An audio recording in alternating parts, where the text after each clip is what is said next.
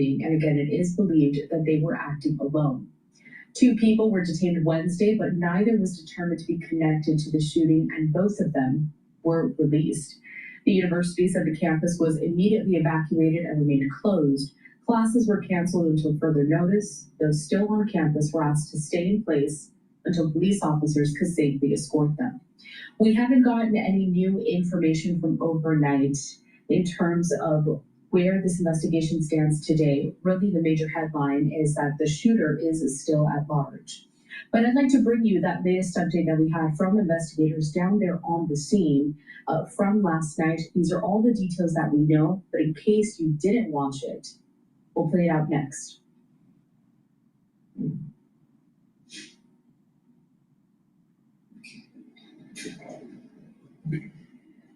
Hello, everyone.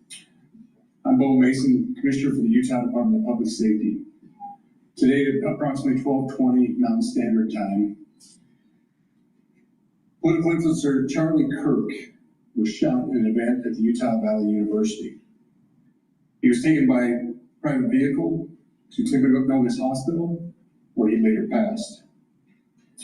The Utah Department of Public Safety will be co-leading this criminal investigation to find this killer, along with the Federal Bureau of Investigation. We're working in unison with the County Sheriff's Office, the local police department, and the University Police Department, all of which have been very cooperative and fully engaged in this process. Shortly after the shooting, we did have a suspect in custody, George Zinn, but he was released from custody after we identified that he did not match the shooting suspect and was not an accurate person of interest. However, he has been booked into the county jail by Utah Valley University Police Department for obstruction of justice. We do still have an active investigation for the person of interest. This incident occurred with a large crowd around. There was 1 shot fired and one victim. While the suspect is at large, we believe this was a targeted attack towards one individual. This is a tragic moment in our state and our country. As we heal, we encourage news of the incident to call 988, our state mental health crisis line. In addition to that, partners with the FBI will also be discussing other ways we can communicate through the public for tips and other information. Thank you. Good afternoon. On behalf of the FBI, we extend our sincerest condolences to the family and friends of Charlie Kirk. Our thoughts are also with the people who witnessed this traumatic event. We know that what you experienced was very difficult. Our thoughts are with you as well. As soon as we heard about the shooting, special agents and personnel from the Salt Lake Field Office responded immediately. We have full resources devoted to this investigation, including tactical, operational, investigative, and intelligence. To be clear, the FBI will fully support and co-lead this investigation alongside with our partners. We are working on setting up a digital media tip line, and as soon as it's established, we'll get that information out to everyone. I know there's a lot of questions. This is very much an active case, and this investigation is in its early stages. We are following all the leads and all the evidence. If anyone has any information, please report it to the FBI or local law enforcement. Thank you. On behalf of President Tunes, who we've been communicating with, and she's on her way back right now, I say that on behalf of Utah Valley University, we are shocked and saddened by the tragic passing of Charlie Kirk. We express our sincere condolences to the Kirk family. We grieve with our students, faculty, and staff who bore witness to this unspeakable tragedy. He was invited by the student group Turning Point USA to speak on our campus. We firmly believe that UVU is a place to share ideas and to debate openly and respectfully. Any attempt to infringe on those rights has no place here. We do not condone any form of violence at UVU and seek to make our campus a safe place for all.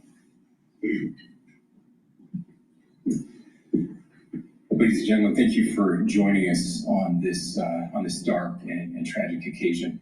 I want to thank our law enforcement officers who are leading this investigation, starting with Chief Long and his response here with the UVU Police Department. We're grateful for your leadership and your team.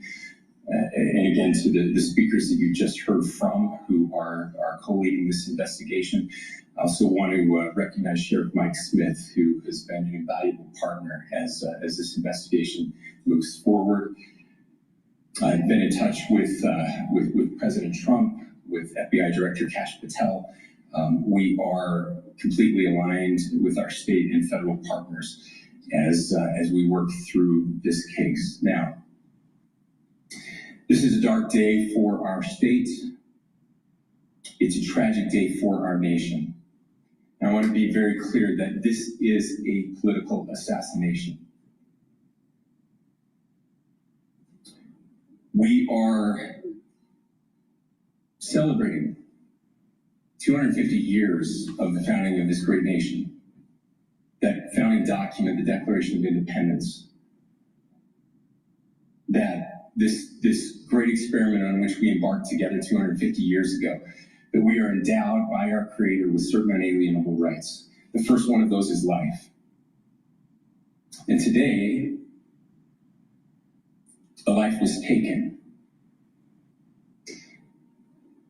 Charlie Kirk was first and foremost a husband and a dad to two young children.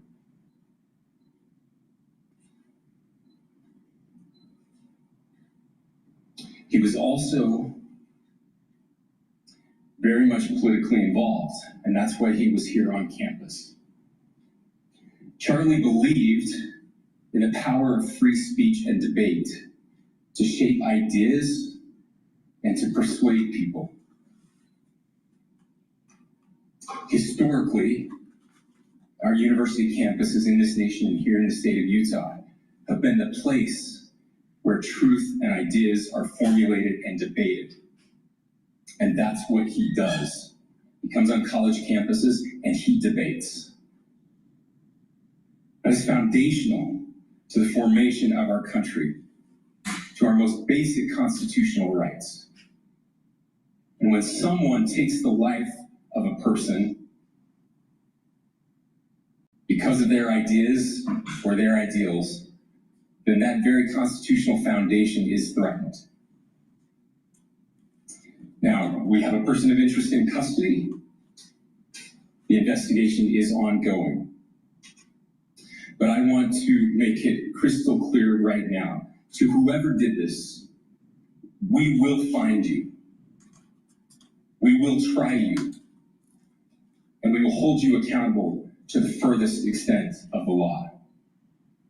And I just want to remind people that we still have the death penalty here in the state of Utah.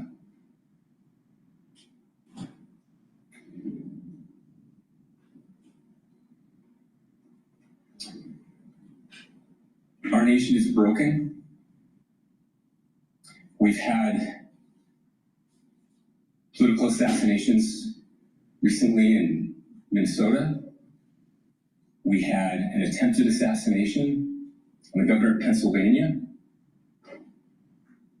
And we had an attempted assassination on a presidential candidate and former president of the United States, and now current president of the United States. Nothing I say can unite us as a country. Nothing I can say right now can fix what is broken. Nothing I can say can bring back Charlie Kirk. Our hearts are broken. We mourn with his wife, his children, his family, his friends. We mourn as a nation. If anyone in the sound of my voice celebrated even a little bit at the news of this shooting, I would beg you to look in the mirror and to see if you can find a better angel in there somewhere. I don't care what his politics are. I care that he was an American.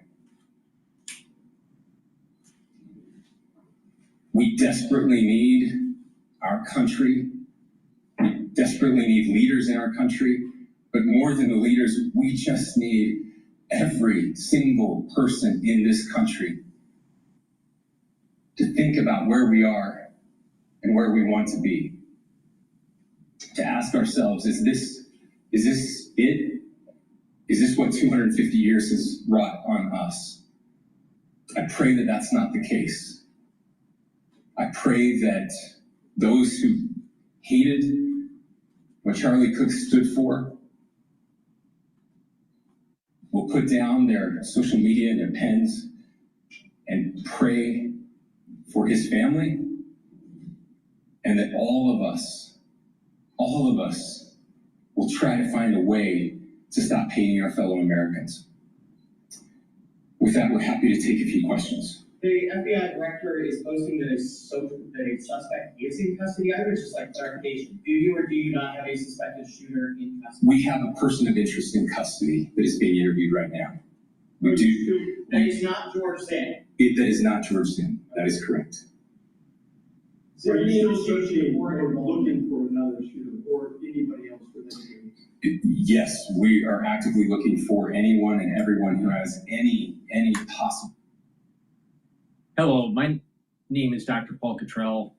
This is a live show on Rumble, on YouTube, and on my website, the-studio-reykjavik.com. We are doing this live stream on September 11th, 2025. I will also replay this on the multiple channels that I have. I have 4 channels on YouTube, Brighteon, Bitchute, and Rumble. Please subscribe to all those, share the links, and ask your social media to follow me. You can follow me also on X and on GETTR, Patreon, and Substack. Now, obviously, today is the memorial for 9/11, but yesterday, with the assassination of Charlie Kirk, I'd like to say a few words. Our constitutional freedoms are at risk because of the lack of civility and the lack of willingness to allow people to express their opinions in a free society without worrying about assassinations. Freedom of speech is the first freedom that was enshrined in our Constitution.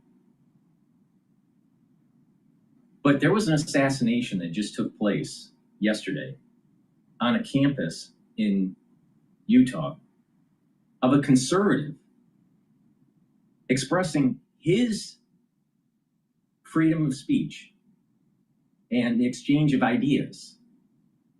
And he was killed by an assassin's bullet. Our rights are being tested.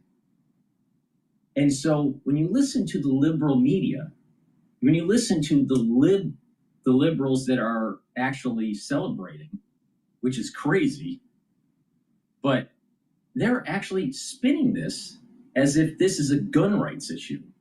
This is not gun control or gun rights issue.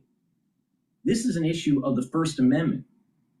An individual, doesn't matter if they were a liberal or conservative, on a campus having freedom of speech and freedom of discussion, and he was silenced permanently by an assassin's bullet.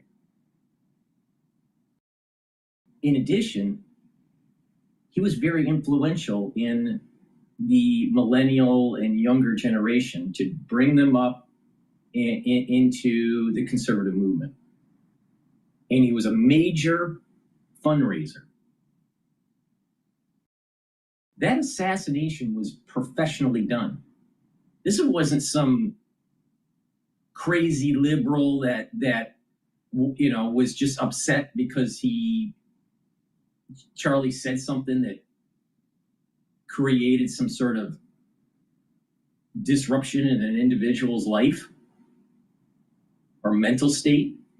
This was professionally done. Now, professionals don't do this because he has some sort of religious belief. Professionals don't do this because he, is more of a religious individual.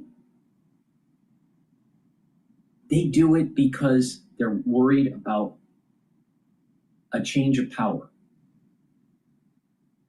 Assassins, professional hits like this, it's because of shutting down the funding or shutting down the movement towards conservatism. But when you step back and just look at it from the 50,000-foot view, it is going against the very foundation of our First Amendment right of freedom of speech. First, it was, if you're a conservative, you go on campus and you're trying to have a debate or have a conference, and you'd have the liberal student body complain, and then the school would cancel. This happened to Milo multiple times, and many other conservatives, like Ben Shapiro. And it doesn't matter if you like him or dislike these people. That's not the point. The point is that if the student body didn't like you, you were canceled. That's how it starts. That's how it started over the multiple years.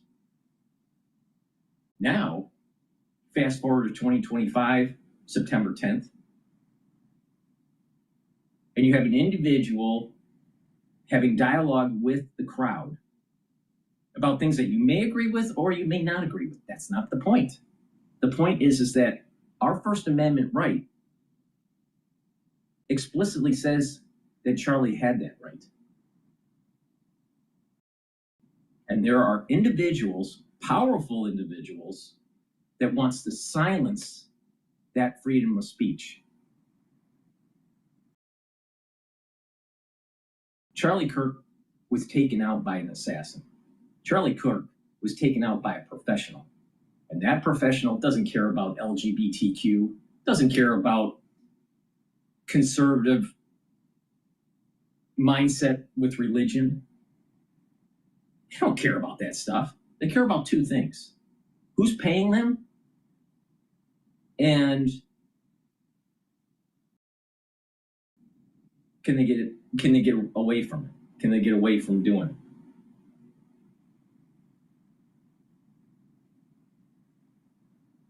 They didn't care. The person that did the assassination is working at an operational level that's way above the actual rhetoric at the ground level between LGBTQ rights or no rights, or abortion rights, or curtailing those rights. That assassin didn't care. They wanted to shut down the movement, and they wanted to shut down the funding. That's what happened. But it's real. You're going to see all the little people start arguing about conservatism and liberalism and all that. That's not what happened. You had powerful people that allowed this to happen, that orchestrated this to shut down someone's freedom of speech.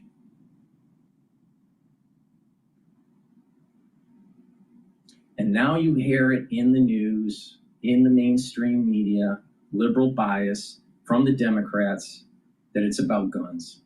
It's about gun rights and gun control.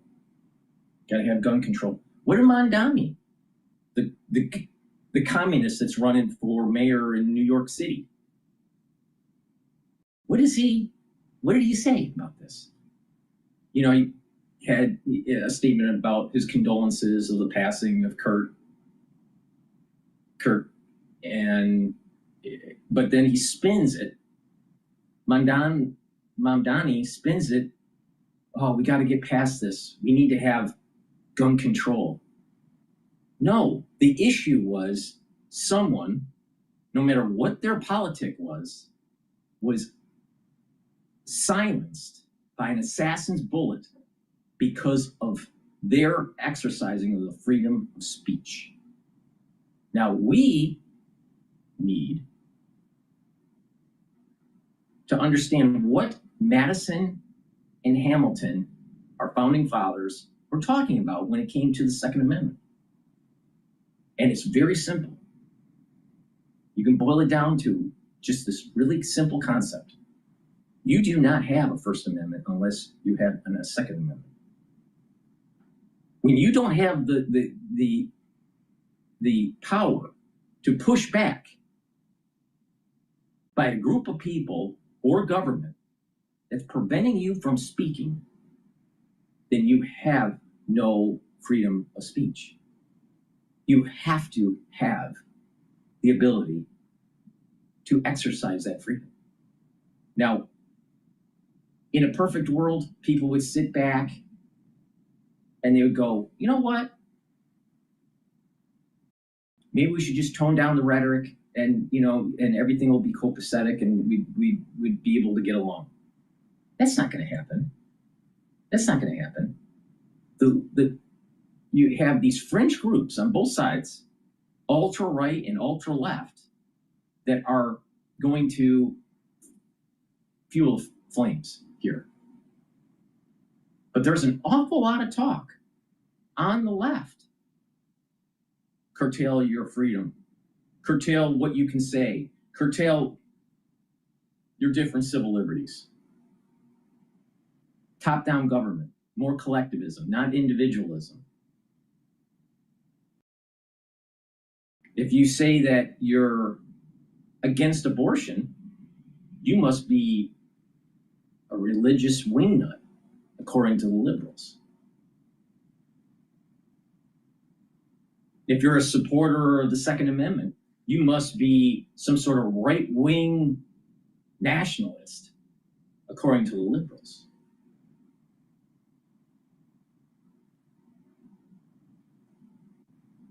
And if you express your opinion about a certain legislation or a certain belief of what you think the country should move towards, they want to silence you. They want to cancel you. First, they try to cancel you. They try to cancel you on social media until Musk decided to buy Twitter. And then the conservatives were able to have a voice. And then all these other social media platforms were starting to pop up, like Rumble and True Social and GETTR and all these other social media platforms. But the social media, back in the day, what were they? They were primarily Twitter and Facebook and YouTube. Well, YouTube's captured. Facebook's captured.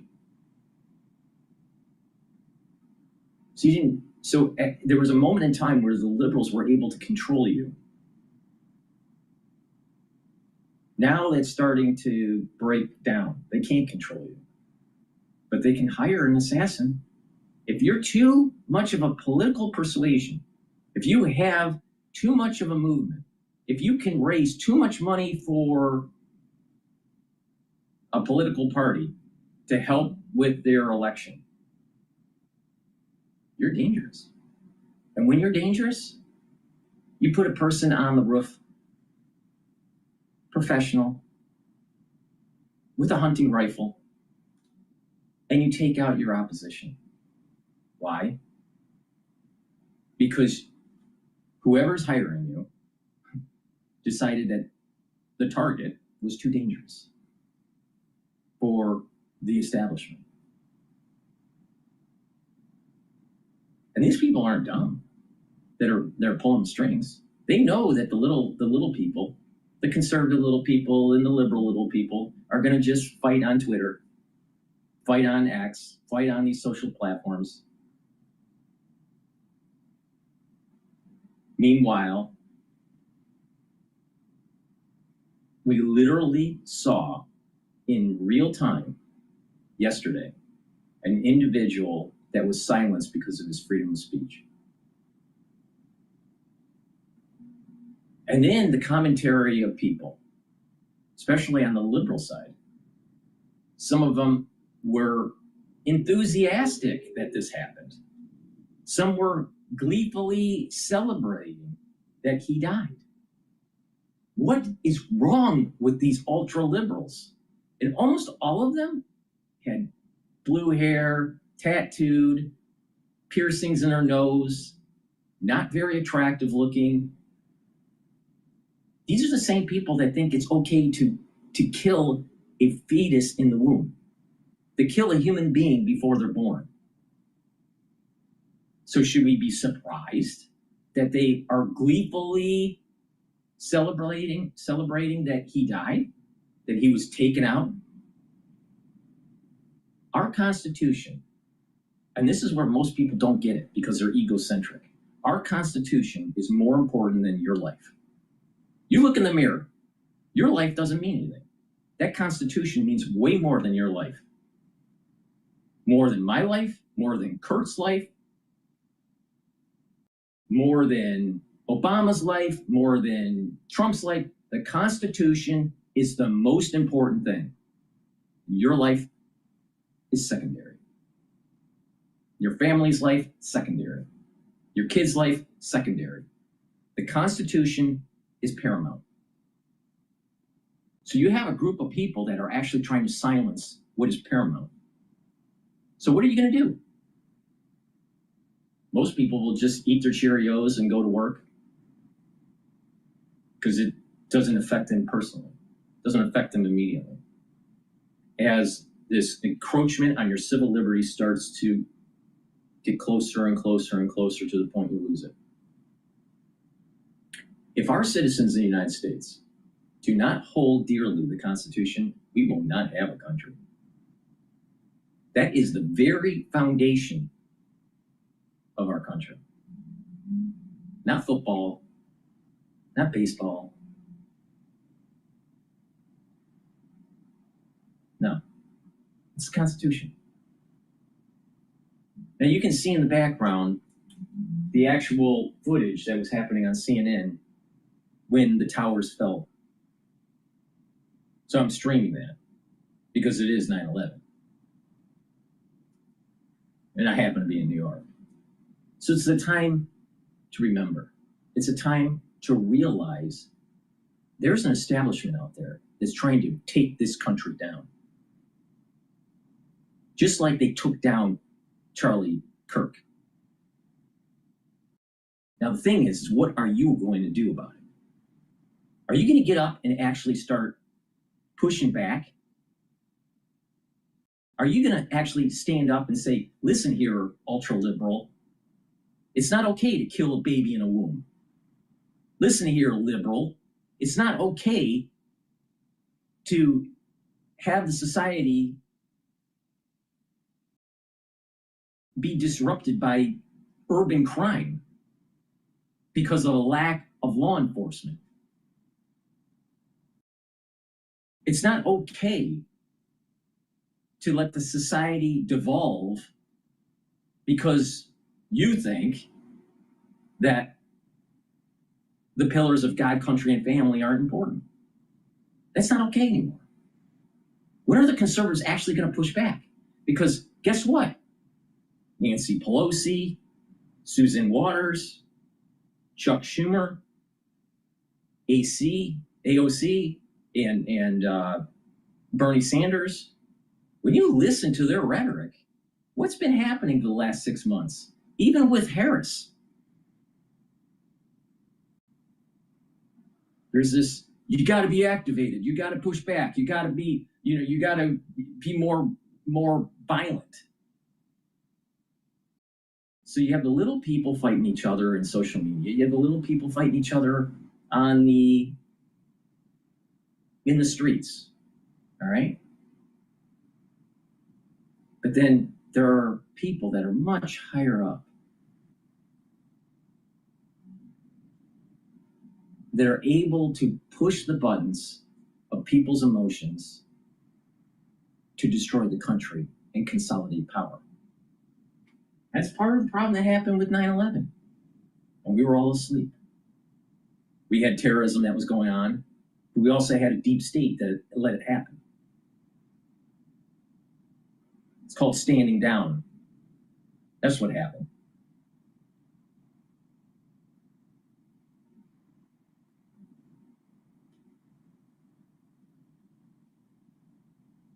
There's not much difference between what happened to those towers, the Twin Towers, and what happened to Charlie Kirk. The same thing happened. An assassin taking down our Constitution. What are we going to do about it? What are we going to do about it? Cry on TikTok?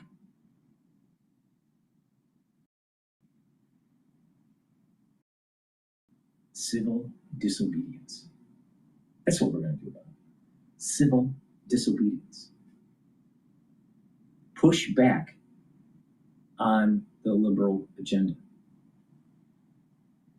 Logically, they don't have the foundation.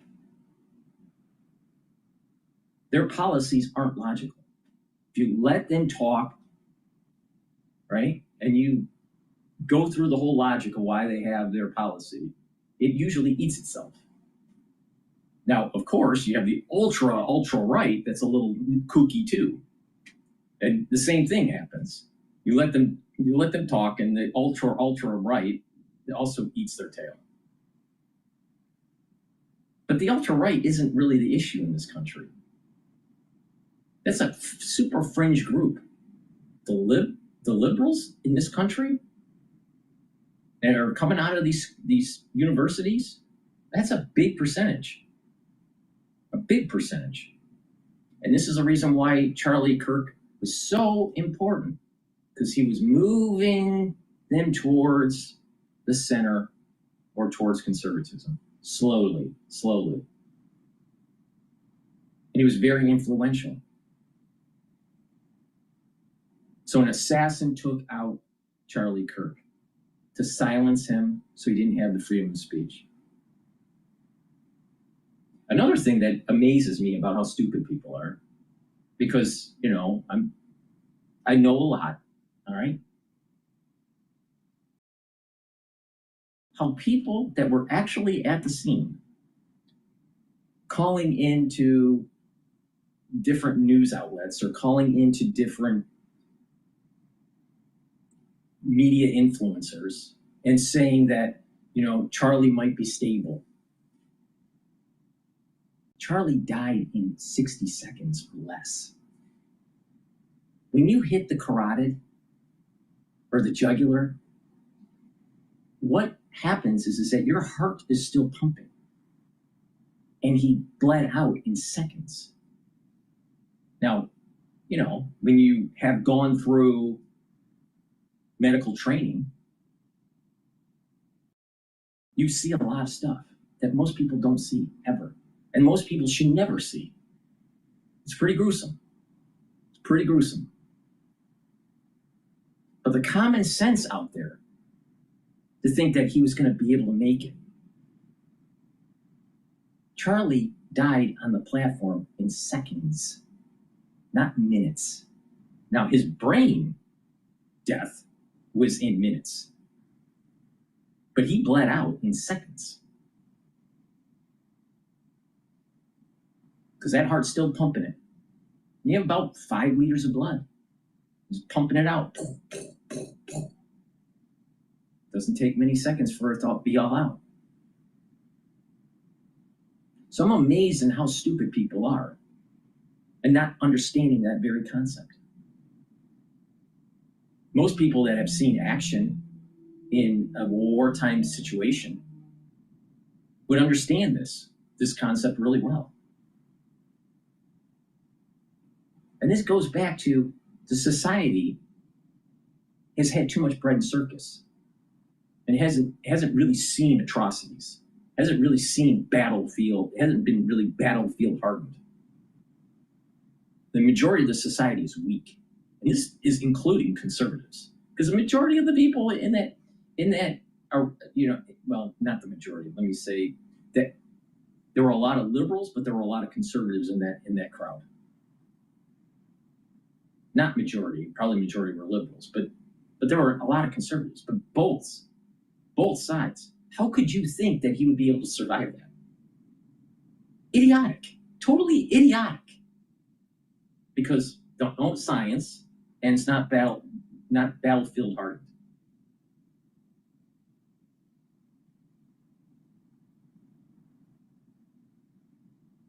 So even Megyn Kelly and Glenn Beck and even Tim Pool, these people were, how could you think that he was going to be able to survive? Idiotic, totally idiotic. And even if they could stabilize him, which there was no way that they could, but let's just say a miracle happened and they were able to stabilize his blood pressure and pump him up with a bunch of blood in such a short amount of time, which was impossible because you would need the blood right next to him. But let's just say that. Do you think he would have had brain damage? Yeah. Yeah. He would have been a shell of himself if he did survive it. No one's talking about that. See, there's a multiple dimensions of what happened here. I see. The erosion of our constitutional freedoms, how the political establishment, especially on the left, wants to take away your Second Amendment. And they want to spin this as some sort of gun control issue. Well, the real issue is that someone was assassinated because of their freedom of speech. But it goes beyond that. He was a powerful figure because he could raise money and he was moving young people towards conservatism. And that's dangerous because you need young people to vote for ultra-liberal crap. But there's also the comparison between the knocking of the Twin Towers and the planes hitting. Charlie's neck is no different than the Twin Towers. And the planes are no different than the bullet. And what did the Freedom Towers represent? Commerce. The chaoticness of capitalism. What did Charlie represent? The chaoticness of discussion. Both fell.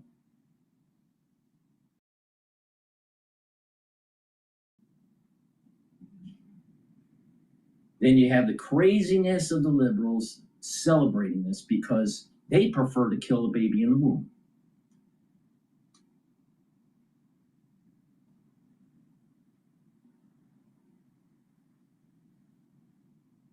So this is really an issue of your constitutional freedoms. You are Charlie Kirk now. You. Now what are you going to do about it? As a new building comes out of the ashes and it rises like the phoenix that we call the Freedom Tower in New York.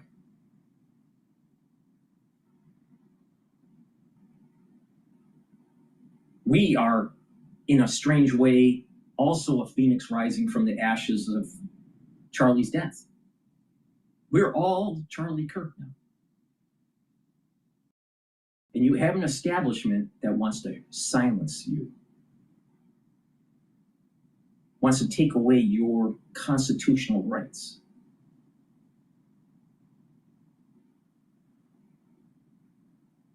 I had two relatives, the father and the son, that actually fought with George Washington and was actually at Valley Forge. And one of them, his name's Jonathan Dayton, was the signator of the Constitution for New Jersey. And I, under my dead body, will not accept someone eroding the Constitution. Period. Period. Now, what are you going to do about it? What are you going to do? Keyboard warrior? InfoWars? InfoWars? InfoWars don't work. InfoWars is going bankrupt, literally. InfoWars doesn't work. Action. Not info, action. works.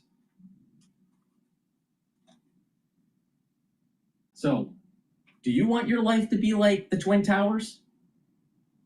Where someone silences you? Or are you going to fight back?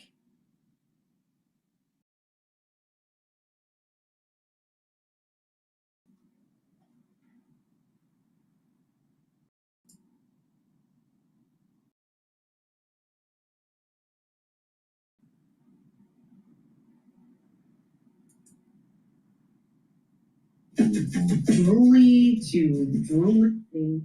Some live looks as to some of the guests that are attending the ceremony that's going to be held there in New York.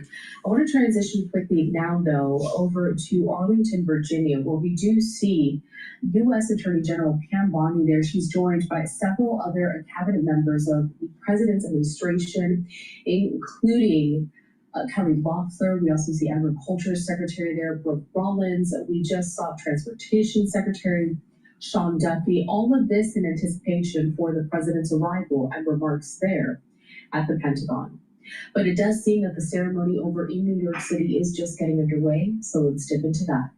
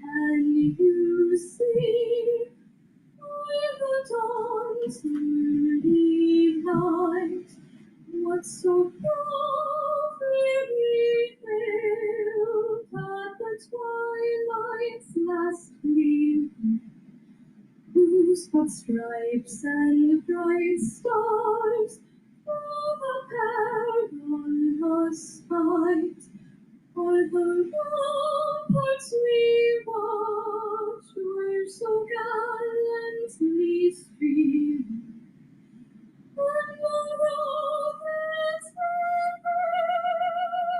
amongst bursting air, they proved through the night that our flag was still there.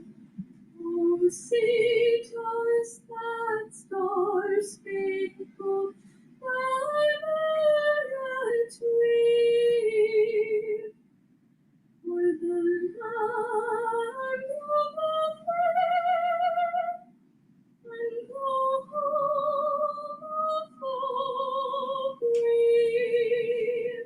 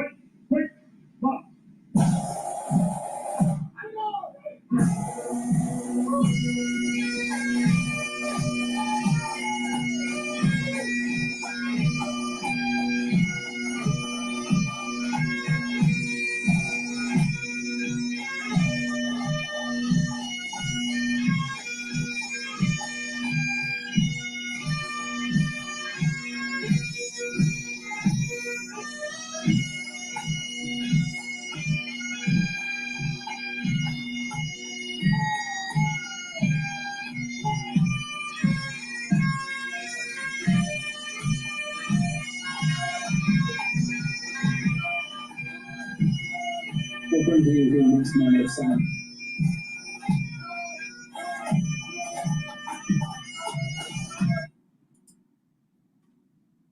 TV News Conference. Let's listen in. Inflation is currently at around our 2% medium-term target, and our assessment of It's time to get on the battlefield. present a picture of inflation similar to that projected in June. They see headline inflation averaging 2.1% in 25, 1.7% in 26, and 1.9% in 27. For inflation excluding energy and food, they expect an average of 2.4% in 25, 1.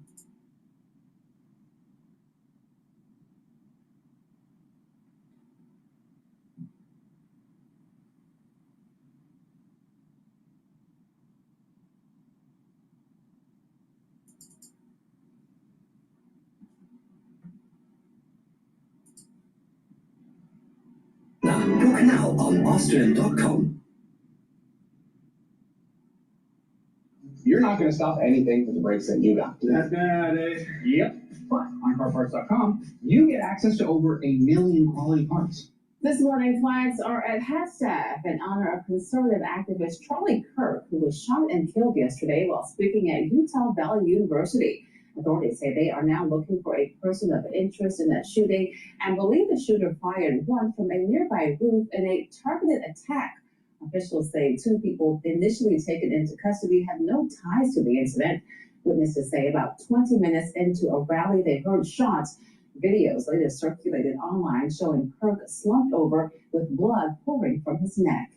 Charlie Kirk was known for his heated debates on college campuses and co-founding Turning Point USA, a prominent nonprofit that activates conservative youth on school campuses. He was also a well-known supporter of Donald Trump, who took to social media shortly after giving tribute to Kirk. To my great fellow Americans, I am filled with grief and anger at the heinous assassination of Charlie Kirk on a college campus in Utah. Charlie inspired millions, and tonight all who knew him and loved him are united in shock and horror. Charlie was a patriot who devoted his life to the cause of open debate and the country that he loved so much, the United States of America. An assassin tried to silence him with a bullet, but he failed, because together we will ensure that his voice, his message, and his legacy will live on for countless generations to come. Just hours after the shooting, the president of the UNC College Republicans joined us over on WCNC Plus. He spoke of the impact Charlie Kirk had on him, as well as other young people across the country. Doing these kind of open mic, bring your questions and he'll answer them on the spot kind of encounters and debate platforms. That was something that drew myself and millions of other Gen Z individuals to him. And, you know, his impact on students, his impact on college campuses, it's felt all around the country. Congresswoman Nancy Mace also reacting to that horrific incident, saying she is concerned about political violence moving forward for herself, her staff, and other lawmakers. I am very worried about security measures and security protocols. We've gone through this before. I am more concerned about it now than I've ever been. We've decided that we will not be doing any outdoor events for the foreseeable future. I'm going to talk to the Sergeant at Arms about hardened security and also physical security.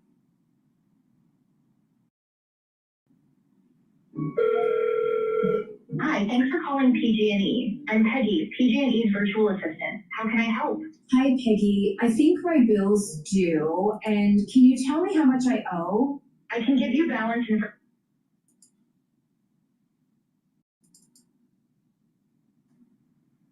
It doesn't matter the name or the movement behind the person, a human life was lost. And it's crazy that a human life was lost that wanted this sort of freedom for guns. But the thing is, he could have been anybody. Like, we have stuff about this every single day. He could have been, and it could have been anyone. It could have been some Democrat, it could have been a Republican, it could have been a socialist. at the end of the day, we need gun laws. Regardless of political affiliation, it's a tragedy. And unfortunately. No. We already have gun laws. It's called the Second Amendment. And it's called don't infringe on this right. This was well established by our founding fathers. So don't fall into the trap that this is about guns. This is about silencing people because of their exercising of the First Amendment. That's what the issue here is. And just like how they took down the Freedom Towers, or not the Freedom Towers, the World Trade Center towers. Freedom Tower is the one that came up. But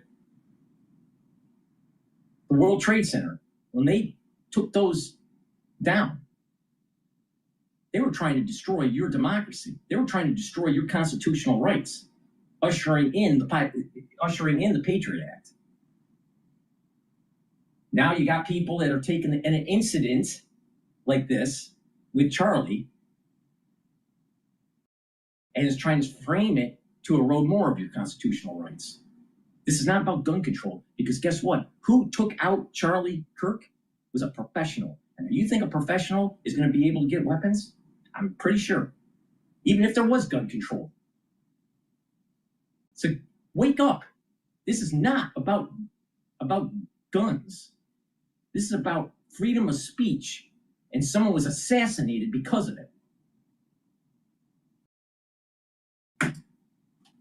It's about money.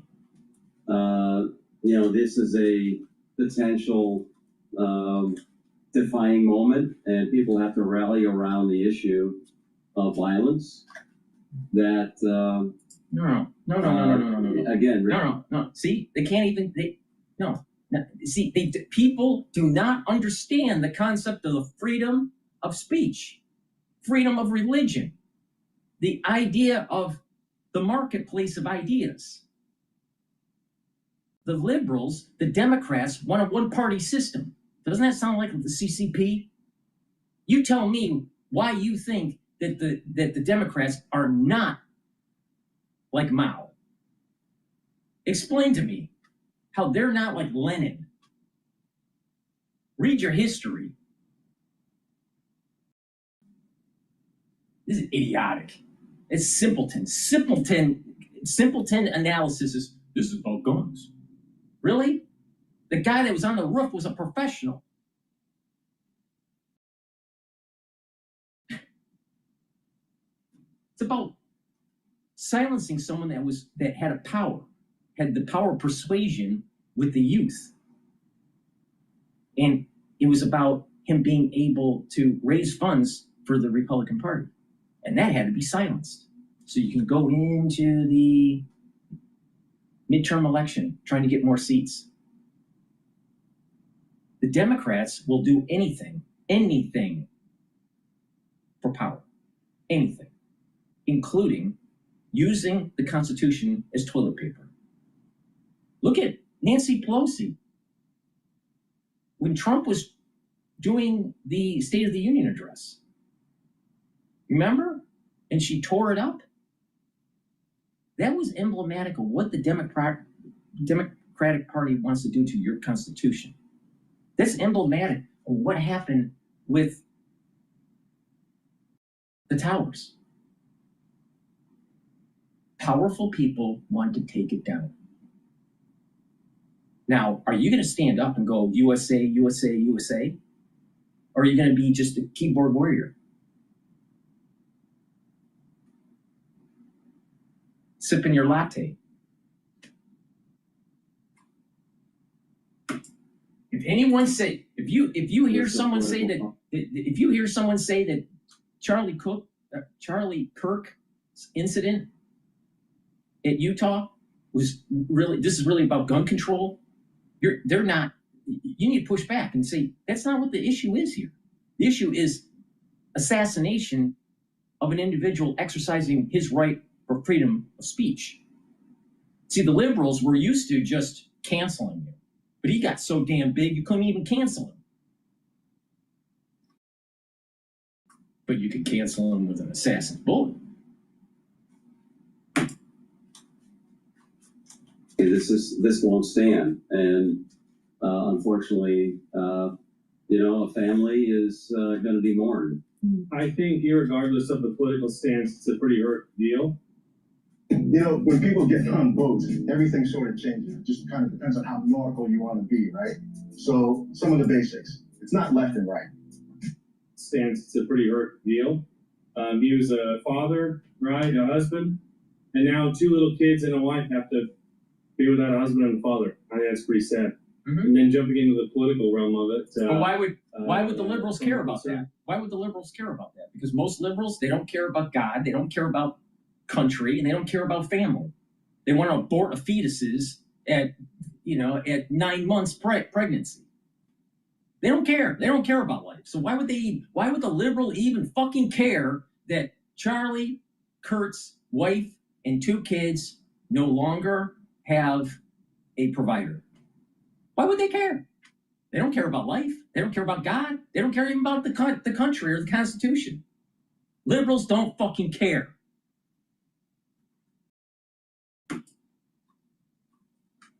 Perspective, he was one of the more non-confrontational political influencers who was willing to accept and I would say debate effectively with people from opposing views. I think it's really unfortunate something like that happened here in the U.S. It's the place for freedom and political freedom, and there's no way, regardless of which side you're on, this is not something that we should appreciate, and it's really tragic. I don't like to associate myself with the problem here. The problem that I'm seeing that's starting to emerge, it's twofold. The liberals, a lot of them, are gleefully celebrating his death. And then you have individuals in the center or even conservatives that want to go, let's come together. Let's come together. It doesn't matter our political persuasions and blah, blah, blah. Let's just come together. Wake up. There's an enemy that's trying to take you down and erode your constitutional freedoms, and you need to get engaged. Now, it's civil disobedience. Civil disobedience. But don't fall into the trap of just meandering on the issue. No. Get right to the core of the problem. God, country, and family. And if they don't fall into those in those pillars, you need to push back. If you don't, they're going to erode your constitutional freedoms, because there is no society that has ever survived that has not held to those truths. None. There is no society that has ever survived.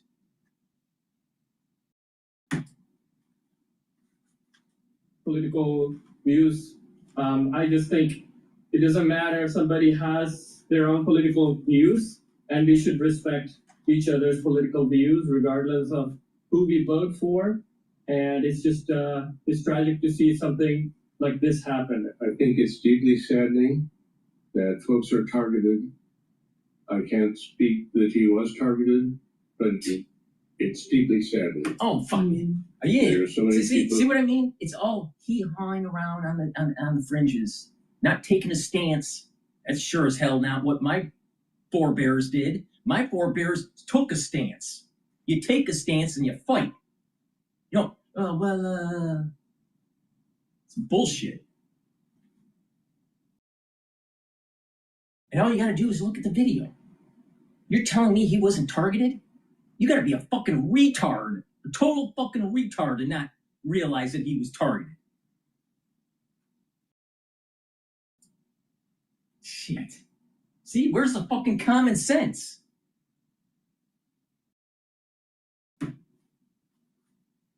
Hello? Thomas Paine?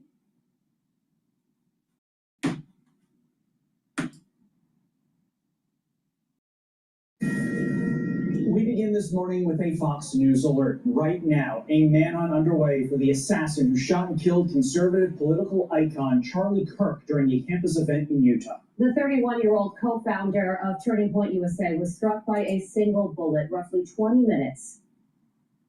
It looks like that Trump is at Ground Zero Memorial. Please remain standing for the presentation of colors and the playing of the national anthem performed by the United States Air Force Band, directed by First Lieutenant Julian Sconiers, and the Joint Armed Forces Chorus. If you're directed listening to by this, Captain Bonnie Alger.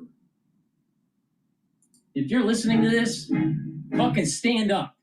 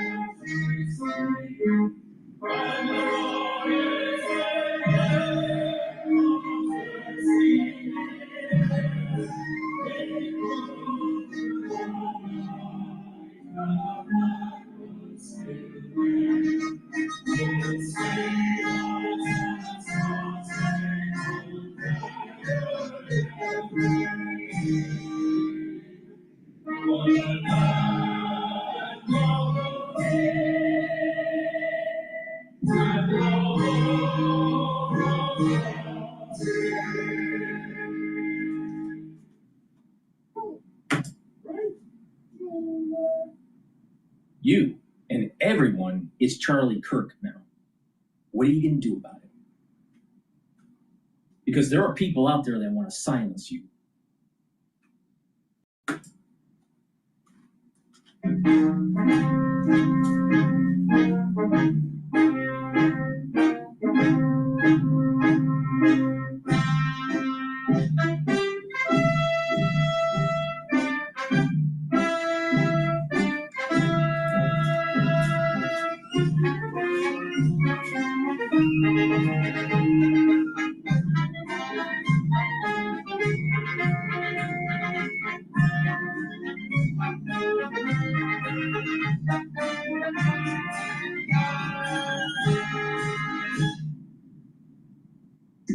Ladies and gentlemen, please be seated.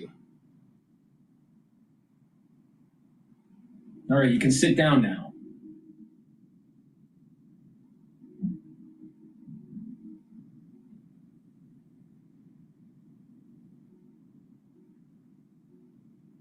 Dr. Paul W. Ambrose.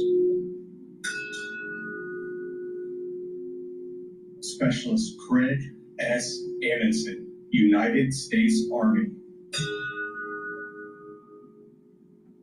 Petty Officer, 3rd Class, Melissa Rose Barnes, United States Navy. Master Sergeants, Max J. Belkey, United States Army, retired. Dr. Yenino Bitchute. Petty Officer, 2nd Class, Chris Romeo Bashunet, United States Navy. Carrie R. Blackburn.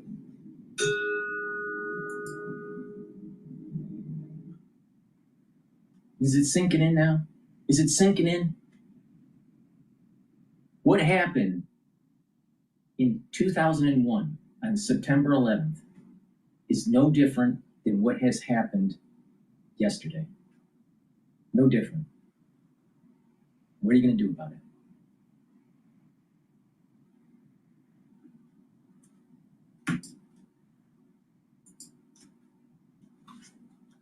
after taking the stage for his American comeback tour. People around the world are mourning the loss of one of the driving forces behind the modern conservative movement, many praising him for creating Turning Point and the impact it has had on the American political landscape.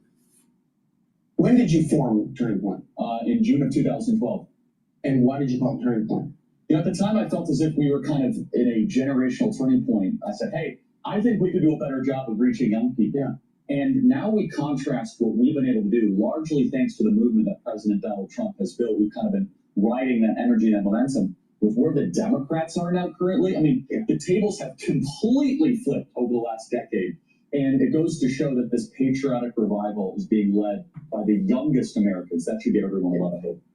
We are going to be talking to young conservatives across the country this morning who are reflecting on Kirk's legacy. To countless young people, he was the voice of their generation. Think about that.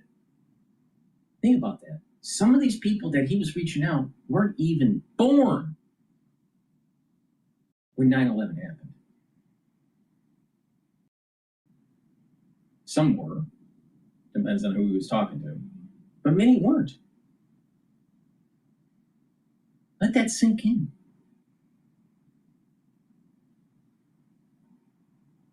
This era that we're living through in the 21st century is the pendulum moving towards conservatism. And as the liberals start to lose power, as the Democrats start to lose power, it's going to become more and more violent. So what are you going to do? You're going to just like walk on eggshells? Or are you going to stand your ground? Do you think that the people that were serving in World War II, island hopping, to push back the Japanese, they walked on eggshells? Do you think that's what they did? I don't think so. Do you think that the forward advancement of the Army through Germany, the U.S. Army through Germany, were walking on eggshells? I don't think so. The bombing of Dresden, do you think that was like walking on eggshells? I don't think so.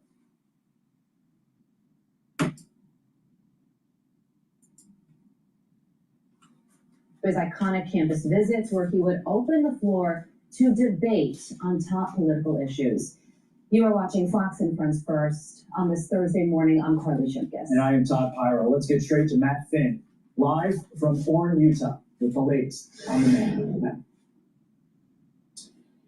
Todd, it is calm and quiet here on campus of Utah Valley University right now. Just a stark contrast to the horror that ripped across this campus not long ago. And if I step off camera right now and we push in, you could see a terribly grim scene. You might be able to make out the outline of that white tent that Charlie Kirk was inside of when he was fatally shot on this campus. I believe it might have been a part of his Prove Me Wrong table. This was all a part of Kirk's American comeback tour. He had planned to attend several other universities and college campuses around the country in the coming weeks and months. Right now, the shooter is still at large. 2 suspects were taken into custody, but both were released. The FBI set up a tip line. Authorities say the shooter appeared to be in all black and on a roof. Here is dispatch audio describing the suspect. Going to be wearing all black, black long gun, black tactical helmet, a black mask, possibly wearing a tactical vest and jeans. The Utah Valley University Chief of Police says 6 police officers were working this event. In addition to Charlie's personal security team, 3,000 people packed onto this campus to listen to and engage with Charlie Kirk. Utah Governor Spencer Cox calls the shooting a political assassination. But I want to make it crystal clear right now to whoever did this, we will find you. We will try you. And we will hold you accountable to the furthest extent of the... If they find them, I totally think that they will be held accountable. This was professionally done. And the probability of them catching the perpetrator, less than 50% chance. And as the time goes on, it's going to be less of a chance. This was professional, and professionals usually don't make mistakes.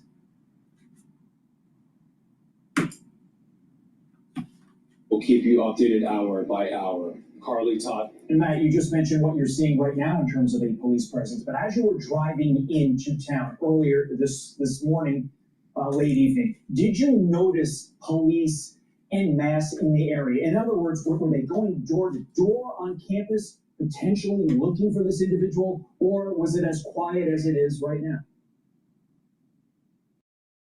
I did not see a huge police presence driving into the campus or even on the campus. They were really just kind of blocking some traffic earlier, but now it's remarkably calm. I mean, if you were to walk here right now, you may not even realize what happened here yesterday.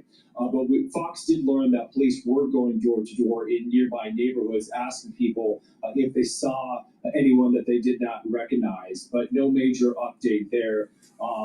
A source that I talked to, a federal source, said that, of course, there are things happening behind the scenes right now, but we just don't have any major updates, and we have to wait and see what law enforcement brings us. Well, we lost a generational talent yesterday, and you were standing on a campus in mourning. Matt Finn, live for us. Matt, thank you. Yeah.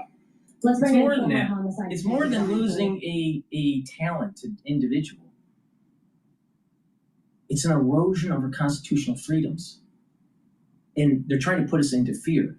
And then you have the liberals spinning it that it's really about gun control. It's powerful people silencing powerful people. That's what the issue is here.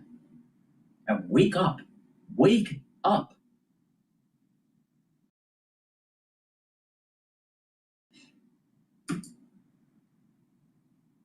Brian, thank you for joining us this morning. There's nobody in custody right now. You heard the description of the assassin wearing dark clothing fired from a campus, a roof on campus. Who could have done something like this? Professional. Given the nature of this assassination. Professional. Well, as a homicide detective, let me speak as a homicide detective. I don't like it. You look at that description: black mask, black helmet, all blacked out, possibly a tack vest. You have a long gun getting into campus, a long gun getting out of campus. No gun recovered at this point. What that tells me is this was well planned, well executed, and my answer to you is I don't know, and what they're dealing with right now is a whodunit. But because you don't see all those law enforcement resources, as the reporter just said, that doesn't mean everything is going on. This is all hands on deck. It reminds me of the Boston Marathon bombing and all the resources that are going to be coming in, state, local, federal. Look at the university. The university is going to be able to help the law enforcement only in regards to recovering of video, opening doors, and getting into places to look to recover the gun. You don't have a shell casing. You don't have anything. This was well planned. That single shot, one gunshot, you look at what happened to the President Trump with multiple shots and such, that single shot here is alarming, that it was well planned at range, 200 yards. I'm sure with a high-powered rifle, clearly a high-powered rifle to a trained eye with unfortunately what we saw. For someone to get something like that in and out of a university campus where guns are forbidden. So this is a real whodunit for the detectives. Walk us through exactly what the FBI is doing right now, 4:06 a.m. East Coast time, the day after the shooting. Perfect. This is a perfect scenario for the FBI to handle because this will likely span a large area. This is 40 miles south of Salt Lake. What they're doing, the main thing I would say is culling resources, putting together teams to go over those resources, going over video evidence. Think about now in the aftermath of the Boston bomb, again, that's why it sounds so familiar. They're going over so much video evidence, and that was a decade or more ago that happened. So there's so much more video evidence today. They're going around door to door. You heard them say in the neighborhoods, they're looking for ring cameras. They're looking for security cameras. But also, universities have license plate readers. There's traffic cameras in the area. The highways have traffic cameras. You can think of the Idaho murder where he moves across country. They're tracking those movements. What they're really doing now, though, Todd, is not looking at what happened after the shooting and the getaway. They're looking prior to getting up to that building where the shots were coming from. I'm sure they identified the trajectory. It's not going to be too difficult. The general area from where that came from. Breaking. There's an update on this with the assassination. What happened yesterday is not Utah. This is not what we're known for. Over the past several weeks, we've seen the state come together to help families in mourning, come together as a community to show what Utah is known for a state of character, of service, of camaraderie, of a neighboring feel. We will not stand for what happened yesterday. We are exhausting every lead. We have every officer invested in this, every investigator, every local agency. That's code for they don't know what the fuck they have. They're not going to find the guy. No way. Everything we have into this, and we will catch this individual. Having walked through the crime scene, through the hallways of this school, through the classrooms, I can't imagine what the people on scene felt as well. A horrific event where some of them barricaded in classrooms, some of them ran in fear. Can't overstate the tragedy and the horrific event that yesterday was, and how we will work to bring to justice the actions of one individual or any other individuals that assisted in that. Our state has gone through a lot, and we will come out successful. With that, I'll turn the time over to Special Agent Bowles in charge.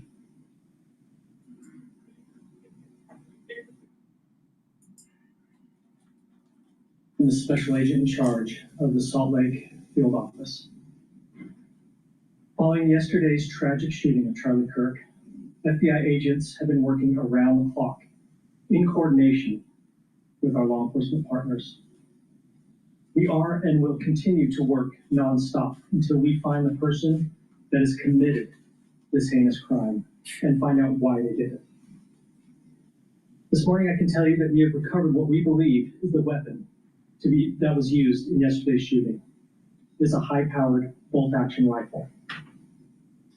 That rifle was recovered in a wooded area where the shooter had fled. So the FBI laboratory will be analyzing this weapon. Investigators have also collected footwear impression, a palm print, and forearm imprints for analysis. Now, I understand there are a lot of questions about motive. I assure you that all leads, tips are being fully investigated. As of this morning, we have received more than 130 tips. We thank the community for that. The FBI has brought every resource to bear, and we will continue to do so throughout the course of this investigation. The FBI's mission is to protect the American people. It's to uphold the Constitution of the United States. Yep. Any attack on the First Amendment is an attack on the very foundation of our democracy. Yep.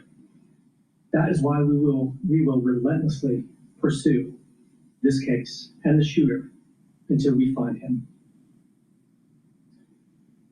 We also continue to grieve with the family and the community. It's our community. If you have any video or images from the shooting, we ask you to please submit them to our digital media tip website at www.fbi.gov/Utah Valley Shooting. You can also call the FBI at 1-800-CALL-FBI. We truly rely on the public's help in these types of cases, and no tip is too small or insignificant. Thank you.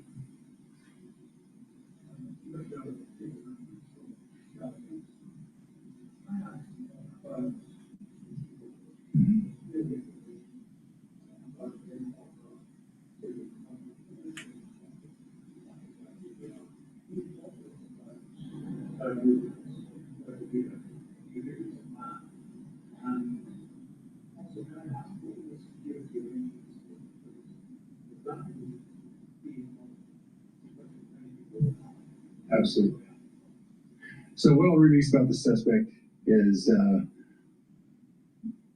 suspect blended in well with a college institution. And we're not releasing many details right now, and we will soon. But right now we're not. But that individual appears to be of college age. We are confident in our abilities to track that individual. If we're unsuccessful in identifying them immediately. We will reach out to the public's help and the media's help in pushing those photos. That was a new development overnight, working through the night, studying those cameras. So that's something that's new and that we're working through right now. As far as the security, I cannot speak to that. Neither the Department of Public Safety nor the Federal Bureau of Investigation was involved in the planning or security of this event, and that'll have to be a question later for other agencies.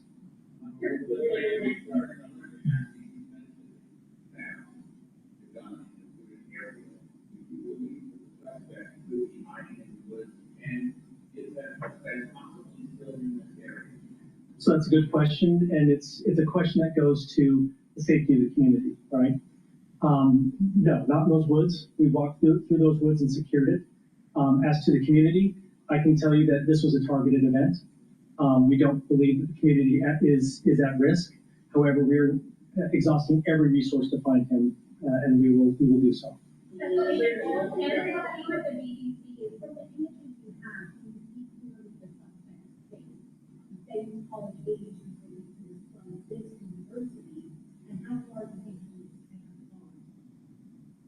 So I can't comment specifically on his face or any details such as that, as it's continuing to be a part of the investigation, and again, we'll release that shortly. However, we're doing everything we can to find him, and we're not sure how far he has gone yet, but we will do our best. We have images of the suspect.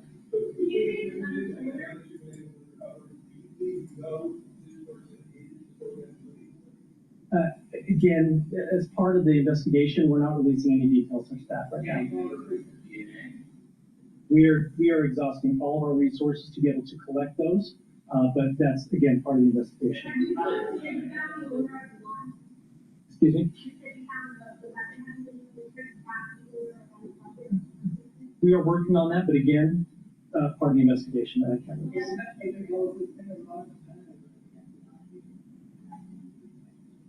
Not at all. We've got complete and total support from everyone, from the director on down, and it's been an incredible supportive environment so far.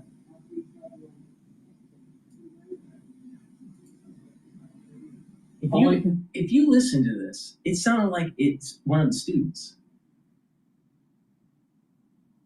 or a young person. Now, they either had military background or this doesn't sound right. Now think of it. This was a professional hit. Was able to get on the roof and do a one shot into the neck from 200 yards. It's not an easy thing to do. So he had scoped, and he was and your target was moving. He was moving around. Remember when he was reaching over for the mic and he was moving around? So you had to have this thing just right. So that's a difficult shot. So you got to be experienced.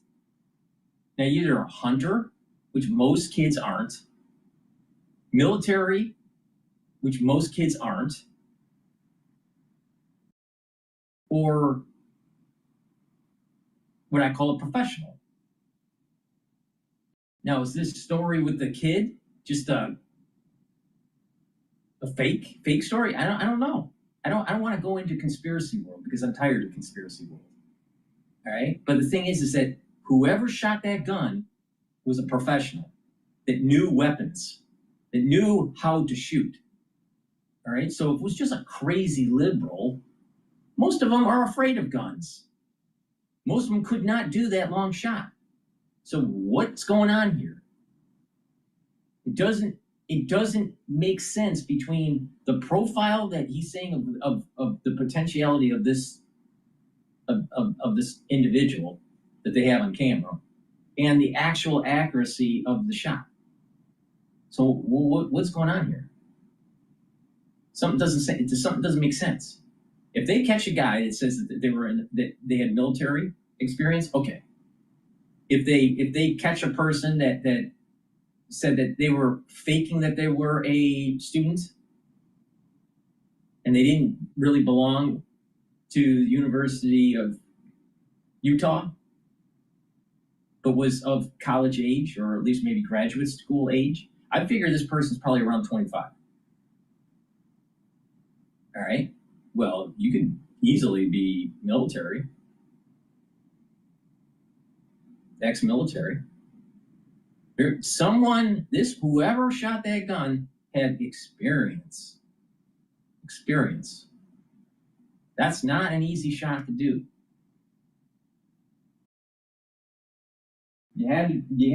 Most liberals do not know how to use weapons.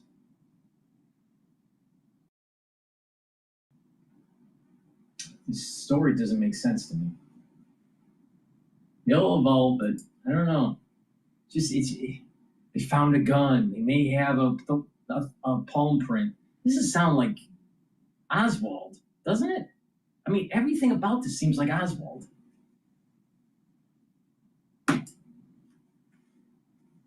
They're going to be able to look. Everyone always thinks what happened after the crime. They're looking what happened at the footprints prior to getting up there. But again, it makes me nervous that this is going to be a well-planned and well-executed, unfortunately, homicide. Reading through some of the eyewitness accounts, Brian, from people who were there, one attendee said that he had a gun, he left it in his car because he assumed that there would be metal detectors there, and then when he got to the event, he was surprised by the lack of security, and then we had law enforcement yesterday at the press conferences saying that there were 6 officers assigned to this event, along with Charlie Kirk. The pig pen that was surrounding the tent, that wasn't where the gun was. The gun was on a building 200 yards away. So it doesn't matter with the magnetometers. I mean, come on. Where's the common sense? The markets are open right now. The S&P 500 is trading at 6,553. VIX is trading at 14 handle. Euro is at 1.17. Oil 62.39. Bitcoin at 114,000. BITO is at 19.61. Japanese yen is trading at 147.5. So equities are stable, and they're above the 6,500 mark. So 6,500 is a weak support level, and the next resistance level is 6,700.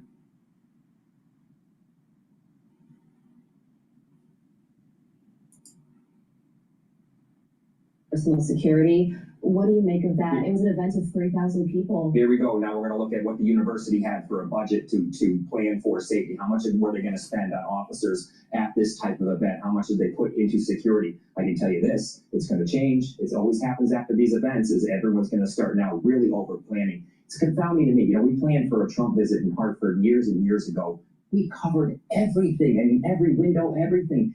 The complacency that goes into event planning, into looking into these things is astounding and incredibly unfortunate here this morning that we have to deal with it. But I like that the chief was forthcoming and that they only had 6 officers and that they could have had more. This is a learning lesson for all those campuses across the United States. Now, when they have these types of events, maybe you move them indoors. It's much easier to control at an indoor event, but I'm sure that Charlie probably wanted it outdoors. He liked that type of scenario and that type of feel. It creates more security challenges, but you can certainly plan an event where you pivot or more return things so you can cover everything. Do you think the FBI knows who the shooter is at this point? Good question. I think they have some leads. They're not going to say anything. They're not going to tell us, you know, and you saw some communication where they had a suspect, they didn't have a suspect. It gets confusing. I can tell you this, the homicide detectives, the FBI agent. According to Alex Jones, not that that's a reliable source, but this is what he's stating. The ATF DHS is now reporting the cold-blooded killer of Charlie Kirk is another psychotic trans activist.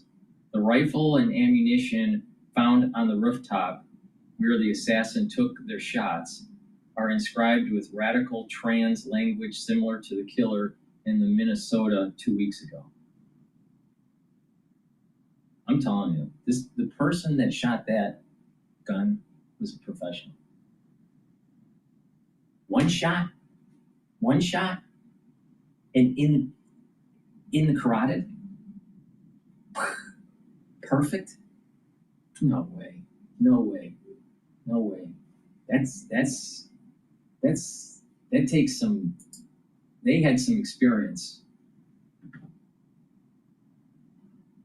Now, maybe these video games are so good now that they're training people to be good riflemen. But the thing is you would have to practice for that recoil. And you'd have to, you have to have the breathing technique with the trigger. Most liberals don't know this stuff. So I mean, it's like, what? It's not just some crazy trans. That may be the fall guy story. And that if you have a professional thing going on, aren't you going to create a fall guy story? So the profession can get away? I don't know. This seems awfully fishy to me. I don't believe it. It's just some crazy trans activist.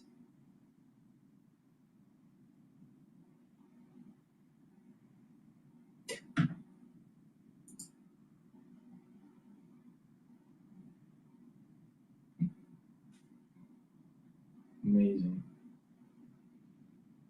Amazing.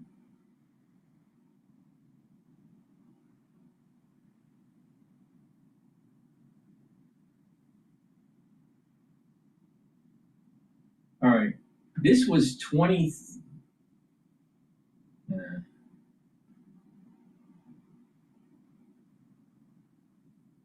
right. This is.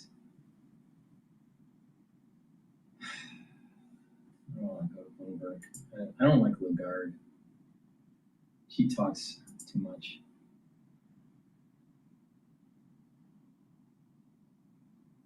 I don't know. Just something is so visceral about this. I don't normally jump on these like mass shootings or these shooting events, but I'll tell you, something reminds me of 9/11 with this.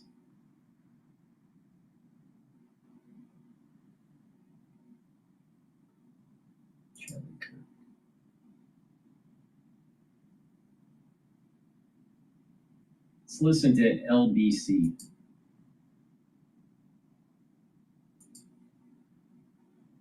%50 off your first Wonder order with code 50 Google.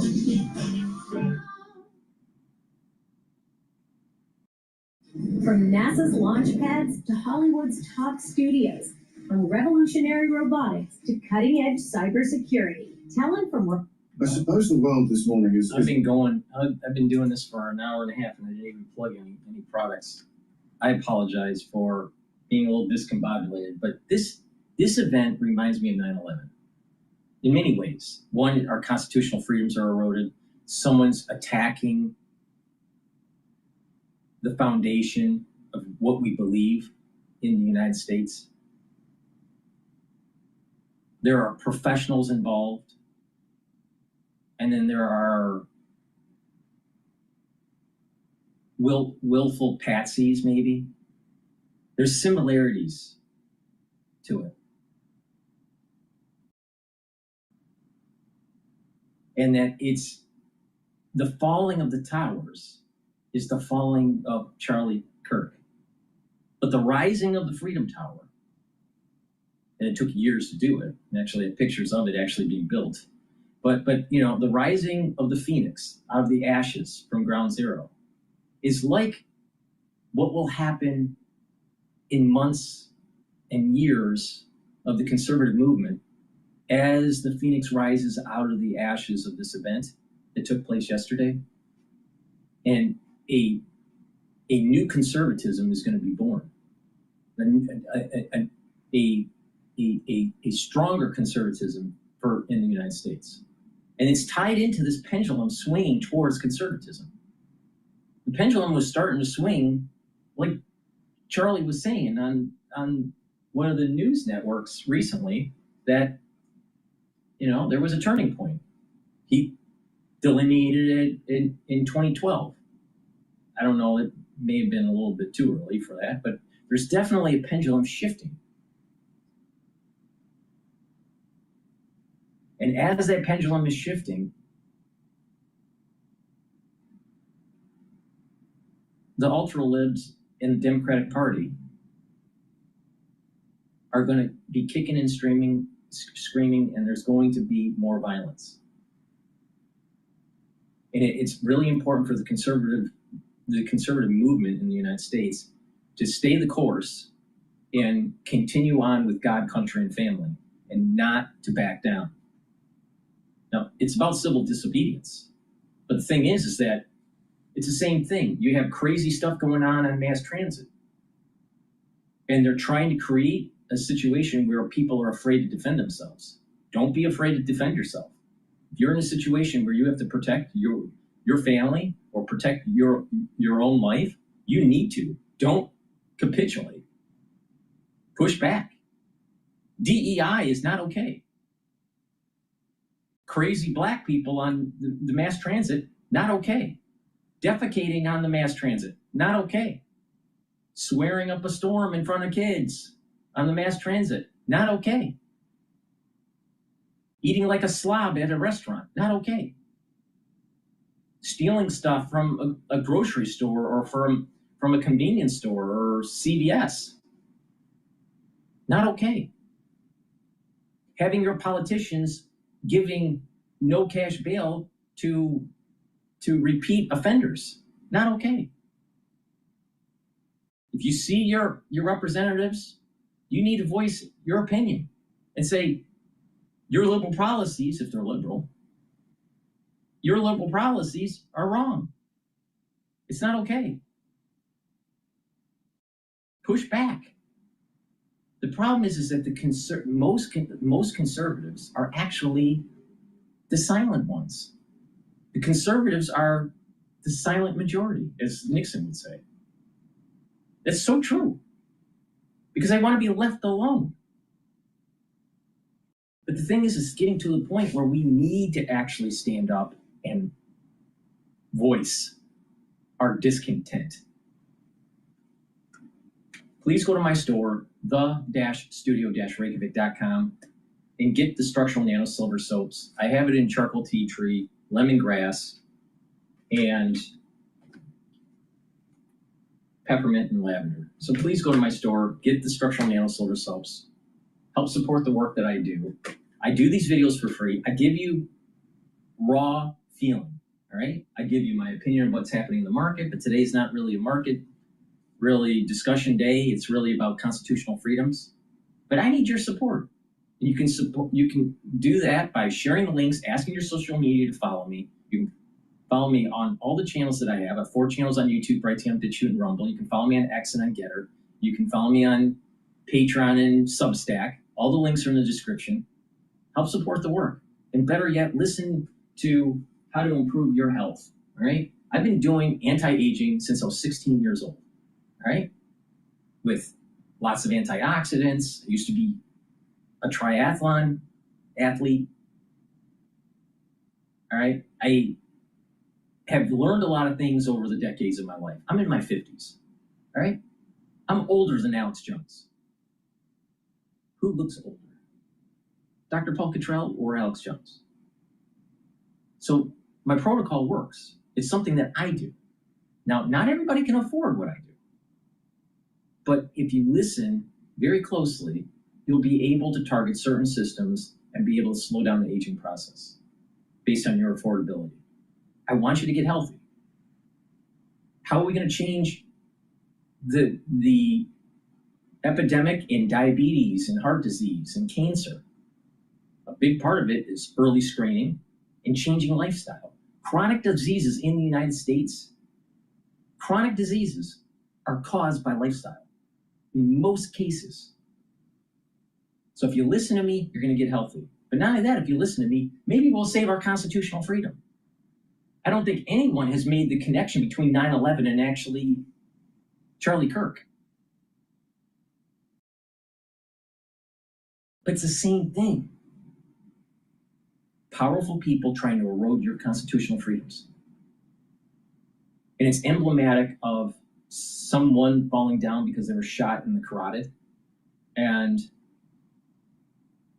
the fall of the the Twin Towers with the planes crashing in. And powerful people, powerful groups orchestrated those events.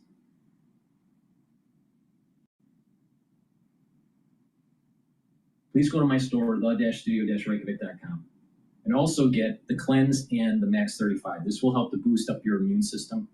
Cleanse is 30 parts per million. Max 35 is 35 parts per million. Take a teaspoon a day, swish in your mouth, gargle. What it's going to do is it's going to help the epithelial lining, increase the health of your oral cavity and your oropharynx, maintain the mucosal barrier, and it'll boost up that immune system. You're going to need this in the fall and the winter, which is another thing. You know, in 2020, that was also orchestrated by a bunch of powerful people trying to get you sick, trying to hurt you, and trying to erode your constitutional freedoms. So the crisis that we went through in 2020, very similar to 9/11. Oh, by the way, Barrick started the whole SARS program in 2001, in April. But it's very similar. People doing things to erode your constitutional freedoms. These people are very powerful. Same thing. Very powerful people tried to silence Charlie Kirk because he was influential and he was moving the needle towards conservatism.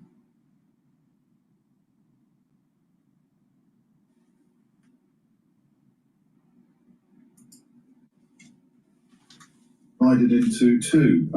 People who are completely conscious and aware of the significance of the commentator and activist Charlie Kirk, and people who were not. And then, of course, there are some of us who sit somewhere between those two stools. But I mentioned the polarity. You know what I'm so sick of? I'm so sick and tired of these intellectuals that don't have an engineering degree. These intellectuals, activist. Charlie Kirk, the activist. What about the one that stood for his constitutional freedom? No, you're an activist. You know, I'm so sick and tired of these humanities, liberal arts dipshits that have a mic. Never designed anything in their life. Or not you sympathise with his views, some of which, and I'm on a bit of a crash course this morning, which you're going to help with, some of which were pretty hideous. It's about whether or not he fully appreciated how significant he was, and indeed the reasons for his significance. 3 minutes after 10 is the time. A very good morning to you. There's a couple of things I don't understand. And actually, when I was coming into... Many liberals don't understand much. And I had my earphones in, and I was listening to some commentary, and I was looking at some of the coverage online. I really did presume that they knew who had undertaken this act of hideous, murderous violence and why. Up to and including Donald Trump's comments and the mention of martyrdom. At that point, you presume they must know why. Now, it seems to me highly likely that if and when they identify the killer and explore his motives, the motive is going to have been in large part informed by what Charlie Kirk stood for. But surely, again, it's one of those mornings where I wonder, okay, man, surely you wait until you're sure before you actually draw conclusions about what has motivated this murder. Surely you need to know why it was undertaken. Sail across the oceans in one of the world's most elegant resorts at sea with Explorer Journeys.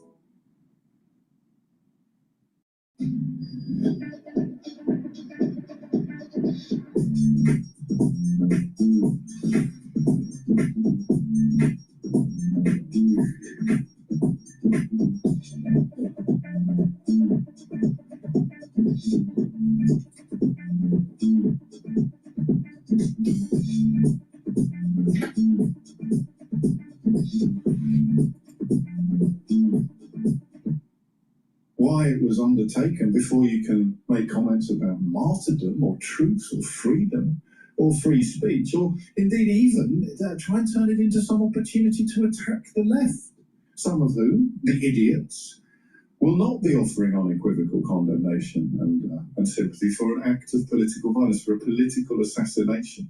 I suppose there is a bar somewhere above which you can offer tacit or even explicit approval of murder.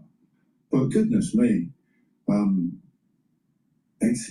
don't know, well, as it stands, at 5 minutes after 10 this morning, this young man seems to have been nowhere near that bar to me. A couple of things that have already been pointed out include his observations, his recorded observations, that death is the price you pay for the gun laws that he very enthusiastically approved of.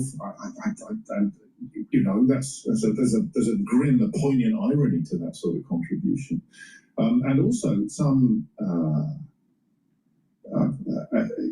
qualified commentary on the apparent nature of the assassination and the likelihood that it would be somebody who really knew what they were doing, given the even Ian Duncan Smith drawing upon his own military experience. I've seen commenting this morning on the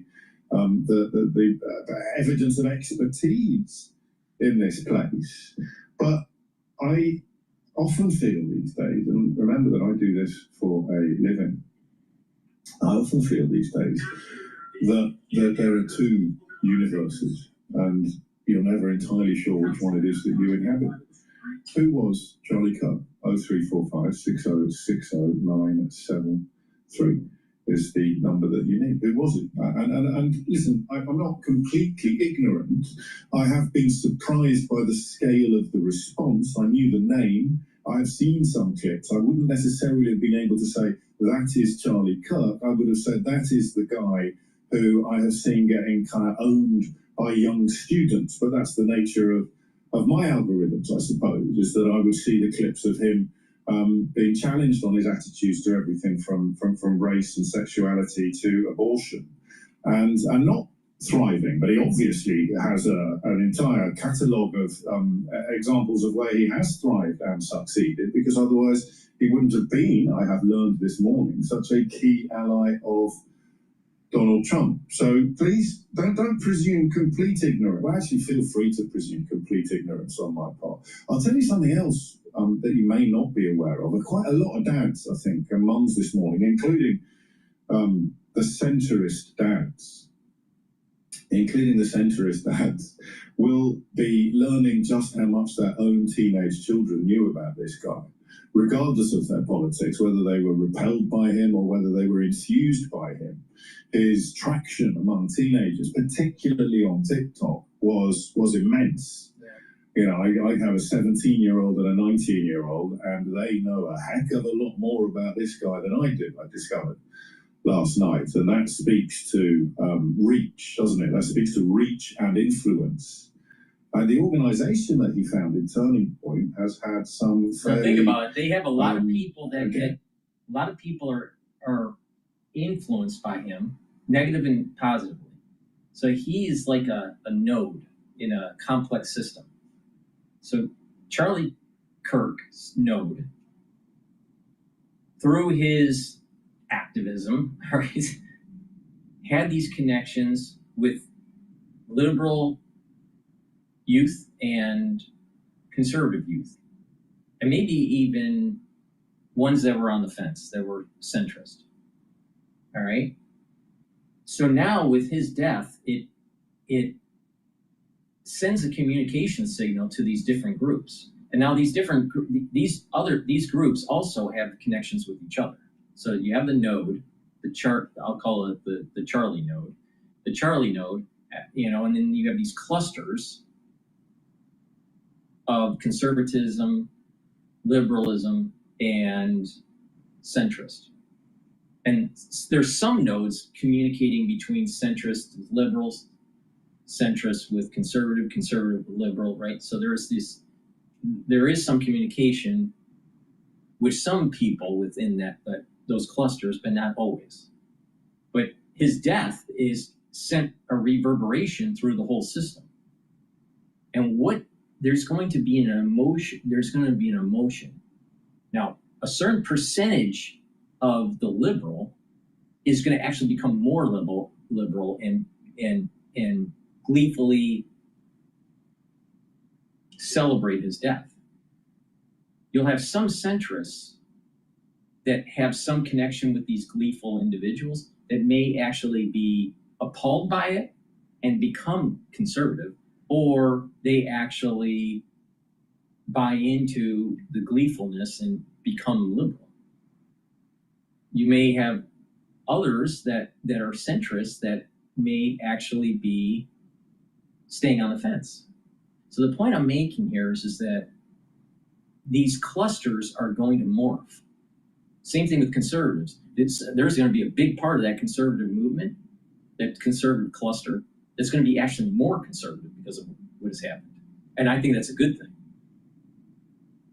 And you may have some conservatives that were a little bit on the fence, but they would be still considered conservative, snap to ultra conservative, or they may actually be afraid of reprisal and move towards the center. So the point I'm making is these clusters are going to morph because of his death.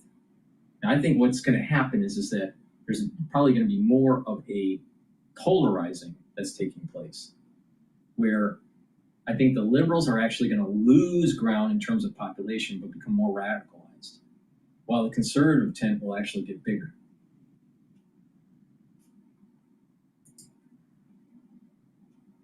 Some fairly pungent controversies in its time. Some of the other people associated with it have gone down some very odd paths, but I don't, well, there's two things I don't fully understand. The first is, we don't even know whether it's political. I want to keep stressing this point, but of course, the likelihood must be that his public pronouncements would have played a role in the motivation of his murderer. That is all you can say at the moment. I feel very lonely in the media on both sides of the Atlantic for not making sweeping statements about the nature of political discourse. I feel that Donald Trump's pardoning of people who launched a coup attempt in his name on January the 6th, not just his failure to condemn them, but his praise for them and his pardoning of them, broke something deep and profound at the heart of what used to pass for American democracy. And if I were comfortable with that... What about someone actually auditing the Dominion machines? What's the code do? What about that big jump diffusion that took place at 4 o'clock in the morning for Biden? All found ballots at 4 a.m. go to Biden? Seems a little fishy to me in Wayne County. Wait a minute, what is going on here? Again, powerful people trying to take away your freedoms. It happened during 9/11. It happened during the election in 2020. It just happened yesterday with an assassination of Charlie. That's what's really going on. You pull back and you look at the mosaic, you have a government or powerful people that use the Democratic conduit, Democratic Party conduit, to circumvent your constitutional freedoms. Who's the party of violence? Republicans or Democrats? When you have if you have a nominee for SCOTUS, which party is more violent? The Democrats or the Republicans? By far, the Democrats. Who do you think is more violent? Nancy Pelosi with her rhetoric, or Johnson? Who do you think is more violent in terms of their rhetoric? Chuck Schumer or McConnell? Let's really be honest here. Who's the party of violence? And so what happens is that maybe conservatives actually say enough is enough, and we're not going to allow this to happen. Unfortunately, they were corralled on January 6th, and they fell into a trap. But he's a LBC liberal. It's going to tell you how it really is.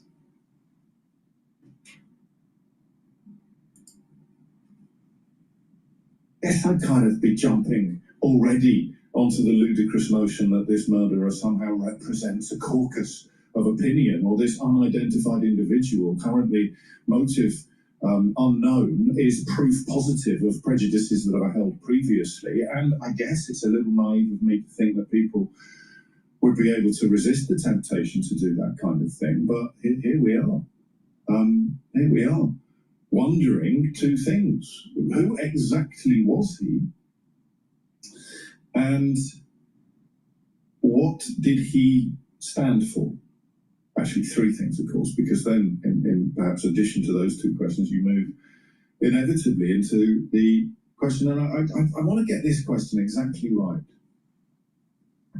because you can't say, I can't phrase this with anything other than confusion, and my confusion may make me.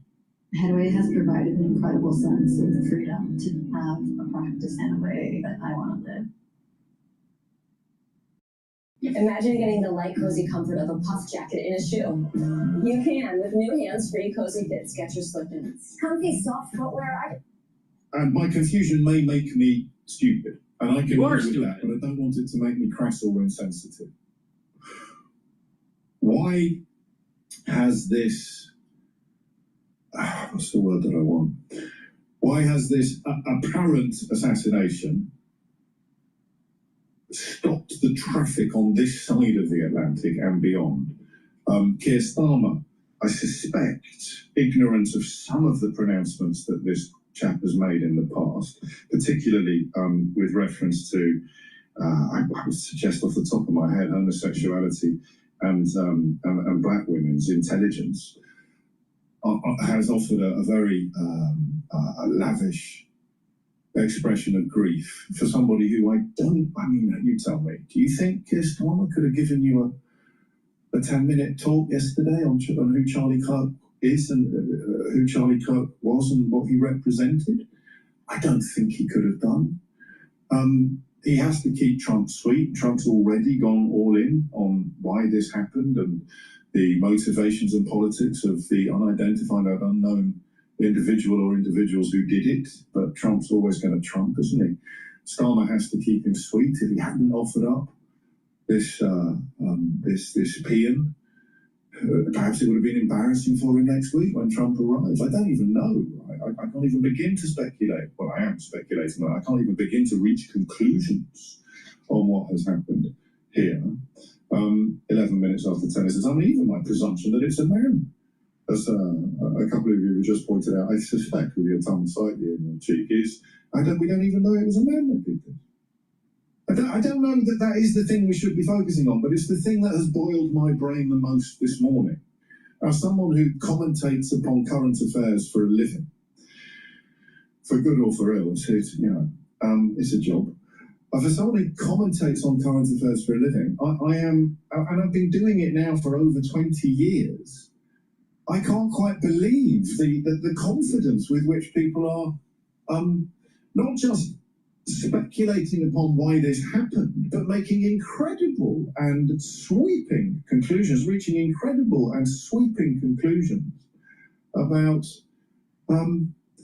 who did it and what tribe or what political movement they belong to. This is a 31-year-old man with 2 little children. And if that doesn't touch you at all, then you really need to give your head a wobble. Unless you can tell me something that justifies your apparent callousness. I can't conceive really of somebody being assassinated in these sort of circumstances without my initial reaction being shock and upset. Initial reaction is... How's a Brit going to understand the First Amendment when the Brits don't even have the First Amendment? How are the Brits going to understand that people are going to try to be silenced, especially if they are influential? The Brits aren't going to get that. They don't understand the First Amendment. They don't get it. And because they don't understand the First Amendment, they don't understand the need for the Second Amendment. They'll never understand it. Because it's not part of their ethos. The whole ethos of our democracy in the United States, our constitutional republic, is based on the foundation of freedom of speech. That is it, right there. And like I said, your life, your kid's life, are not as important as the Constitution, period.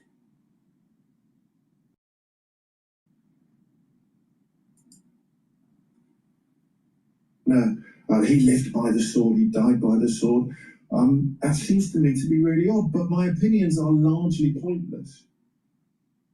Yeah, no kidding. Because Secondhand made faster, magically easy. Sit back and watch your beloved items sell themselves. Because I don't know enough about him. And I wonder who does. I mean, I know that I've got colleagues who have barely heard the name before, let alone could have provided you with a thumbnail sketch of what he stands for. And we all do this for a living. The thing that I want help with most, but we've got to go through the two first questions. We've got to go through the first two questions first. Is why, I think you can't get it out of your mouth. The individual from the event. So there is something absolutely attention demanding about a public murder of a political figure in a public space. Whether you go back to JFK or Martin Luther King, about whom I think Charlie Kirk had things to say, which we should probably get to a little later in the program, that there is the event, the nature of the event, in a way, whoever it was. It's completely different, for example, from somebody being shot on their front doorstep, or somebody being attacked in their home, or somebody being run off the road. There is something about the event, the public nature of the event, that speaks to almost the sort of relationship between public emotion and journalism. So the story will be huge because of how this terrible event happened. But I sense, and I think you would agree with me here, the identity of the victim in this case has also made an enormous contribution to the scale of the coverage and the quality and quantity of the response. 0345 6060 973 is a number you need to tell me who he was, what he stood for, and why his apparent murder. I don't know if you need to say apparent. It couldn't have been an act. Well, until we know for certain, I suppose you've got to be.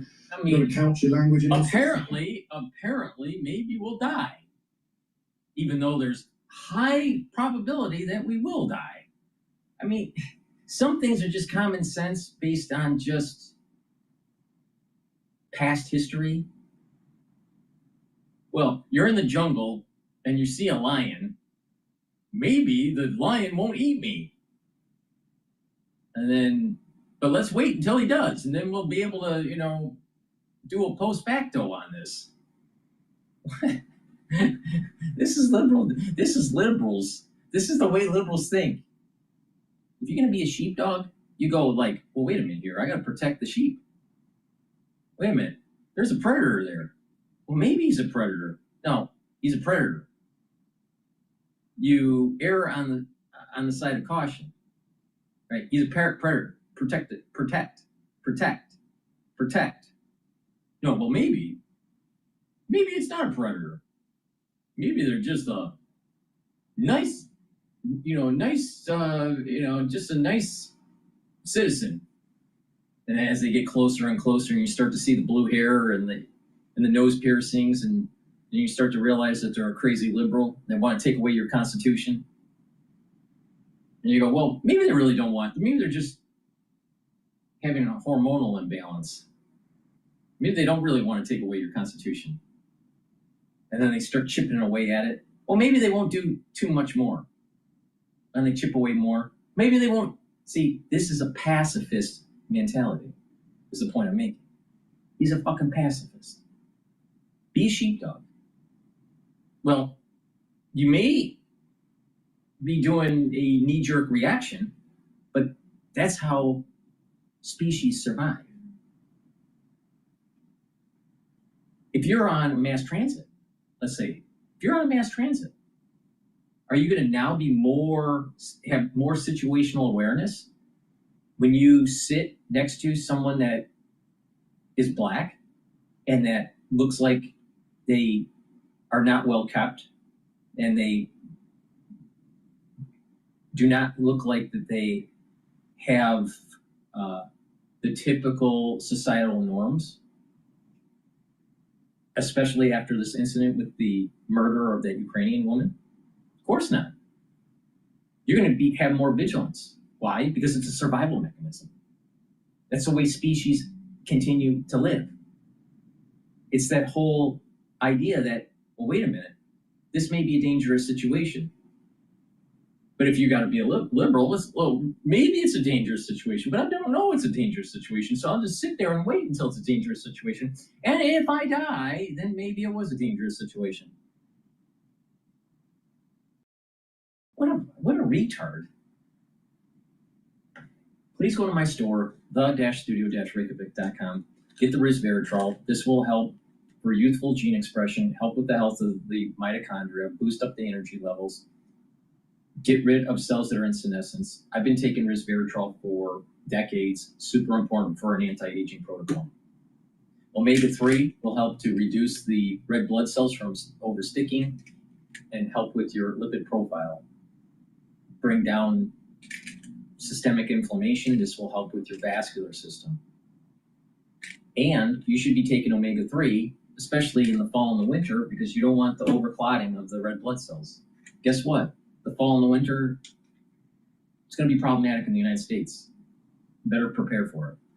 Vitamin B complex, this will help with the health of the mitochondria. The first 4 B vitamins boosts up your ATP levels through the electron transport chain within the mitochondria. And B12 will help with neuroprotection. Neuroprotection is super important. I'm talking about neuroprotection. Taking Clarity Factor gets rid of brain fog, so you're not the stupid liberal. And then now, Clarity Factor will allow you to concentrate, so you're not a stupid liberal. And so you can focus on your work or school or tasks that you have to do at home. It gets rid of that brain fog, and it helps to support memory. And over time, drink the filtered water and take Clarity Factor every day. You're getting this positive neuroplasticity. You're going to be able to think faster. You're going to have better memory recall. Super important. I have structural nano silver toothpaste. The toothpaste, very high quality, has no fluoride in it. Get a few tubes of this toothpaste for your house. This will whiten your teeth, freshen your breath, help with the gum line health, and reduce inflammation. Super important. And guess what? It's structural nano silver. Probably need this in the fall and the winter. Better stock up. Be prepared. You've been warned. And the gels. The gels, dual purpose. You can get it in the tube form or in the quick dispenser. You use it the same way. You can use it as an aftershave. You can use it as a daily skincare. You can put it on a wound. It'll help to heal the wound. So like a cut, an abrasion, or a minor burn. It'll help to heal it quicker. If you're not feeling well or someone around you is not feeling well, especially in the fall and the winter, put it on your hands, around your mouth, around your eyes, around your ears, around your nose. Lightly coat your nostrils. It stays active for 5.5 hours. You can't do that with Perel. Better get the gel. Be prepared. Because in the fall and the winter, it's not going to be pretty in the United States. And also, I have dual purpose deodorants for males and females. This deodorant you use as a deodorant, but it'll also detoxify your body. When you regularly detoxify your body, your immune system and your endocrine system starts to perform better. So you can get it in citrus or in peppermint, lavender, and tea tree. Get a few bars for your household. Very high quality deodorant that helps to detoxify the body. This is made from essential oils from the Himalayas. You're not going to be able to find a better deodorant bar. There's nothing on the planet that you can buy that's better than this because of the ingredients in here. Very high quality ingredients. All right. So please go to my store, the-studio-reykjavik.com. Use discount 5. You get $5 off any order. All caps, discount 5, $5 off. You spend $100 or more, you get a free gift until supplies last. And do me a favor, prepare for the fall and the winter because you're going to need it. You're going to need to prepare. All right, wake up.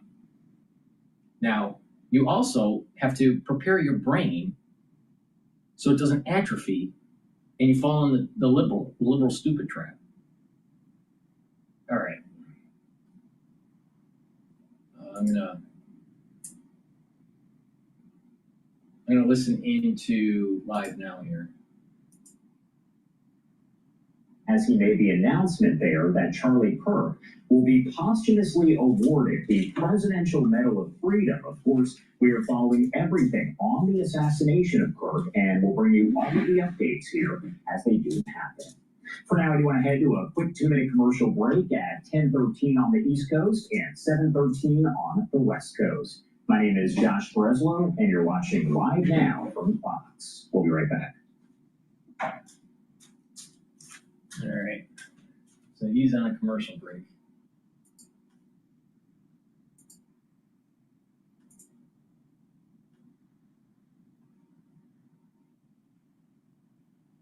All right, let's listen into CNN here. I paid for my own college, so I knew I'd have to start accumulating a lot of money, paying student loans, paying rent. There wasn't much left over. Every month I put whatever I could into wealth funds. It does the. Just to recap yesterday's events, at around 12:20 p.m., we already listened to this. Influencer Charlie Kirk was at Utah Valley University. We already listened to this. That's just CNN's feed. Let's listen into The Hill here.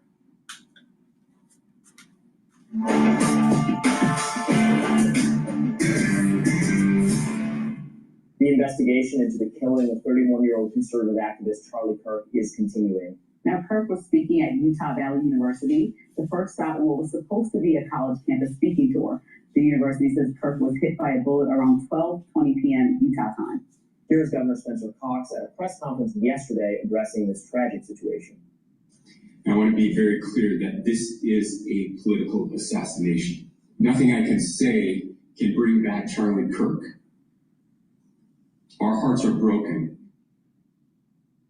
The Utah Department of Public Safety believes that the shooter engaged in a targeted attack and fired one shot from a nearby roof. A university spokeswoman says that the specific building was the Losi Center, which was about 150 yards from Kirk. Officials say that around 3,000 people were in that crowd. Now, Kirk's security detail was with him alongside 6 university police officers. But as of this morning, a manhunt is still underway. Police detained 2 people yesterday, but released both of them. FBI Director Kash Patel had tweeted that the subject in the shooting was in custody at 6:20 p.m., but then he issued an update right before 8 p.m. writing, quote, "The subject in custody has been released after an interrogation by law enforcement. Our investigation continues, and we will continue to release information in interest of transparency." The FBI is now asking anyone with relevant information to step up. Of course, social media was filled with reactions and tributes to Kirk's death. Here was President Trump last night. This is a dark moment for America. Charlie Kirk traveled the nation, joyfully engaging with everyone interested in good faith debate. His mission was to bring young people into the political process, which he did better than anybody ever. The monster who attacked him was attacking our whole country. Prominent conservative commentator Ben Shapiro wrote on X, "Charlie was a good man, a man who believed in right and wrong, who stood by his biblical values. All of us will miss him, and I can't imagine the pain of his beautiful young family. We must all pray for them. We must pick up the baton where Charlie left it, fighting for the things that he believed in so passionately." California Governor Gavin Newsom also weighed in, writing, quote, "I knew Charlie, and I admired his passion and commitment to debate. His senseless murder is a reminder of how important it is for all Gavin Newsom, he's part of the fucking problem. He's running a liberal state right into the ground. And then he had deepest condolences. This is the problem here. The country isn't going to just heal because of Charlie's death. The conservatives need to galvanize and push back on liberal policies that are eroding God, country, and family, because those are the pillars of a functioning society. You let Gavin Newsom get his way, he'll destroy this country. Turn it into France. France is a shithole.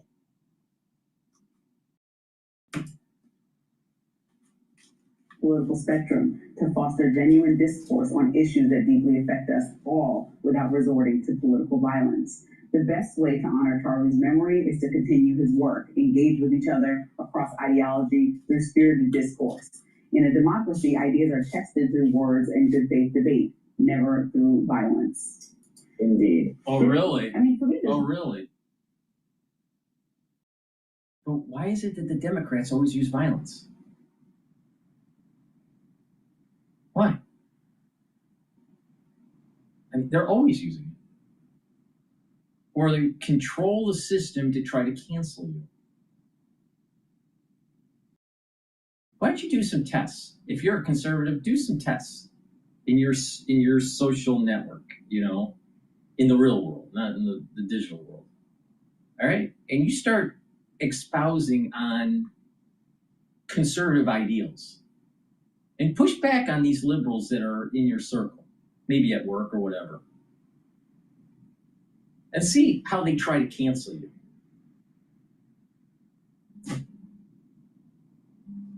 Civil discourse?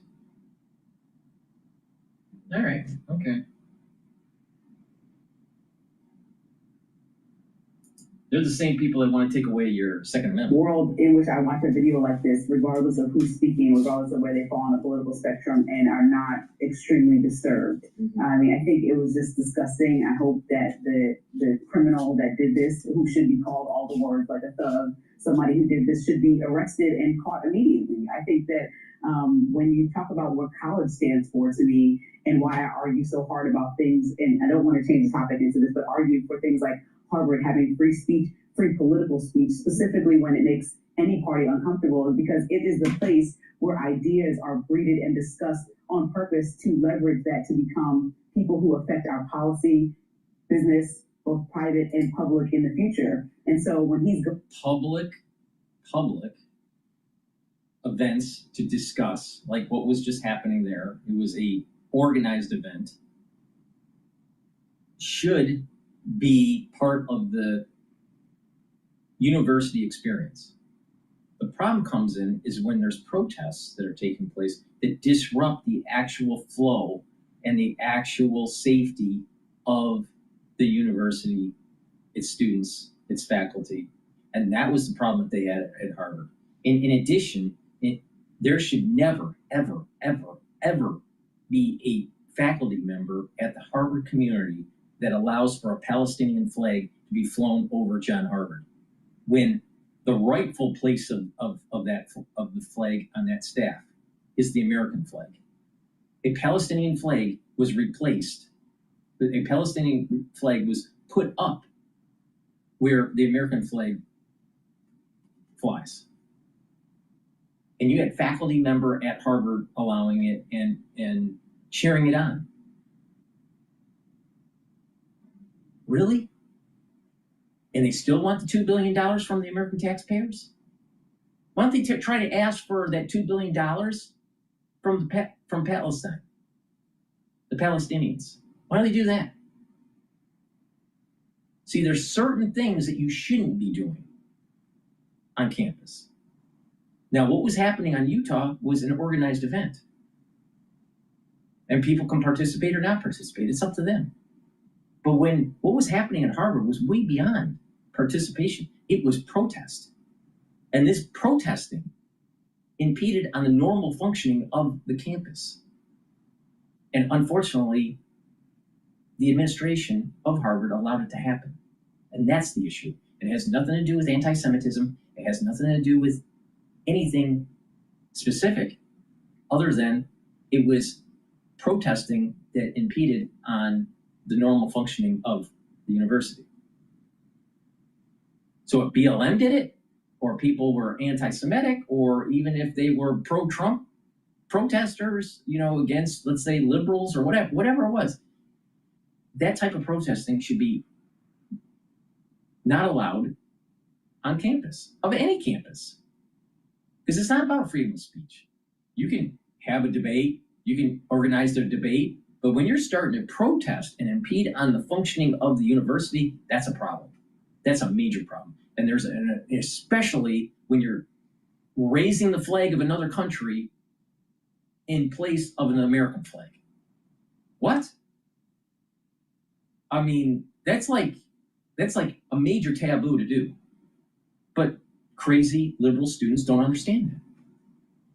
Crazy liberal students don't understand what that meant. Raising a Palestinian flag where an American flag normally is?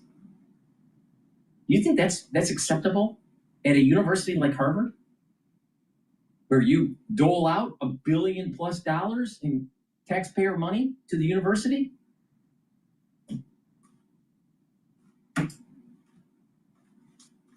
To a college to talk to, inspire, or disagree with other young people. This is a terrible situation to happen that also creates this tone of fear in a place that's supposed to be completely free for thoughts like this. And there was even a petition, I think almost like 892 people signed it, close to 1,000 that didn't want him to come. But the university was like, it doesn't matter because it doesn't matter, we hear you, but we are allowing us to be a free speech institution. You get to object and come. And some people still came in, you heard from people who were in the audience. There were people who disagreed with him and there just to hear about some of those disagreements. But no political view should make you want to see someone die. And especially as somebody who's a mother, I believe he has a 2- and 4-year-old, and the audience can correct me if I'm getting those ages wrong. But as a mom, he has young kids and a wife. And so to me, it's just tragic to see somebody like this be killed in this way, and I just can't imagine anything other than just feeling disgust and wanting the criminal that did this to go to jail. Well, and frankly, to quite literally see it, because the video footage of it was on social media, and I'm sure many of the viewers watching did this as well, without knowing what kind of state he was in. You know, you look for the videos, just not because out of morbid curiosity, but because you want to know what kind of condition he's in. The video was graphic and appalling, and made it clear. And then there's a whole conversation. Download the app and get 50% off your first Wonder. For the ones that have medical training, we've seen a lot worse. With code 50 Google. When we hit that first 1 million sales in our first year of business, it was surreal. This is definitely going to be a thing. Made it clear. And there's a whole conversation about kids watching this video. Yeah, on social media. Everyone's right. And what I was saying, it follows a news cycle in which many of our same viewers, probably myself and yourself, but felt some obligation to watch the murder of the Irina Zarutska on the train, just to better understand what happened. It's just like watching a lot of death lately, and it's very desensitizing and alarming. So my it desensitizes, but where's this death coming from recently? It's coming from what's the reason for the deaths? It's coming from the ultra-liberal side, or the Democratic side. Letting people that are serial criminals out on the street, they're dangerous. Well, that's not a conservative policy. That's a liberal policy. So that Ukrainian that died was because of liberals. Charlie Kirk being blown away because of freedom of speech. Do you think that's a conservative thing? Or do you think that was an ultra-liberal thing? Now, the question is, was it professional or not? I think it was professionally done. It was a professional hit. So they wanted to silence a conservative that was moving young people towards the Republican Party and raising lots of money for the Republican Party. That's what I think happened. But blame the Democrats, blame the liberals.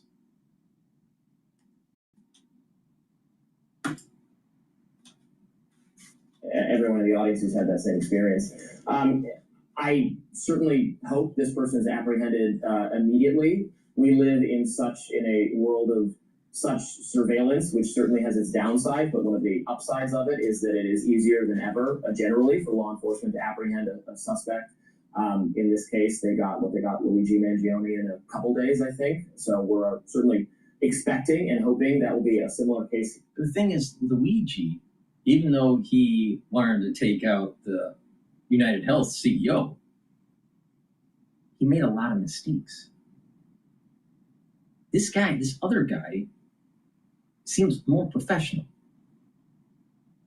Now, it seems as though the police are holding their cards to their chest closely, and they're not fully divulging what they really have to capture the guy. But I would be shocked that if they catch the guy and they don't have serious weapon experience. One shot, 200 yards, and was able to evade. That sounds professional. There's already videos of showing someone on a roof, in the vicinity, and they have, some general knowledge of how this transpired. It is, of course, and this is a warning I would give to people on all sides of the political spectrum, including some people on the right. We do not know why this happened yet. You can, of course, make assumptions, given Charlie Kirk being a high-profile conservative activist. But, of course, I don't know if the lion is going to eat me in the jungle. So I'm just going to wait until the lion eats me, and then maybe I should have done something. It's better to knee-jerk and start pushing in a certain direction to try to circumvent further catastrophes. Now, of course, you still have to, go through the motions and get the evidence and figure out what really happened. But sometimes having a knee-jerk reaction is a means for survival. Now, it seems to me that there are data points that are popping up that conservatives are being hunted. Well, why is the sheepdog being hunted? I mean, obviously liberals are not sheepdogs. So, wait a minute here. Something's not right. Wake up.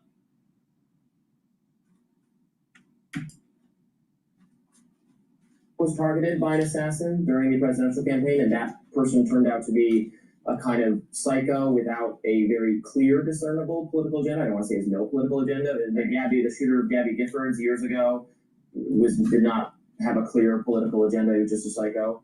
I'm not trying to be naive and say this person, I know for certain they don't have an agenda. We don't know. We don't know anything yet. So if you're going to start spouting off on how they are out to get you or us, there's not a they.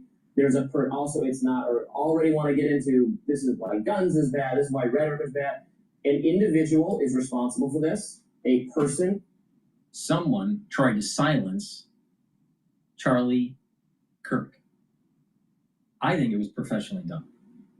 I'll wait for the data, but that's my hypothesis. All right? So maybe we should start using scientific words, Bobby, like the hypothesis instead of the conclusion. All right? The hypothesis is it looks like it was professionally done. The hypothesis is it looks like someone was silencing someone because they were exercising their freedom of speech. They're exercising their First Amendment. Now, if that is true, if the hypothesis is true, then people need to be galvanized and make sure that they protect their constitutional freedoms. But it's just a hypothesis. Maybe the King of England will stop the stamp tax and we won't have to go to war for the revolution. Maybe. But then we wouldn't have had the Constitution. We wouldn't have had the Golden Gate Bridge or the Brooklyn Bridge or the Yankees. Decided to do this, that person will be brought to justice, and then we will better understand why and how this happened. But let's stay squarely focused on the person for now. We don't need to do speculation or try to turn this into a them versus us. I don't know who the us is. I don't know who them is. Well, I know who the us is. Bullshit. There is obviously confrontation starting to boil between the conservative movement and the liberal movement, between Republicans and Democrats. But I'd rather look at it more in the vein of liberalism and conservatism, collectivism or individualism, however you want to slice this. But people need to start pushing back and prevent this erosion of this God, country, and family, the pillars of society. You think liberals protect those three pillars? Tell me, which liberal protects those three pillars? They may say they have some spirituality, but they want abortion. Or they're pushing trans rights. Or they're demonizing the family somehow. Or they're demonizing the government. They don't want to support the military. They don't want to be patriotic. Tell me what society lasted if those three pillars aren't protected. There's the issue right there. That goes to the core of the issue, Bobby. Wake up. I know you're young, but it's time to wake up.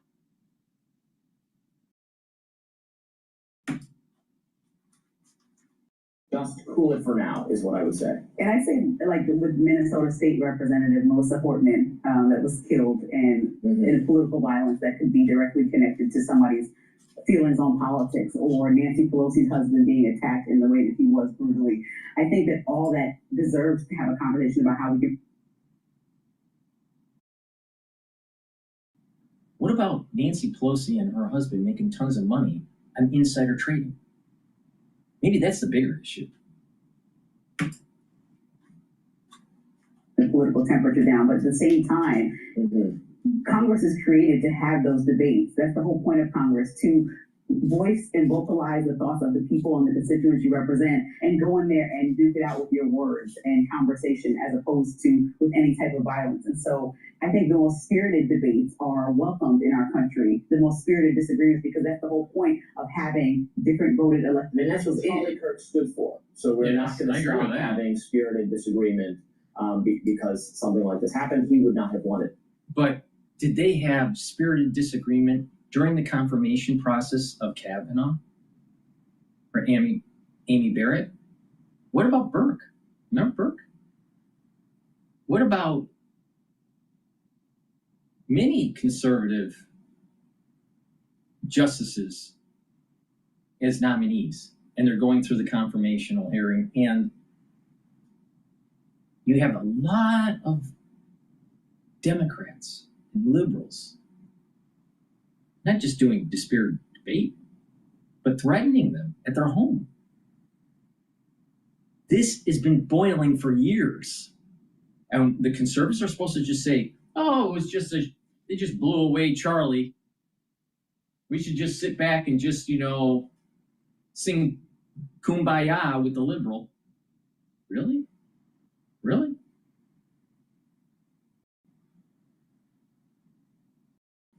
The liberal isn't going to back down. They're going to ramp this up. They want the conservative people to back down. That's what they're hoping for. And unfortunately, many conservative people are a silent majority. They want to just live their life. They're individualistic. And there's the weakness. There's the Achilles heel of the conservative movement. The Achilles heel is that, yes, individualism is important, but there is a time and a place to be the sheepdog.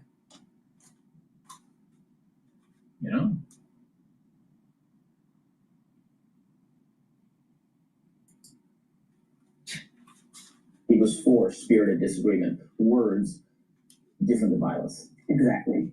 So President Trump received some boos upon his visit to a D.C. restaurant. Don't go anywhere. We're going to talk about that next. So it's really about civility. So you can't even go to a restaurant without trying to be canceled. I see this crap all the time at the Harvard Club. There's so many people that are so liberal that they'll try to cancel you if you don't believe like they do. The same thing is happening at a restaurant in Washington, D.C. The President of the United States can't sit down and have a dinner without having a crazy liberal yelling in the background. Civility. Where is the fucking civility?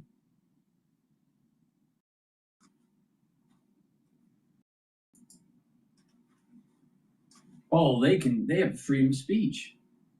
They have the freedom of being uncivilized. and then all of a sudden it ramps up to violence. Please go to my store, the-studio-reykjavik.com, and get this foundation. This will help to slow down the aging process and allow you to build off of this foundation with the different supplements that I have. So take this complete multivitamin. This multivitamin helps with the conformation shape of enzymes so they will perform properly. So these multivitamins are cofactors for enzymatic activity. Take it every day. Make sure you drink it with filtered water.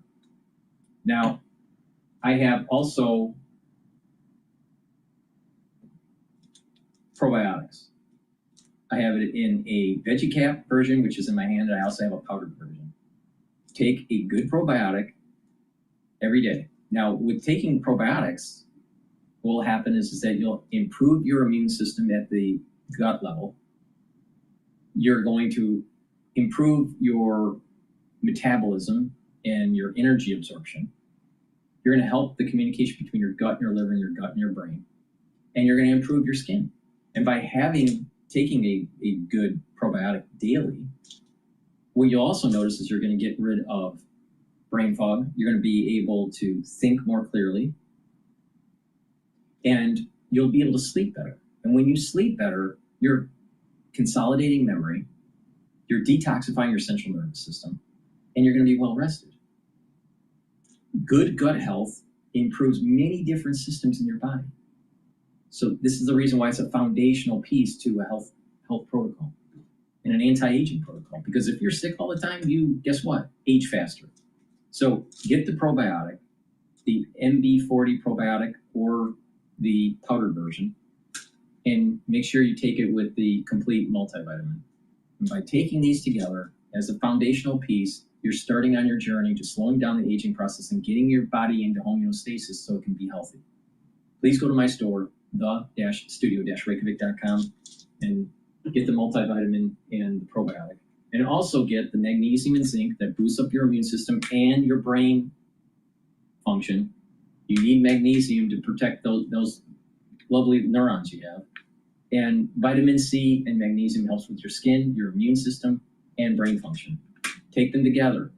And magnesium also increases the efficacy of D3. You're going to need to take magnesium and zinc and vitamin C and magnesium daily as part of a health and wellness protocol, slow down the aging process, but you especially need it for the fall and the winter. Take my advice on this. You need to prepare for the fall and the winter this year. Something's going to happen. And if you're not prepared, you're going to suffer. And lastly, the turmeric. This will bring down inflammation and soak up free radicals. Ashwagandha root controls the cortisol levels and blood glucose levels to bring down inflammation at the vascular level and systemically. And lignans. Lignans will help with your immune system and endocrine system, bring down inflammation, and soak up free radicals. When you stack these together, you're boosting up your immune system, which you're going to need, especially in the fall and the winter this year. And this will help with bringing down that inflammation and soaking up those free radicals at the vascular level to prevent plaque formation. So please go to my store and get the turmeric, the ashwagandha, and the lignans. If you spend $100 or more, you get a free gift until supplies last. Use discount 5. I want you to save money. So use discount 5. It's all caps, discount the number 5. Get $5 off any order. Get the products, stack them the way I'm telling you. You're going to notice that you're going to slow down the aging process. I'm in my 50s, and I'm very healthy. And guess what? If we don't collectively improve our health, then we're going to have escalating healthcare costs trying to treat chronic diseases. So it really behooves you to focus on your health and apply this holistically so you're not on pharmacopoeia. All right? It's really important. And it works. That's proper diet, proper exercise, filter your water, stay away from processed foods, stay away from sugary foods, do resistance training and cardio, and stretching, balancing exercises, learn new things, have spirituality or mindfulness. All these things are super important. Get a good night's sleep. All these are very important. It helps to heal the body and it helps to slow down the aging process. And what will happen over time, there's going to be an accumulation effect. So when you're in your geriatric years, you're going to have more vitality. You're going to have more longevity. Or you just don't pay attention, and then don't be surprised that you're on statins and beta blockers and metformin and you're overweight and everything else. You got to take charge of yourself. If you don't take charge of yourself, then who's going to do it for you? Oh, collectivism. You think nanny state is going to take care of you? Doesn't work. You better take care of yourself. I'm telling you how to do it, but it's up to you. All right.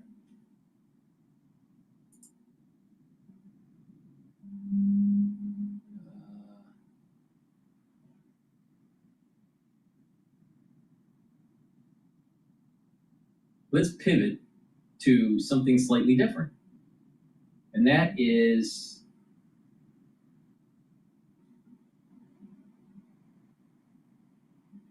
the article. Let's say this, they're talking about NATO. So let's listen into the NATO issue here.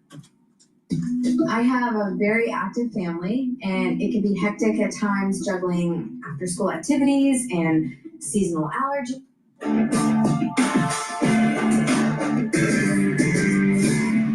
Welcome back to Rising. Lindsay, what's in your lens today? We are talking about Poland. So when more than a dozen Russian drones flew into Poland overnight this week, NATO scrambled fighter jets to take them down. Western officials called it a, quote, dangerous escalation of war in Ukraine. And they're right, because this wasn't just another skirmish on the border. This was history. For the first time ever, NATO forces engaged enemy targets inside Allied airspace. That's not routine, that is a turning point. Now, Poland's Prime Minister, Donald Tusk, put it bluntly. He said, quote, we are dealing with large-scale provocation. Now, Russia claims it did not plan to hit Poland, that's a quote, suggesting its drones couldn't even reach that far, but that's simply just not true. And Poland isn't buying it either. The country has already doubled down on military spending and pledged to expand its armed forces to 500,000 troops. Now, Eastern Europe knows what's at stake. They've lived this story before. And here's the thing, Putin keeps escalating because he keeps getting away with it. As Ukraine's foreign minister put it on X, quote, Russian drones flying into Poland during the massive attack on Ukraine shows that Putin's sense of impunity keeps growing because he was not properly punished for his previous crimes. Yet instead of punishment, Putin is actually gaining power. He was just welcomed out of isolation, traveling all the way to Alaska in August at the invitation of President Trump for what the White House called a summit to end the war. That meeting ended actually with no progress, no concessions, not even a ceasefire. And days later, Putin launched his largest missile and drone barrage of the entire conflict in Ukraine.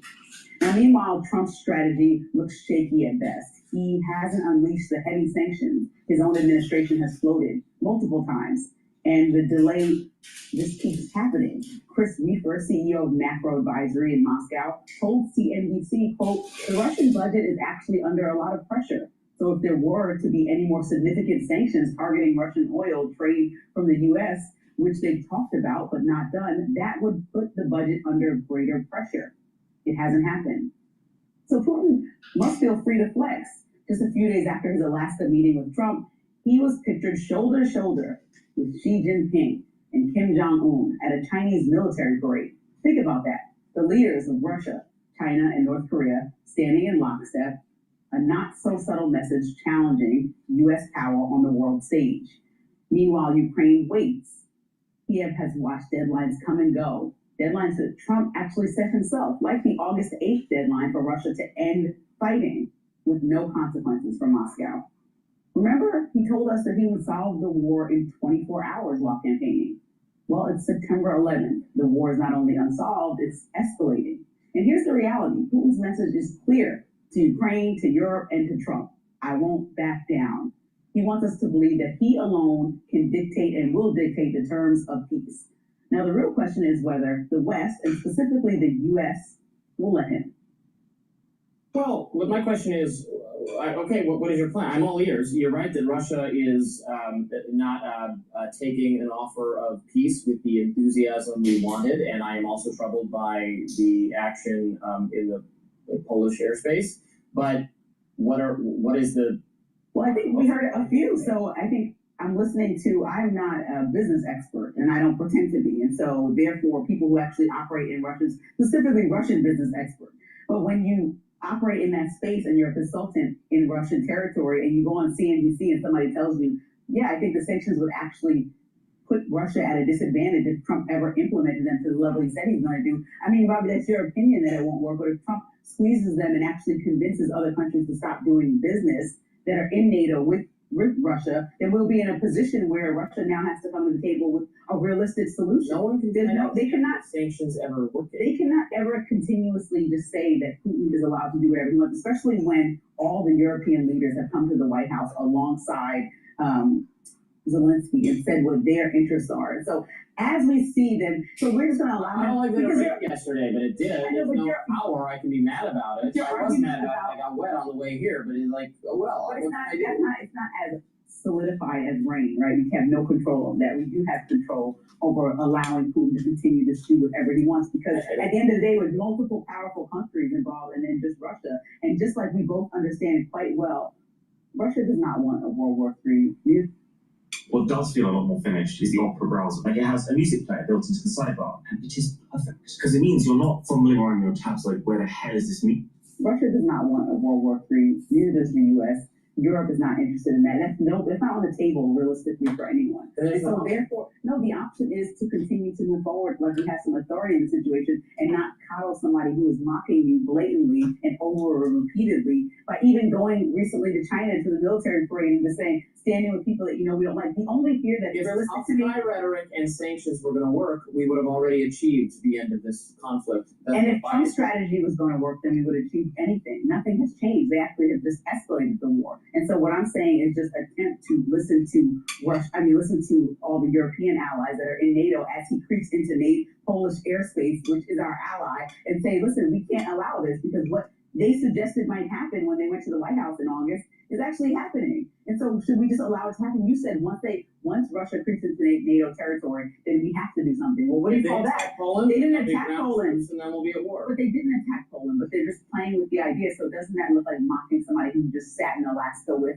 to say that you were coming to peace? Like, the first thing he could have done is try to push for a ceasefire. But President Trump just took it off the table after he met with Putin and just said, listen, Putin doesn't want to do that, let's just end the war. And then weeks passed, and then he continued to barrage and drone strike Ukraine and did nothing, and then met with dictators, took a picture for one of the first times with all three of them to get. Unfortunately, Trump chickened out. Chickens out all the time. The taco trade. Trump always chickens out.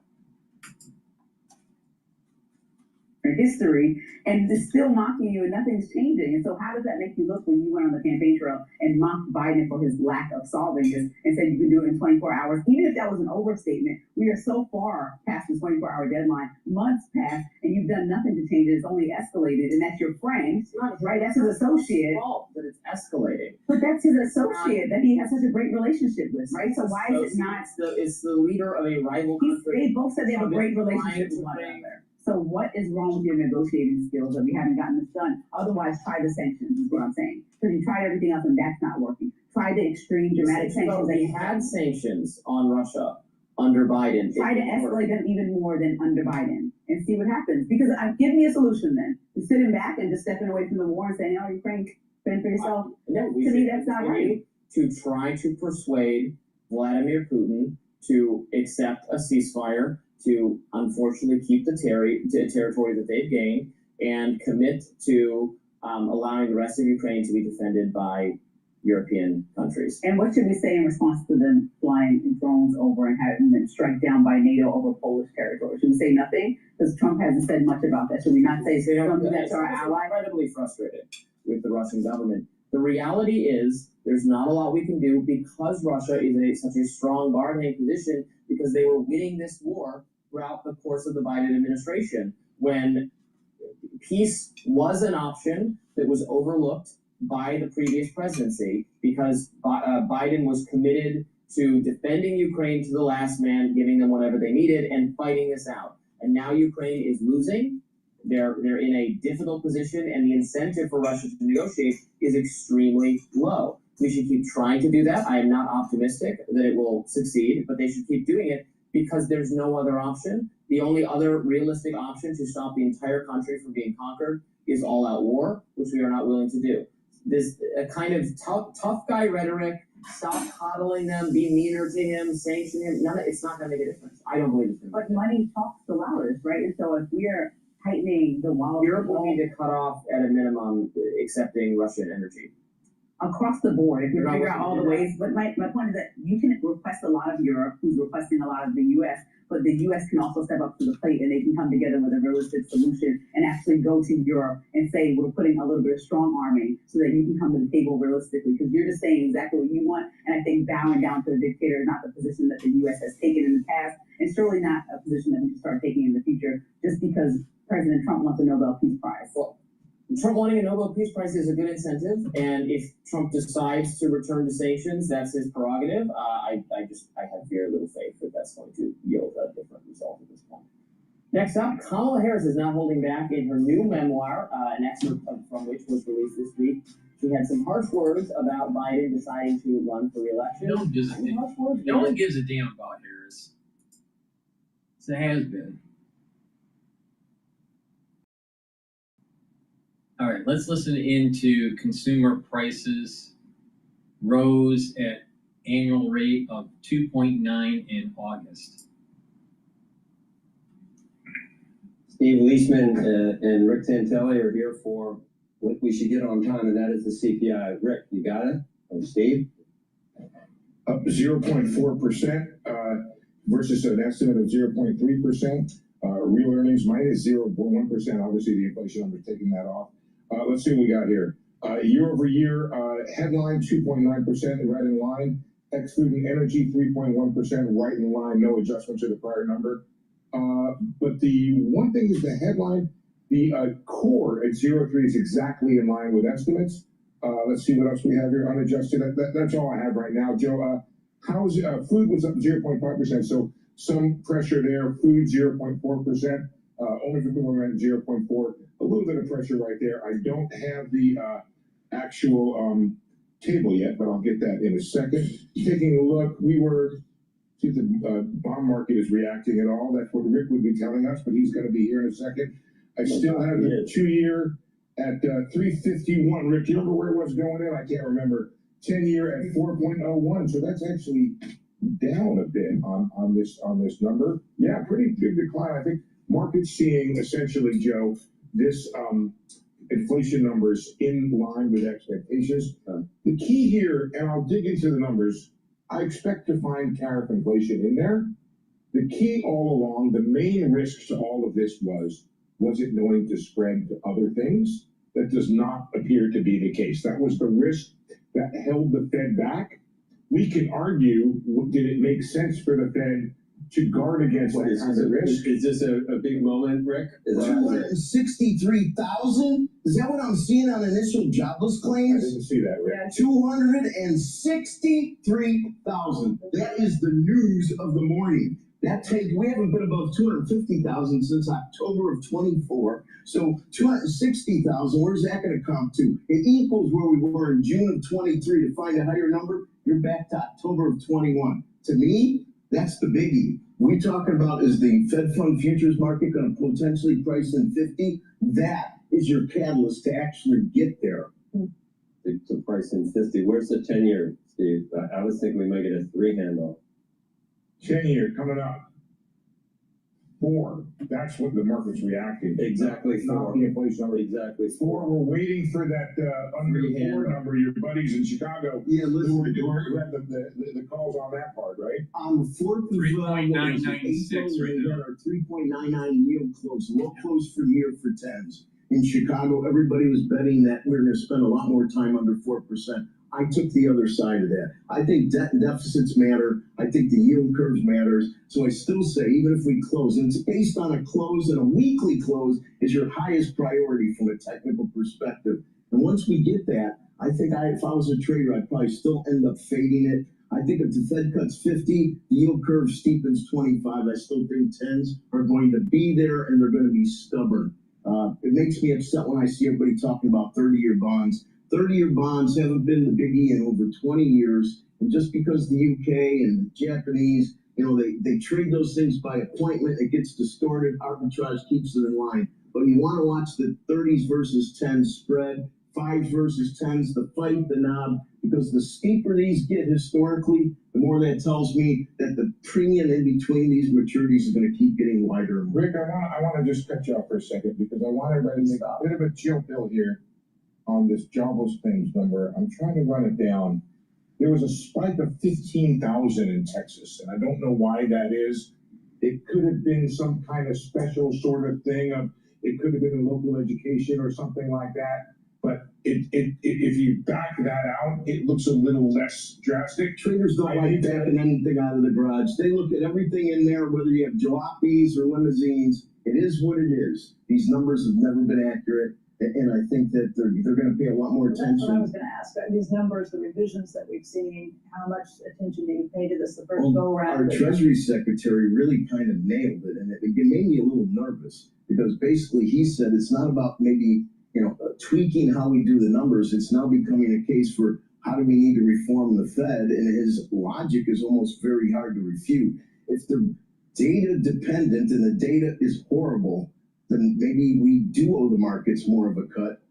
I'm still an inflation hawk, but to see these numbers, especially on the producer side with no pass-through, I think a 50 is almost called for. And believe me, I'm not in the camp. Listen, I'm not going to be auditioning to be Fed chief, okay? So I'm not going to tell people, yeah, if the Fed needs to cut.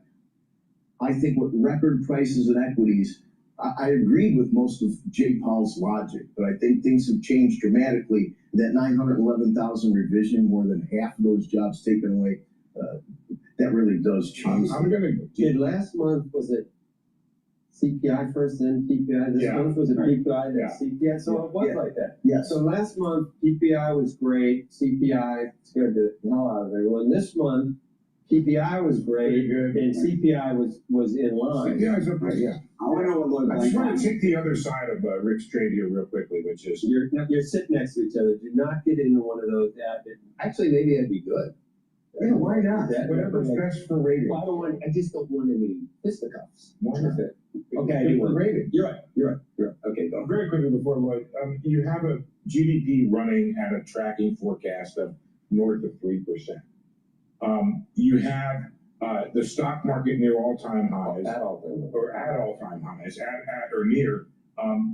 I get that the Fed can come down because it's restrictive, and there is not necessarily a reason to remain restrictive. There we go, a big bump, by the way, in the probability of the second cut, more confidence in the third cut this year. And I'm good with that. The question becomes, how far down should it go? How far from neutral is the Fed? It's because there's a huge debate. Who the heck knows what neutral is? Let me finish. There's a huge debate about what the right break-even rate is for this job market, given what's happened to immigration. We may be very close to that number. Si vives con VIH, da el paso de mirar más. All right. Please go to my store, the-studio-reykjavik.com, and get the olive leaf extract. Olive leaf extract is a dual-purpose supplement. It's going to help with your immune system and your cardiovascular system. It's going to help to control the lipid profile, so you're reducing plaque formation, and by bringing down inflammation systemically, you're boosting up your immune system. Ubiquinol, super important to take. This is the most bioavailable form of CoQ10 that you can get. In addition, it's an antioxidant, so it's going to soak up free radicals. It's going to help the health of the mitochondria, so you're going to have more energy, more ATP, and it'll protect neurons. Super important to take if you're 40 years of age or older. Protect those neurons. And NAD+, also, you should be taking if you're 40 years of age or older. NAD+ will boost up your NAD+ levels, increase your energy, help to repair your DNA damage, and protect your neurons. And lastly, Myotrol, to build muscle and to maintain muscle. When you get older, you can't build muscle as easily compared to your 20s or 30s. So once you turn to about age 40, you start having gene expression that inhibits you from building muscle. It's methylization of the genes. Well, you need to do more exercises, cardio and resistance training, especially resistance training in this case, and take myotrol. Myotrol has polyphenols, flavonoids, and lignans to help with the gene expression to build muscle and to maintain muscle. You'll notice that you're building muscle quicker. You can also stack this with gladiator barley to further enhance the gains for muscle. But this is really important to take, because if you continue on the path of atrophy, by the time you get into your geriatric years, you're not going to have strong bones and musculature, and therefore your vitality is going to be diminished. And if you notice that people have poor back muscles, in bone and poor bone density, they start to slouch. When you start to slouch, you're affecting your lymphatic system. You're not getting the proper flow of your blood. So you're affecting your circulatory system and you're affecting your lymphatic system just by being hunched over. So if you want to improve longevity, you want to do back muscles, improve your posture, get the better lymphatic flow and the vascular flow, and regularly improve that strength of your bones and your musculature. And you'll start to notice that other positive things are happening to your body. So please go to my store, the-studio-reykjavik.com. Make sure you take the myotrol. Now, so this stack does a few things. The ubiquinol and the NAD+ protects the neurons, and you're also repairing your DNA. The olive leaf extract is helping your immune system and cardiovascular system, and the myotrol is helping with building muscle. So it's a powerful stack. Please go to my store, the-studio-reykjavik.com. Use discount 5, you get $5 off any order. If you spend $100 or more, you get a free gift until supplies last.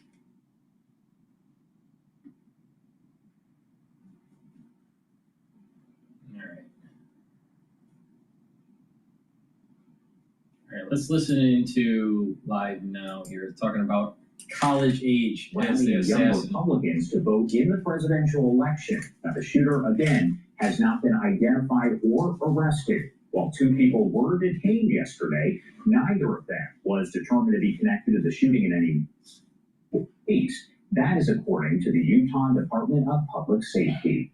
As the congressman mentioned there, Vice President J.D. Vance and his wife Usha will be in Salt Lake City, Utah today to visit with Charlie Kirk's family. If we get any sort of remarks there, we're going to bring them to you here on Live Now from Fox, as we always do. We are going to head to a quick break now at 11:05 on the East Coast and 8:05 on the West Coast. You're watching Live Now from Fox. We'll be right back.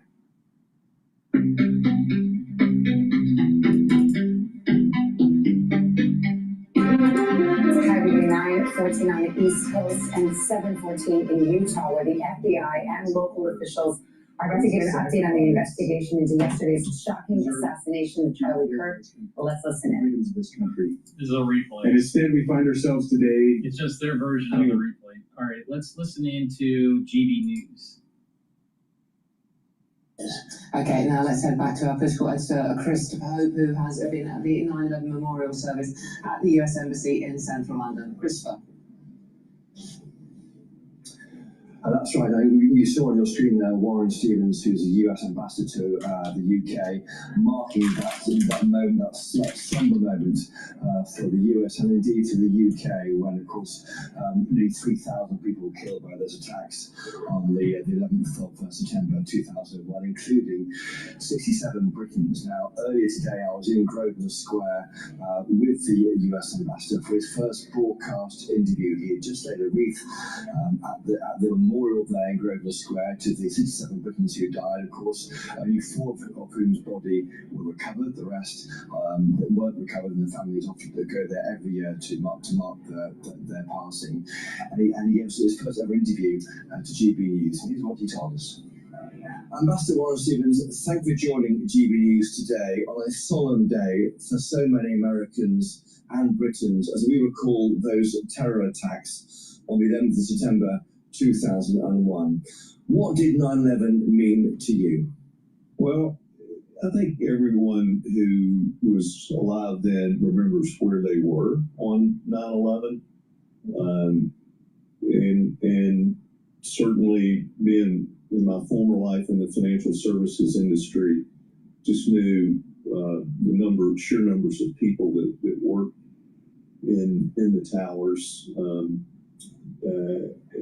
And, with this loss, what the loss of life was even going to be, we just knew it was going to be horrific. It was disbelief, really. I mean, I couldn't fathom. I couldn't fathom when I saw the first plane had hit World Trade Center. I just couldn't fathom how the pilot did it. Never dreaming it was intentional. And you were there the day before in New York. We were there on September 10th and came home that night, and the weather was awful. Sat on the runway 3 hours, and when our friend and neighbor called us about a plane that hit the World Trade Center, I assumed it had to do with the bad weather. And when we turned on the television, it was a bluebird day, and you just couldn't believe it. And are there any lessons we can draw from those attacks today? Well, the lessons of 9/11, goodness. I think from our standpoint, we have to be ever vigilant. There are clearly people in the world who don't like America, don't like the West, don't like our ideals, and they want to do us serious harm. And so we just have to be on guard all the time about that. And I think, that's something I've learned. Not something I've learned, but I've learned since I've been here, is how closely our intelligence agencies work together. It's really, really impressive and essential. And so, I think that goes a long way towards keeping not only the UK and US, but our allies safe too. We're speaking in Grosvenor Square, central London, at the memorial to the 67 Britons who died in those attacks. I don't want to be drawn into politics, but it's your first interview as the ambassador to the UK. What do you want to do with this role? It really is a special relationship between our two countries, and I'm going to do everything I can to strengthen that relationship. I talk frequently with members of the government. I want to help the UK become the best ally it can possibly be, and strengthen and grow its economy, and that's really what I'm focused on. Britons are shocked here by the senseless killing of the political influencer Charlie Kirk. What should the response be? Should the political rhetoric be dialed down, both in the US and in the UK? I think the political rhetoric ought to be dialed down everywhere. I knew Charlie, and if we're not going to be allowed to debate ideas on a college campus openly and freely, then where are we going to be able to do that? And so, Eric and I feel for his family, his now widow, and their 2 children, and his whole family. It's just a senseless killing. And it will not stifle free speech. Someone else will pick up that mantle. That's just essential. It's an essential right in both of our countries. Are there any lessons we can learn in Hey, what was the name of that learning app again? IXL. It gives each kid the exact support they need. Are we talking about IXL? My kids love it, and research shows that even food. Are there any lessons we can learn in the UK about the importance of freedom of speech, that it should be protected? There's been people arrested, of course, in the UK for messages left on social media. We're concerned about that. But, we've experienced censorship in the US as well. And I think the Prime Minister seems to be understanding maybe some of these things are going a little too far. Looking forward to next week's state visit by President Trump to the UK, the second such visit accorded to him personally. What are you expecting from the state visit? Well, the president has a very close relationship with the royal family, and he is honored to have this second state visit.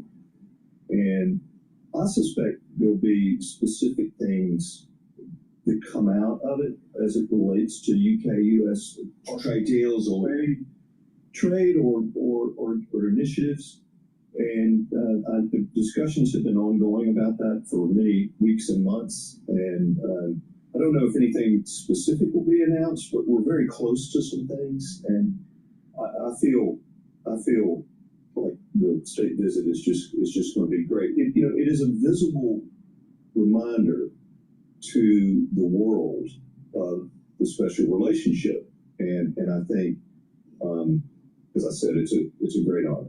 And finally, on the special relationship, is it a real thing? You are the physical embodiment of that as the US ambassador to the UK. It is mocked by others, though. Does it matter? What is it all about, this special relationship? Well, it's a very real thing. Last night, I attended the event marking the 85th anniversary of the Battle of Britain at the RAF Museum. And it was, as an amateur historian of World War II, even before the U.S. was officially in the war, Americans were flying and dying for the RAF, and people from other countries were too. So there is no relationship like this. I mean, we like to say France was our first ally, which is true, but the UK is our most important ally, and that's still the case. Ambassador Warren Stevens, thank you for joining us today on GB News. Thank you. Warren Stevens, the ambassador, the newly arrived ambassador here to the UK from Washington, in his first broadcast interview and giving it to GB News. Now, we heard there he talked about the political rhetoric should be dialed down after the senseless killing of Charlie Kirk. He said he feels for Charlie Kirk's widow. He's concerned about censorship in the UK, but he thinks that Keir Starmer, our Prime Minister, understands it has gone a bit too far and thinks it will be brought back. And also he's looking forward to next week's state visit here, the second one by Donald Trump. He said he's not sure that specific trade deals will be signed, but he said there'll be a big road for UK-US special relationship, and he was, of course, singing that at the rooftops. Well, Christopher Hope, thank you very much for bringing us that GB News exclusive, the first interview with the US ambassador, the new US ambassador here in London. And on a fairly seismic political news day.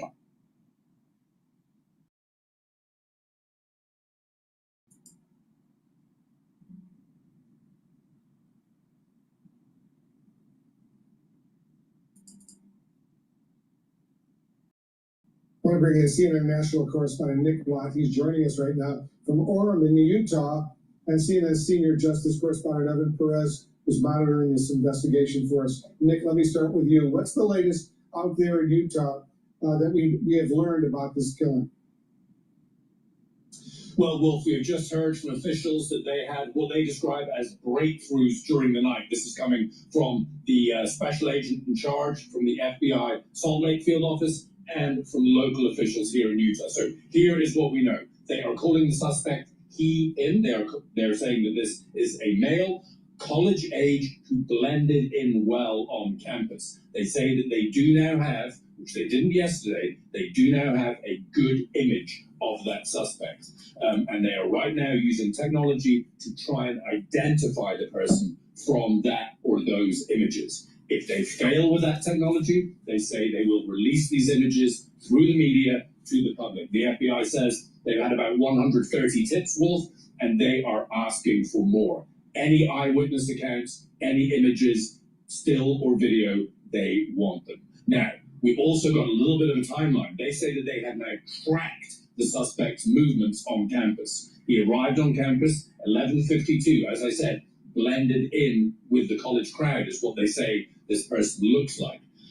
Went up a stairwell, onto the roof, after the incident, jumped off the building. Unclear how that happened, but jumped off the building and then fled off campus through a residential neighborhood. So during the night, investigators were speaking to people in that neighborhood, looking for eyewitness accounts, looking for video from doorbell cameras, etc. They also, in a wooded area, have recovered what they believe is the weapon that was used to kill Charlie Kirk. They describe it as a high-powered bolt-action rifle, and right now they say they are working on trying to trace the ownership of that weapon. Now, they say that the suspect is not still in that wooded area. They have swept and secured that area, but they say they do not know how far he has gone. And of course, with every hour, that is more time for this suspect to get further, possibly away from the scene of the crime.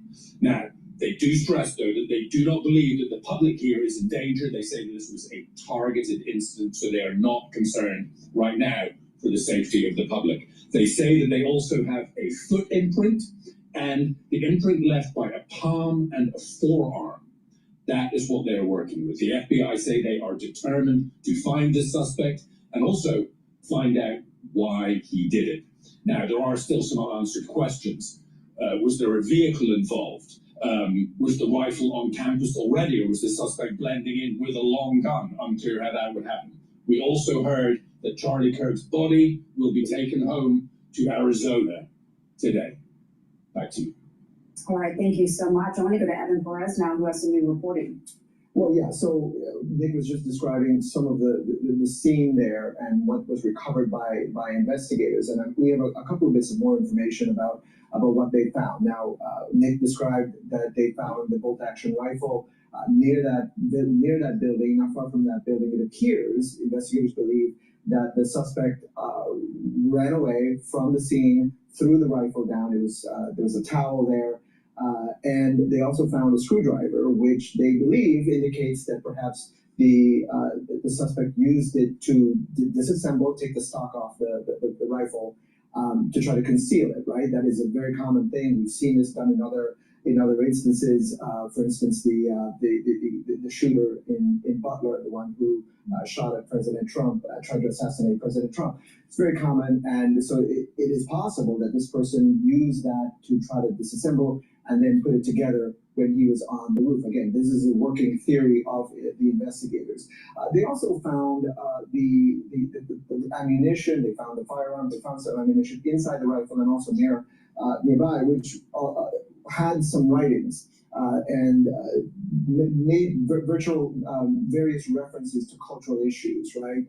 And we don't know what they mean. The investigators don't know what they mean. They found some initials written on some of the ammunition, some of the parts of the rifle. And again, they don't know whether this is a motive, whether this refers to the reason why this was done. But again, they spent the night looking at those initials, trying to match it to other pieces of evidence, social media accounts online, to try to see if they can try to decipher whether this is the person who did this or whether this was a reference to something else. Again, there's a lot of evidence that they're still going through at this point, but certainly the biggest piece is the rifle. They have the images, the very rough images that they found, obviously from some of the video. They are begging, obviously, for the public to send images because that is one of the ways they're going to be able to refine and figure out who might have done this, right? They're obviously the Ring videos and doorbell cameras are ubiquitous. So whatever movements he made, they are canvassing that entire neighborhood to try to track where he might have gone from there and also how he got there, right? So all of these things investigators are still working on. The big part of this, I think, that's important for us to understand is that, we don't know yet what the gunman, what their motivation was, right? This was a political event. We can surmise that it was related to that, but we don't know yet because the person's not been arrested. We don't know what any of these markings, what these writings mean at this stage. Investigators simply grasping at all of this to try to understand what happened and to try to bring this person to justice. All right, Evan Perez, still a lot to learn about. Manhunt continues at this hour, and Nick Watt, thank you as well.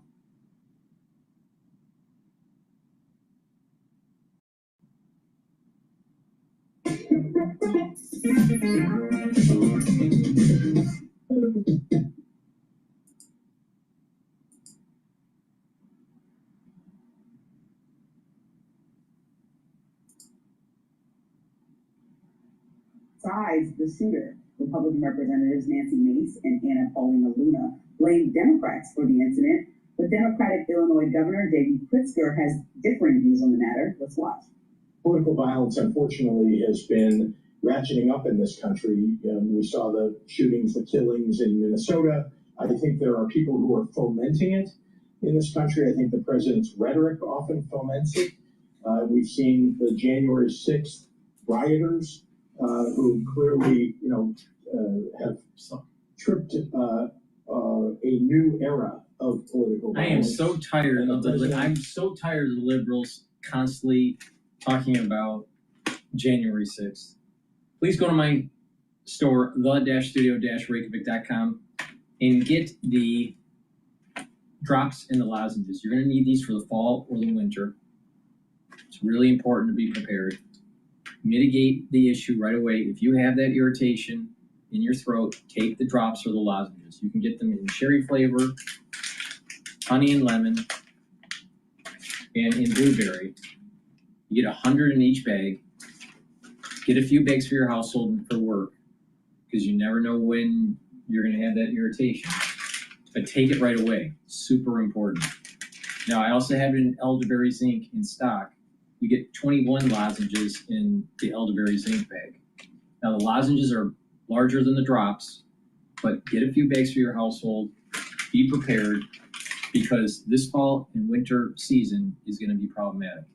You need to mitigate the irritation right away. If you don't, it's going to fester. Been warned.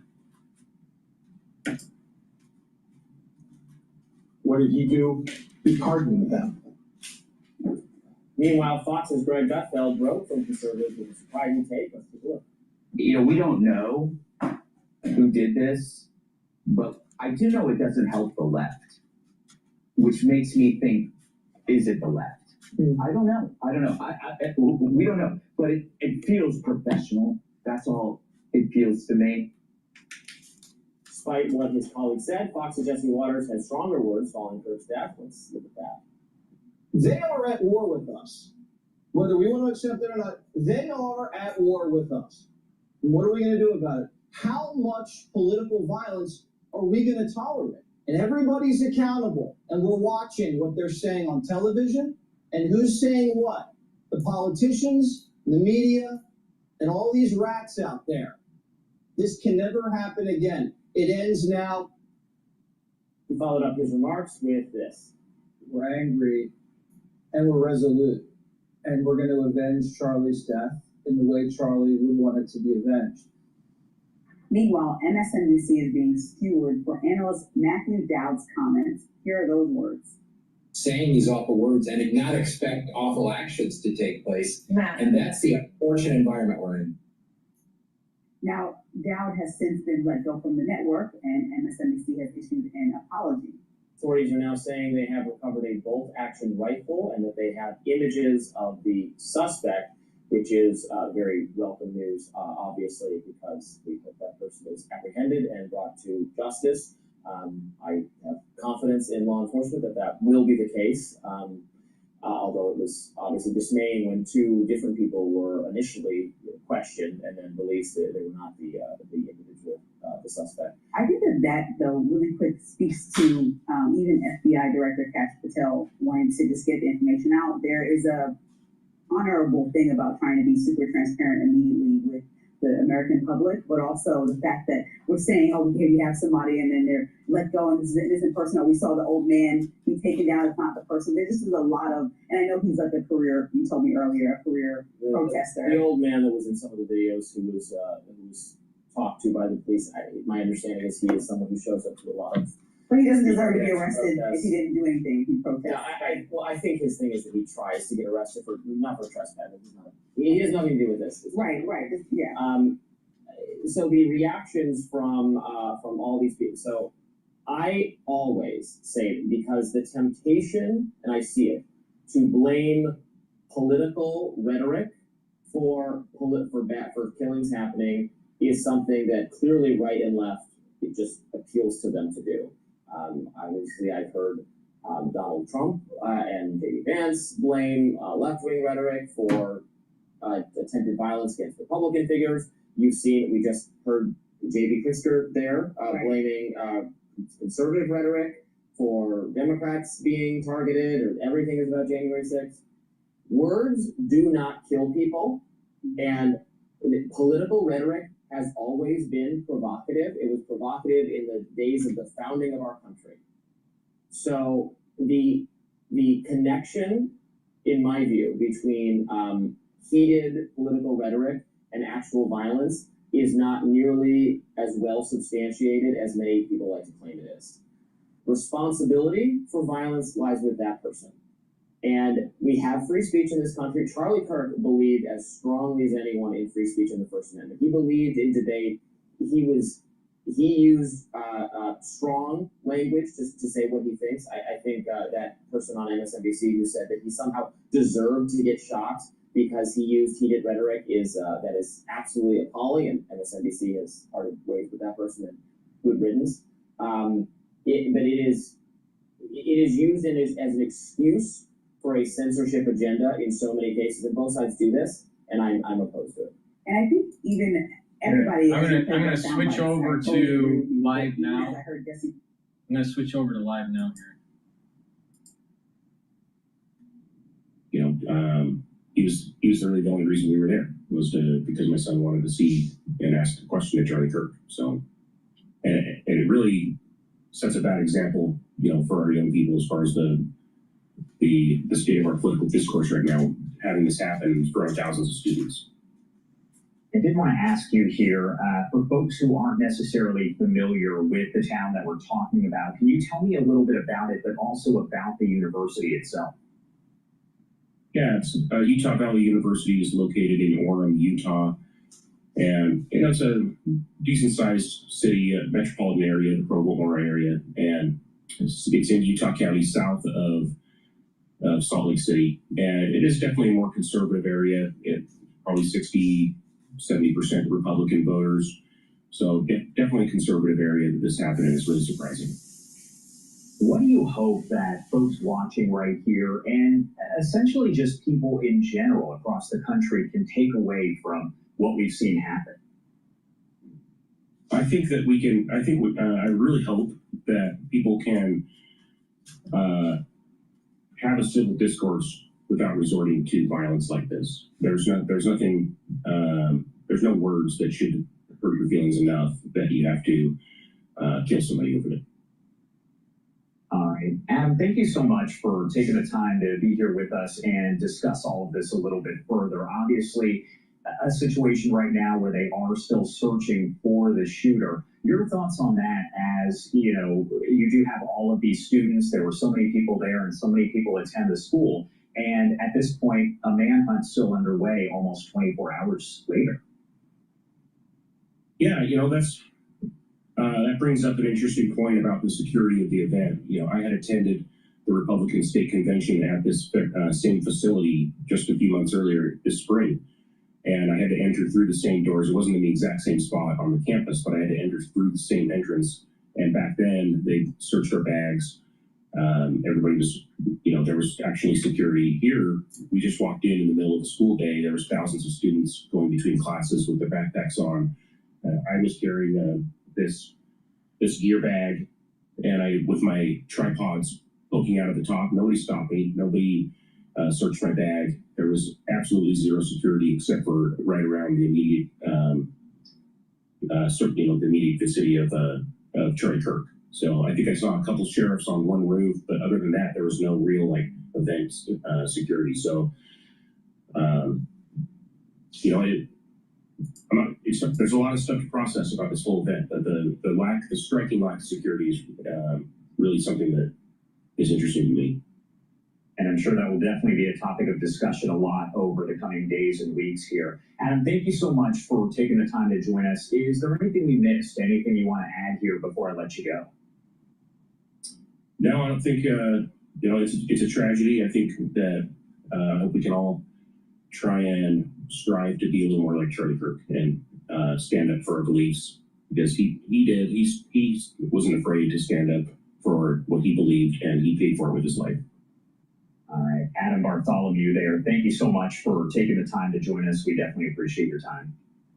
Thanks for having me. And I do want to take you out to this post here coming in from Fox News on social media, as they say sources are telling Fox News that messages were found written on the gun and ammunition that was used in the assassination of Charlie Kirk. As of right now, they say it is not clear exactly what those messages say, but sources just telling them that they were found on the gun and ammunition that were used in that attack. As we mentioned, we're going to go to MSNBC. I think it's Morning Joe on this subject matter. But before we do, please go to my store, the-studio-reykjavik.com. Get the collagen. This is a dual-purpose supplement. It's a powder. You get a month's supply. It has the typical amino acid profile shown on the screen here. You mix it with soft foods, filtered water, a smoothie, or even with milk, but take it every day. It helps with your skin, your hair, your nails, your musculature, your bone density, and also your joint health. Take it every day and do some resistance training with it. Very important, especially for joint health and bone density. Now, this stack here will help you with your bone density and your cardiovascular system. Vitamin D3 and K2, you stack them together, be taking calcium, do resistance training, and over time you're going to build more bone matrix. So you are building denser bone, and that's super important. As you get older, your bones start to become brittle, and it's important to maintain thick bone. Many people that are older, they fall, they break a hip, and they die in 3 weeks or less. So it's really important to do resistance training and take the proper supplementation. Now you can stack this also with the collagen to help with the bone density. Now, vitamin D3 also is a gene expression cofactor, so your cells are expressing genes properly. And vitamin D3 helps to get rid of cells that need to go into apoptosis, especially if they're infected. This is super important to take during the fall and the winter, especially this fall and this winter. Stack up on the vitamin D3 and pay attention to me, and I'll get you through the problem. But there's dual purpose here.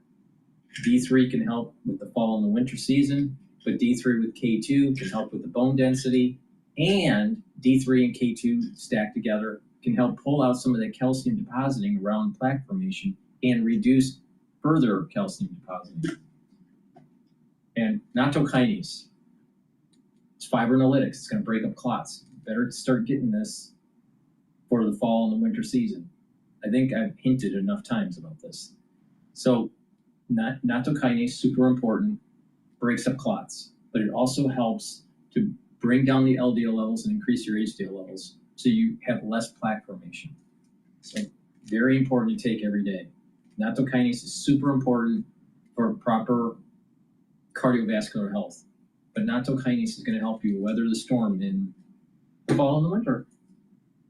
So please go to my store, the-studio-reykjavik.com. Use discount 5, you get $5 off any order. If you spend $100 or more, you get a free gift until supplies last. John Meacham, talk about what was lost yesterday. Talk about where you feel we are. We saw Ezra Klein's list of partial list of all the attacks over the past few years.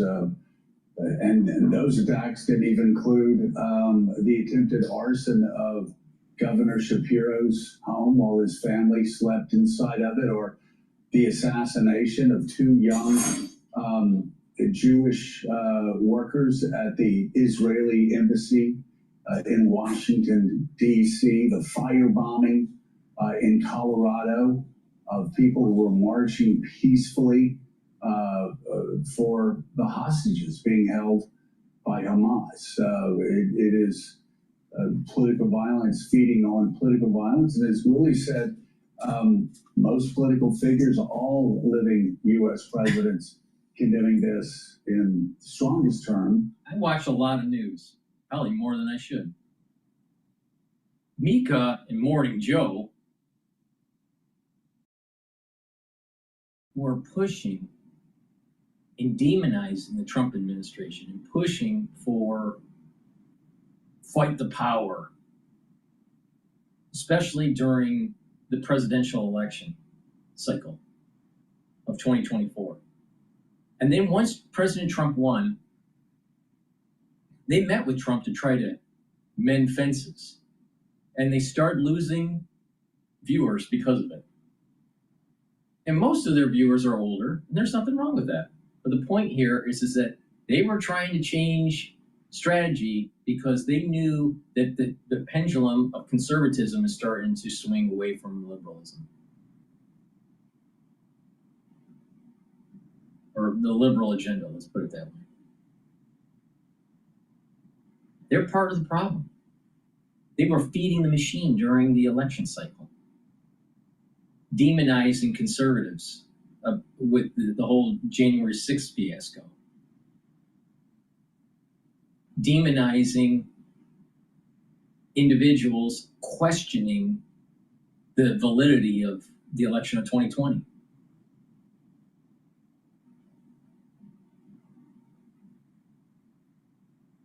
We almost had a former president of the United States get blown away on live TV, and it was a miracle it didn't happen.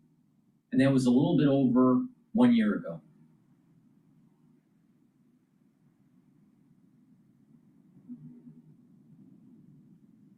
This isn't rhetoric between the conservative and the liberal. It's that the liberal is out of control. And it's fed by people like Morning Joe and Mika. And I still don't know why Morning Joe wants to dip his paintbrush in Mika. I just don't get it.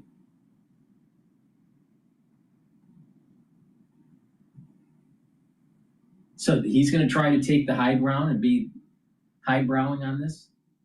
He's part of the fucking problem.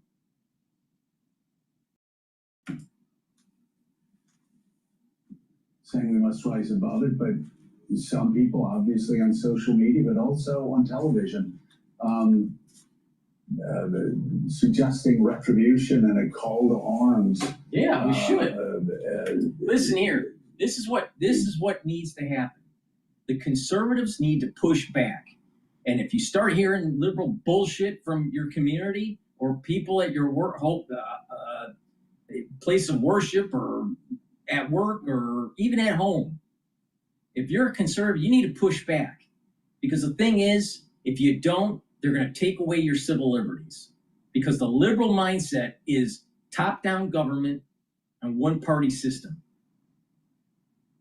Now, the way you push back is using the art of rhetoric. But you need to stand up and push back. Because if you don't, you're going to lose your rights. It's that simple. It's that simple. If Charlie Kirk wasn't around, well, he's not around anymore, but let's just say he never did his turning point journey, all right? Liberals would have more of a stronghold with the youth. So the point here is that he was willing to stand up for something and try to convince people to start thinking about God, country, and family. It goes back to the 3 pillars. If you look in your life and you don't have God, country, and family in your ethos, there's something wrong with you. There's something wrong with you. And fix it. But if you see people that are like this, and they're telling you on how to live your life, and you have God, country, and family in it, then you need to push back. It's not right to kill a fetus in the womb. It's not right. It's a human being. Oh, we need women's rights. Why? Well, it's enshrined in the Constitution. You know, women's rights and mankind, and, you know, if males have rights, then women should have rights too. Well, the same logic should be, we should extend those rights to the unborn.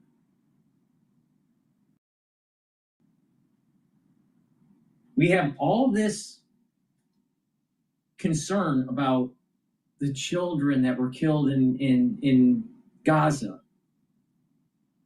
with the bombings and by the Israelis and all this. Do you know how many children that were actually killed during Roe v. Wade?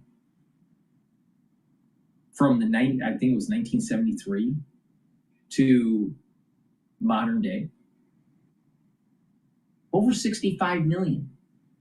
65 million. Where's the bleeding hearts? Oh, it's women's rights. It's women's health. Women's health, really? When the majority of the abortions are because of economics? It has nothing to do with the health. Now, there are cases where you need an abortion because of a health issue.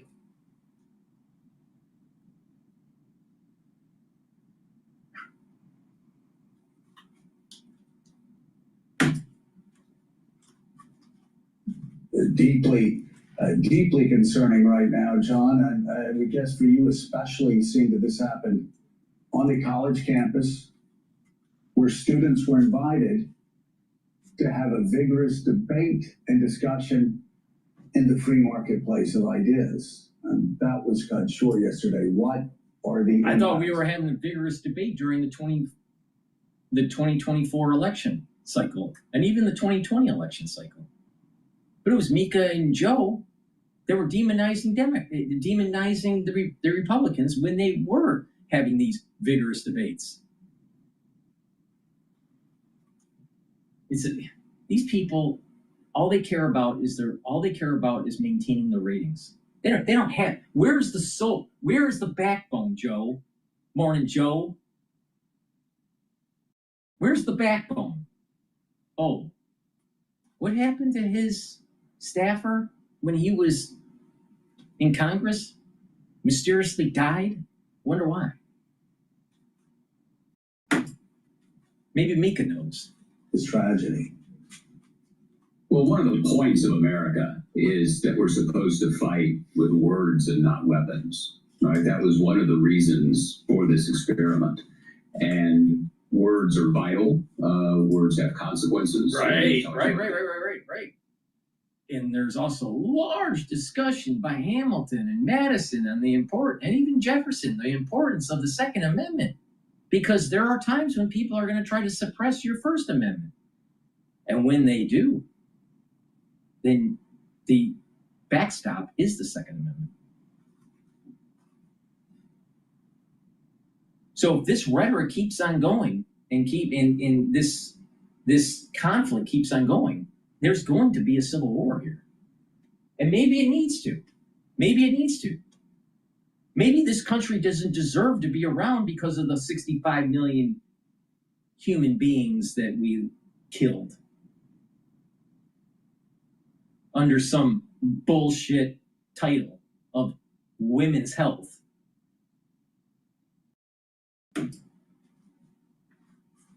Endlessly. But this is a violation. The murder of Charlie Kirk is a violation of a fundamental American covenant, which is that we are citizens under law. We are seeking a more perfect union. We can disagree about the means of politics. But you have the liberals saying the more perfect union is a one-party system, top-down government, collectivism, taking away property rights, taking away the meaning of words, telling people that you have to respect the pronouns of people. Is that a more perfect union? Is it? Or is that tyranny?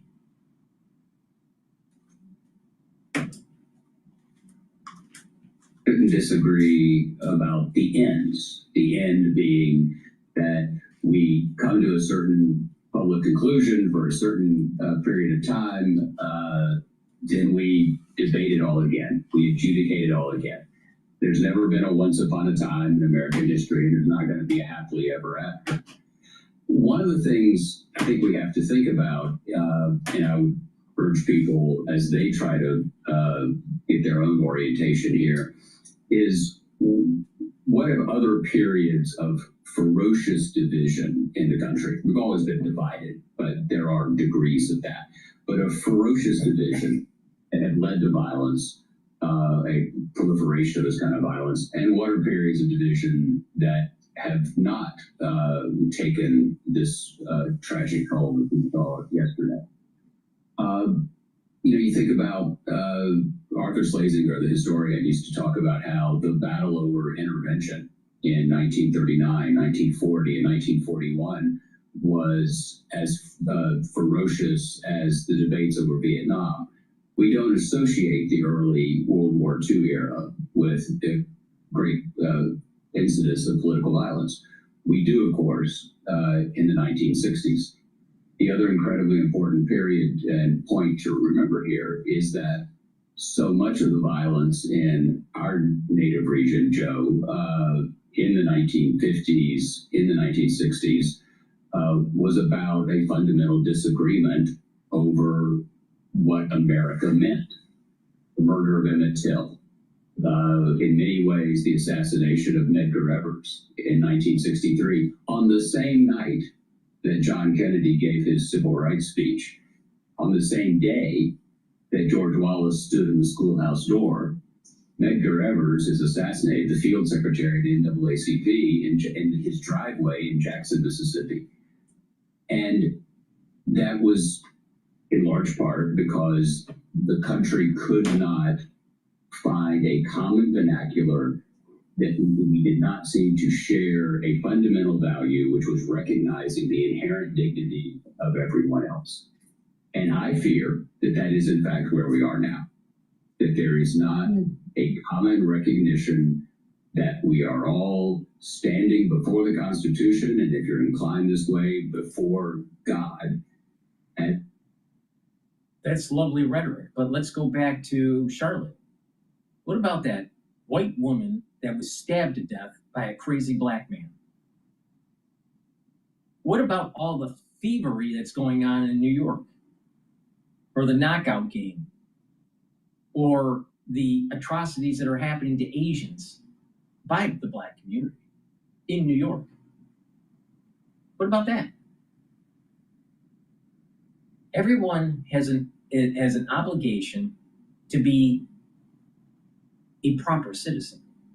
But when you break that covenant to be a proper citizen, don't be surprised that there are groups that become belligerent to individuals that have broke that covenant.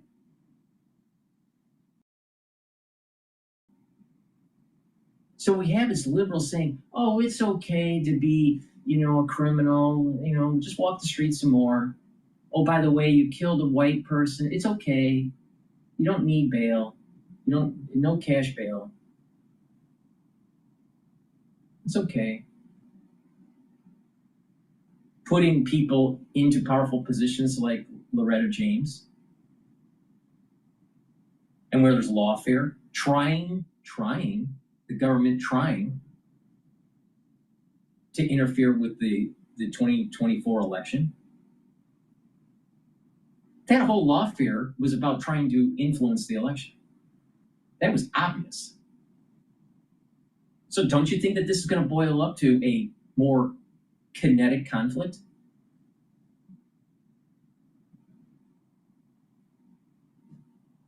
And these two people here, Mika and Joe, are part of the problem. Part of the problem. Same thing with The View. The people, if you want to call them people, the animals on The View. The zoo animals of The View. They're part of the problem. You have these talk show hosts at night and comedians. They're part of the problem. Johnny Carson said he's an entertainer. He doesn't get into politics. But yet, Jon Stewart thinks that he is so phenomenal with his intellect that he should use his comedic skills to be getting into the political arena. Well, why doesn't he take a page from an elder statesman from the comedic world? Johnny Carson. No, we can't do that. No. Because what it does is that if you create dissent, if you create animosity, you get ratings. So the corporate model to make money fed the machine that led to conflict between the conservatives and the liberals. And the liberals have gone so off track that they don't even know what their gender is.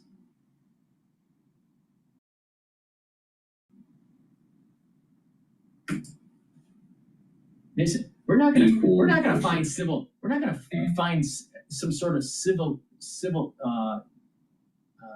I'll call it civility equilibrium. We're not gonna find civility equilibrium.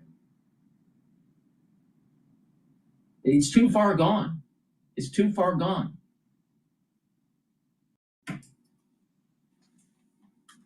If that is lost, it is immensely difficult to get back. The good news is that every one of us can help this situation today. Ordinarily, bullshit. Bullshit. This is what happens with the liberals. This is what happens. The conservatives see that a liberal takes out one of ours. All right, in this case, Charlie.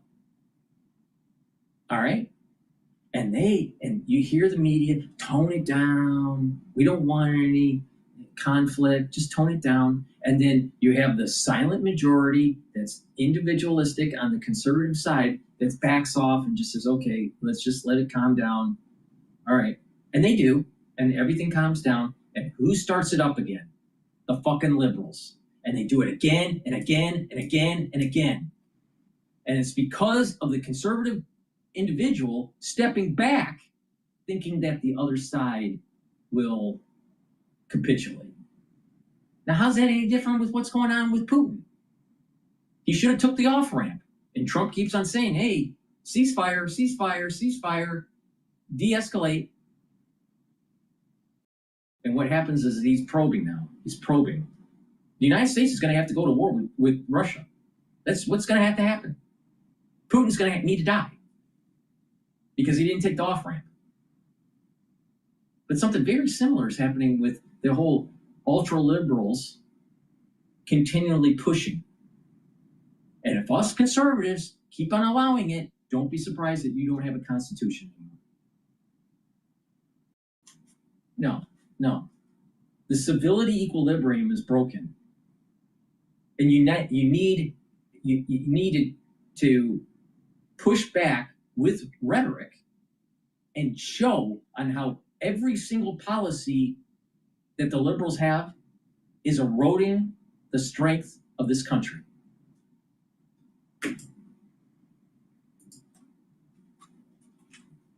Someone like me would say, well, people with a microphone need to be very, very careful of what they say.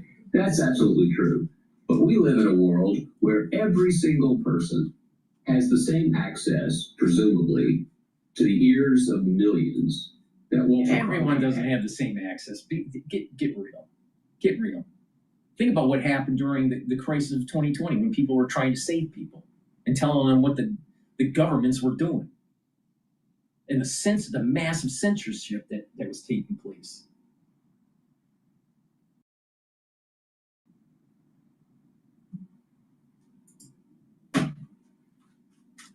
Right. Every one of us is a force in the republic because of the nature of technology. So I would just urge everybody, and I tell myself this all the time, and sometimes I listen to myself, not always, but I try. Let's take a deep breath before we throw that punch, before you post the snarky opinion, before you rush to judgment. Just take a minute and let's try to make the climate one in which we disagree without horrible tragedy like we saw yesterday. Vaughn, you described that scene on the plane yesterday with Secretary Kennedy, Attorney General Bondi. I spoke to those in the White House. Shell-shocked people, lower press, others, tears in their eyes, watching the television screens as the news, watching their phones. They're seeing the horrible video of Charlie Kirk's assassination. The president himself watching TV, calling aides for updates. Talk to us about what might be next. We just received word that the vice president, who was scheduled to come to New York today for September 11th, remembrances, is now going to Utah to spend time with the family of Charlie Kirk. He, of course, very close with Kirk. The president alluded to some next steps in his remarks last night, a video that was released to the nation. Talk to us what we should expect to hear from the president in the White House today. Right. And on the point of J.D. Vance, I think that their relationship is important for people to understand that these two, before J.D. Vance ever ran for office, became very close. J.D. Vance credited Charlie Kirk with help urging him to run for the Senate. I was there in the closing days of what was competitive Ohio Senate primary back in May of 2022 that Vance narrowly won, and it was Kirk that was there on the campaign trail with him in those closing days. And the night that he won, he credited Kirk for helping him put him across the finish line. There was no really other federal officials, Marjorie Taylor Greene and Matt Gaetz, but there was little other support, and Charlie Kirk was very important there to his candidacy. And that is where we see now that J.D. Vance, along with Second Lady Usha Vance, are going to be heading to Salt Lake City to pay their respects to the family there in Utah. The president, on his part, is heading up to New York today for 9/11 ceremonies. He's also going to be going to the Yankees game tonight. Undoubtedly, this will bring much of, on the Republican side at least, much of this week's, work, if you will, to a halt, understanding the sensitivities and the difficulty that so many are going through. In terms of where this goes, I think that the president, in his 4-minute video that he posted last night, he called out the left very, very explicitly and said that those, he mentioned the media, that those that helped effectively promote rhetoric around the idea that individuals on the right are fascist should be sought out after and should be held to account. I think that this is one where we saw after his assassination attempt last year, there was a momentary call for the country to come together and for more civil discourse. We have seen over the last year really anything but that play out. I think that the president, it is worth noting that this summer... This is the point I'm making. Civility, equilibrium is broken and it ain't coming back. It ain't coming back. The only way is that conservatism dies in the United States or the destruction of the ultra-liberal agenda. Of the assassination, Melissa Hortman, we did not hear the president comment on her killing, and this is also a president that lost the beatings of Paul Pelosi. And so I think that there's a lot of questions here for the White House of what does this look like going forward. A close friend, somebody assassinated. The difficulties are monumental here and difficult. And I think that to John's point, there's a deep question here of how does this country move forward? And if I may add to John's point, it takes me back to the John McCain quote that he wrote in his letter in August 2017 upon his passing to the country, in which he said, "But we have always had so much more in common with each other than in disagreement. And if only we remember that and give each other the benefit of the presumption that we all love our country." Really? John McCain, there wasn't a war that he didn't love funding.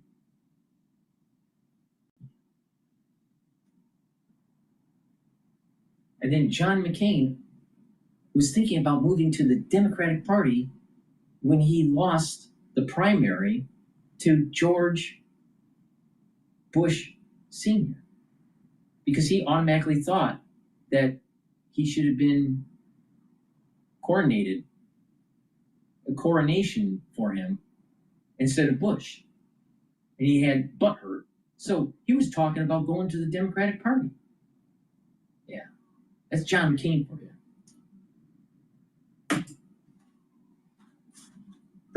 We will get through these challenging times, Senator John McCain. I question to what extent we believe in that in our neighbors, and the extent to which we believe that each other loves the country just as the same as their fellow neighbor. And I think that that is a question for both political parties up on Capitol Hill and at the White House and across the country. MSNBC senior White House correspondent Vaughn Hilliard, thank you for your reporting. Historian John Meacham, thank you as well. And still ahead on Morning Joe, we're going to get a live report from Orem, Utah, where Charlie Kirk. Please go to my store, the-studio-reykjavik.com, and get the Zeolite. Zeolite will detoxify your body, remove heavy metals, toxins, and chemicals. You take 3 small drops underneath your tongue, drink the filtered water, take it every day. It'll bind to those chemicals, toxins, and heavy metals and allow you to urinate them out within 6 to 8 hours. Take it every day. Some people prefer to take a heavier detox. Take 10 small drops underneath your tongue, drink the filtered water, do that every day until the bottle's done, and then do that protocol once or twice a year. I think doing it every day is better. And get the heirloom barley. Heirloom barley also helps to detoxify your body. So you can stack these two together. All right, the zeolite and the heirloom barley, or you can take them separately. But heirloom barley will detoxify your body, bring down inflammation, and soak up free radicals through superoxide dismutase. It's a powder. It's a high-density protein. Take it every day. This is a month's supply. Mix it with soft foods, filtered water, a smoothie, or even with milk. But take it every day. And by bringing down inflammation, you're helping with your joints, you're helping with your vascular system, you're helping with brain function. Why? Because if you have less inflammation at the cerebral level, your neurons are healthier. If you have a lot of inflammation at the cerebral level, your neurons start to die. So please go to my store, the-studio-reykjavik.com, and get the heirloom barley. And don't be a fucking crazy liberal.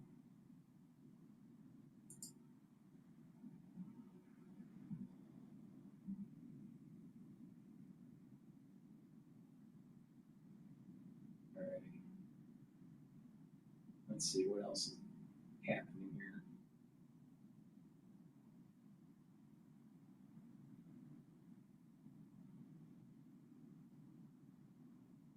I'm not really sure what the issue here is, but I'm going to listen to MSNBC. They're talking about the justice. Download the app and get 50% off your first Wonder order with code 50Google.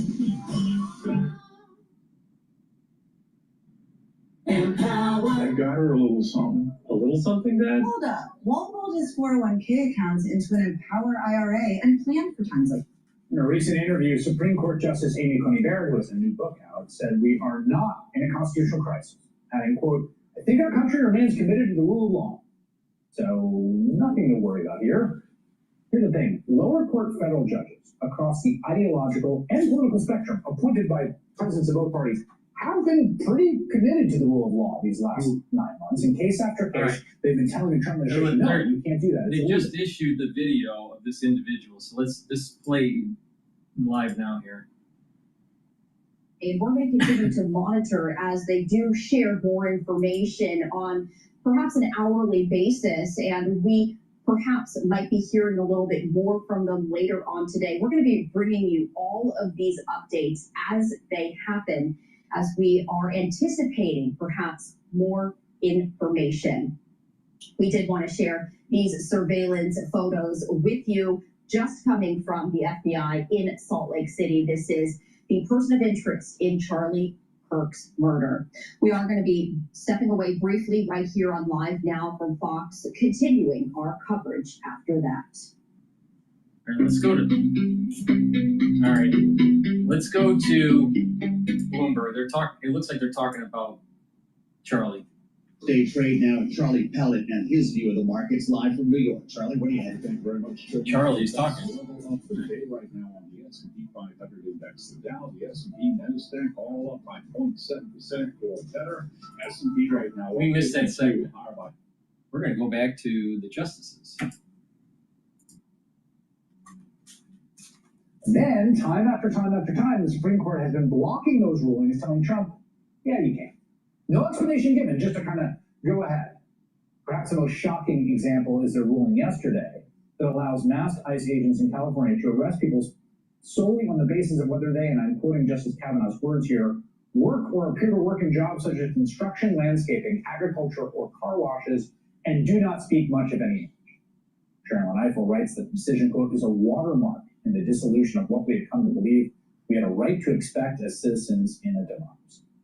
Joining now is Sharon Eichel. She's founding director of the 14th Amendment Center for Law and Democracy at Howard University. She was previously president and director of counsel at the NAACP Legal Defense Fund. It's always great to have you, Sharon. I want to just start at sort of this level that we've seen district judges with challenges, whether statutory or constitutional, before that, whether it's cutting off funding or it's deportations or it's show me your paper searches based on race, saying, no, this violates the law and the Constitution, you can't do it. And again, Trump appointees, Reagan appointees, Obama, and then the Supreme Court time and time again, often with no justification saying, we're going to let it go. What is this doing right now to the law in this country? Well, thanks so much for having me, Chris. It is, first of all, demoralizing district courts across the country. These are federal trial court judges. You described what they do and the way in which they are trying to make decisions that are consistent with the rule of law, but they are also doing that after they have taken in evidence and facts and have had an opportunity to read the claims of the parties and to read declarations that are submitted by members of either the plaintiff or the defendant class. They're not just doing this in a vacuum. And what we are seeing from the Supreme Court is a consistent decision to simply swipe away the judgment of district court judges, and as you say, do it without explanation, and increasingly do it with remarks that are actually hostile to what federal district court judges do. And as you point out, these district court judges are appointed by both Republican and Democratic presidents. This was what happened yesterday with this unsigned decision. 3 justices objecting, including Sotomayor, who writes, "We should not have to live in a country where the government can seize anyone who looks Latino, speaks Spanish, and appears to work a low-wage job. Rather than stand outly by while our constitutional freedoms are lost, I dissent." Now, the 5 of the justices in the majority did not deign to offer a rationale, but I want to get your reaction to what Justice Kavanaugh said about these questionings we caught on tape. The government sometimes makes brief investigative stops to check the immigration status of people. If the officers learn the individual they stopped is a U.S. citizen or otherwise lawfully in the United States, they promptly let the individual go. You think that's a factually accurate characterization of what's been happening? It is not. It is not. It sounds like something that was, I said, downloaded from a DHS website. There is plenty of testimony in this case in declarations of individuals who describe the environment. And of course, we've seen it with our own eyes. Let's just set the table here, Chris. This suit is brought by United States citizens who are Latino or who work in those environments that Justice Kavanaugh has identified that DHS has targeted. So these are United States citizens who are describing their fear, of being taken into custody. And we have all seen with our own eyes what these ICE raids look like. There is not a gentle inquiry. He says that if it is determined that they are a U.S. citizen, the ICE officer promptly releases the individual. We have seen cases in which the colleagues of individuals who have been grabbed by ICE are telling ICE, this person is here legally, or this person is a U.S. citizen. And we have seen U.S. citizens detained in ICE custody for up to 3 months. So we understand that what he is saying is some sanitized, fantastical version of what every citizen has a Social Security number. All right? But so do legal non-citizens. When you type in that Social Security number, the government knows if you're a citizen or not. So all you got to do is just give them your Social Security number, and you'll be fine. So what's the issue? Look like. And it's so shocking because, of course, we're watching these raids happen on television. We're seeing it online. We're seeing what they look like. And we basically have a Supreme Court justice who's offering this fantasy that we are all supposed to go along with because the Supreme Court is the 800-pound gorilla, and who's going to check them? But it is really shocking. We just had the situation this past weekend of the raid on the EV battery plant in Georgia, where South Korean nationals who were here legally, engineers, were taken into ICE custody, shackled about their waist, their legs, handcuffed, and taken into ICE custody. Did that sound like a brief moment and an inquiry as to whether they were here legally and then a prompt release? No, the South Korean government had to negotiate their release with the United States. So this is a justice who's describing something that patently is not true and is contrary to the evidence and contrary to the evidence that was pulled in and evaluated by the district court. And then he says, let me tell you who the judiciary is. We're not allowed to put our finger on the scale for one policy or another.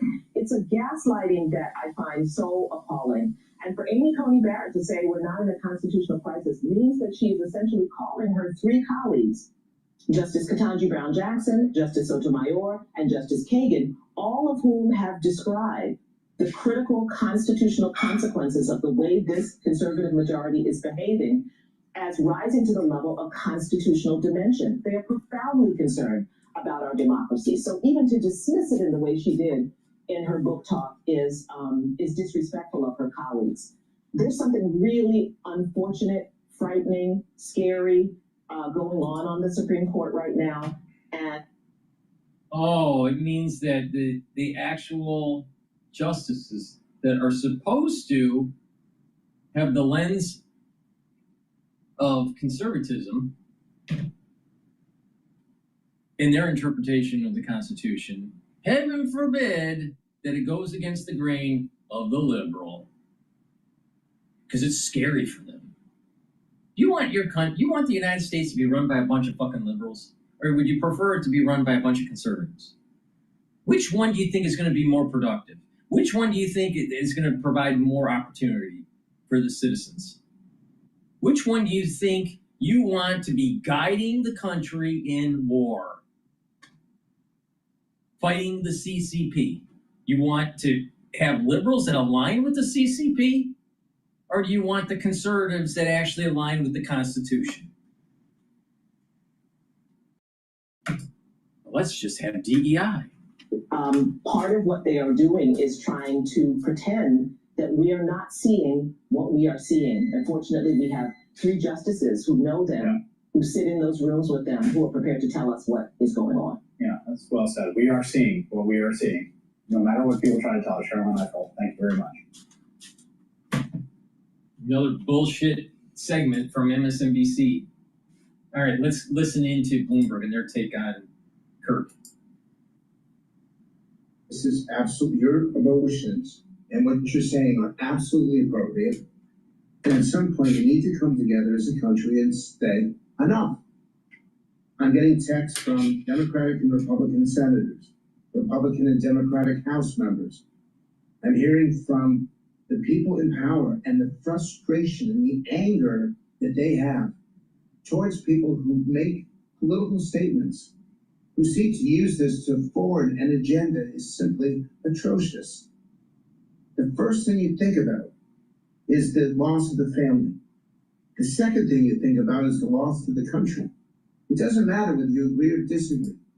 In fact, it is completely irrelevant. What is relevant is that in the last 48 hours, you had a woman stabbed to death on the train, and there were 100 people who just watched it happen. We had shootings in Colorado, more shootings of young people, and we had this horrible tragedy. And I'm asking Americans to start to say, wait a minute, these aren't random circumstances, right? That we have to consider the impact of what's happening, and we have to say to ourselves, enough. And that's the word that I'm going to leave this answer to your question with, enough. Enough political violence, enough destroying each other. I posted on my X account the speech of Bobby Kennedy in 1968, moments after the assassination of Martin Luther King. Lovely, lovely. You know, the reality of the situation is the liberal isn't going to back down.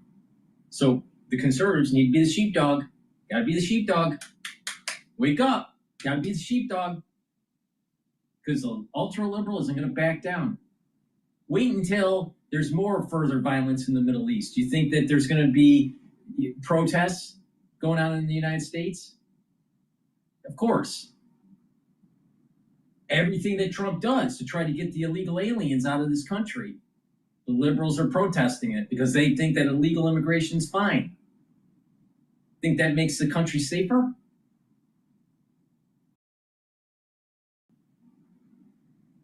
Just imagine what we have to do if China invades Taiwan, like tomorrow.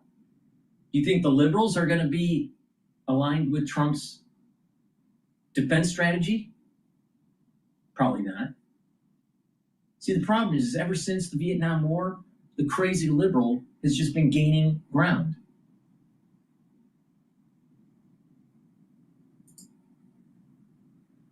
Activity. They need to learn there are right and wrong ways to approach politics. He went on to say, I'm afraid that what we now learned is the wrong thing, which is anything goes at any time for any reason. Frank, people and young people especially were looking at this video within 5 minutes of this assassination happening. Is the corrosion generational? The corrosion is throughout the country. The video was horrific. And I was teaching while this happened. And someone's going to show me the video. And fortunately, my students pulled it away from me and said, don't look at it. You don't want to see it. Well, unfortunately, I saw it, and I couldn't believe what I saw. And this is not Hollywood. This is not entertainment. This is a human being. I've seen a lot worse. Rights to share his point of view with students who are there voluntarily. And that I really hope that we can, over the next 24, 48, 72 hours, sit down and discuss what is missing at home, why we seem to have lost the values of civility and decency and respect. I'm hoping that we will look at what's missing in our education system, because our kids are not being taught to celebrate each other, they're being taught to condemn each other. I hope that we have a discussion about social media and its role in forwarding and endorsing and pushing out this kind of messaging that makes it potentially acceptable to behave in such an inhumane way. And in the end, I want us to look at ourselves, as I have been doing over the last 24 hours, and the things that I have said. And It's all about, it boils down. You can take all this bullshit rhetoric. It all boils down, God, country, and family. If you don't have those in your life, bam, you got a society that's devolving. It's that simple. What happened? Where will we go from here? We're spending time with Frank Luntz today on Balance of Power. Now, what are your thoughts about what the president said last night? Radical left political violence has hurt too many innocent people and taken too many lives. The framing of this. Remember, you got to take the stance. The Constitution is more important than your life, period. It's more important than my life. The Constitution is more important than your kid's life, your family, period. The Constitution, making sure that it stays, making sure that that Constitution goes from one generation to another to another. If you are egocentric and you just care about your own life and not the Constitution, then eventually there will be a generation that does not have it. It's that simple. And the liberals want to erode the Constitution. So what this really means, and our founding fathers saw this in the future, that we will be tested, and we are either going to uphold the Constitution even with force, or we're going to lose it.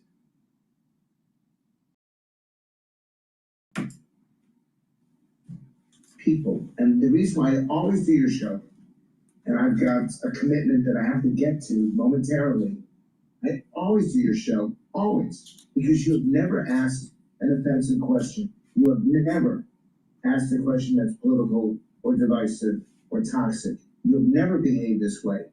And I want your viewers and your listeners to know. I watch a lot of this. I watch a lot of Balance of Power.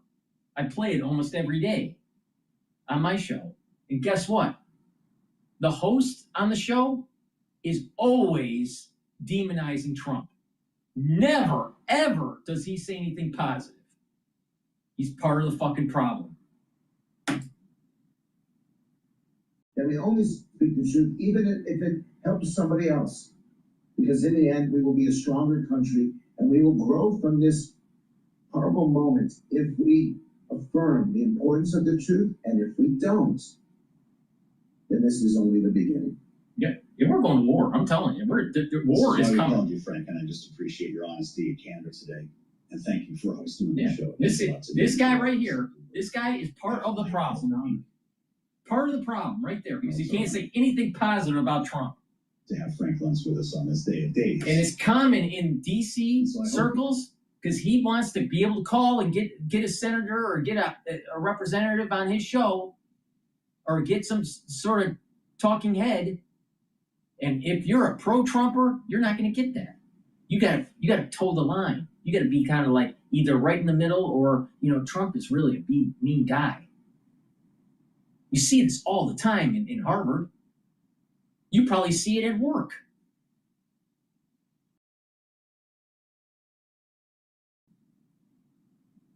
It's a microaggression in what they do, using their terminology. Well, conservatives need to stop, push back on the microaggression, and maybe be a little bit microaggressive. We'll agree on this, as a matter of fact, and we'll talk with our political panel a bit later on today as well. Well, with Rick Davis, the dipshit, is with us too. And our dear friend Charlie is also with us. He's live in New York with a look at Wall Street. We're going to do that first and get to the Thursday trade with Charlie Pellet. Hey, Charlie. Thank you very much. 9/11, always a tough day on Wall Street, brings back a lot of memories. The Dow, the S&P, Nasdaq, all advancing right now. Up 54, 65, 86. We're looking at a gain of 0.8%. We did get that relatively tame inflation reading combined with more signs of job cooling that is spurring the rally that we're seeing right now amid speculation that the Fed will be slashing interest rates for the first time this year. That, of course, meets next week. Right now, the S&P, as I mentioned, up 0.8%. The Dow up 1.3%. Nasdaq up 0.7%. The 10-year 3.99% on the 10-year, with the 2-year currently yielding 3.51%. Gold just about flat on the day right now at 36.38. Please go to my store at bud-studio-reykjavik.com. And since we're going into Civil War, you might as well build some muscle. How are you going to do that? Go to my store and get the Gladiator Barley. It's a high-density protein. You do some resistance training, and guess what? You build more muscle. This stacks really well with the Myotrol, because Myotrol helps with the gene expression to build muscle, especially if you're age 40 or older. But take Gladiator Barley. This will help to build muscle. It'll bring down inflammation, detoxify your body, and soak up free radicals through superoxide dismutase. It's very powerful stuff. Take it every day. And you can stack it with Boomer Boost or just take it separately. But again, this is important to take. And by taking it, you're detoxifying your body. You're bringing down inflammation. That's important for multiple systems like your cardiovascular system, your immune system, your endocrine system, and even your cerebral. So please go to my store, the-studio-reykjavik.com, and get the Gladiator Barley.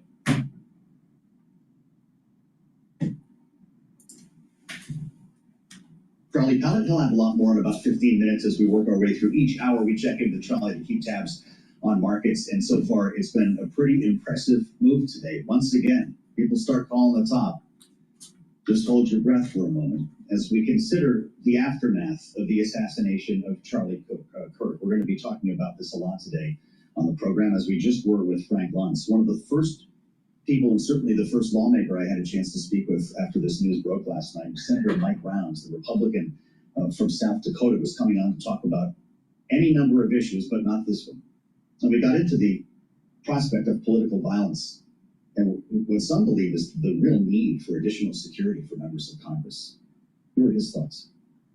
It is an opportunity for us to once again tell the rest of America and the rest of the world that we can have different points of view and not be violent about it. And so anything that any of us can do to offer as an example the way that we should treat one another with respect, that's a positive thing. I think that's what Charlie Kirk would have wanted to have had happen. And most certainly that's something that I think we should continue to carry on, which is peacefully discuss and have your different points of view, argue it, debate it.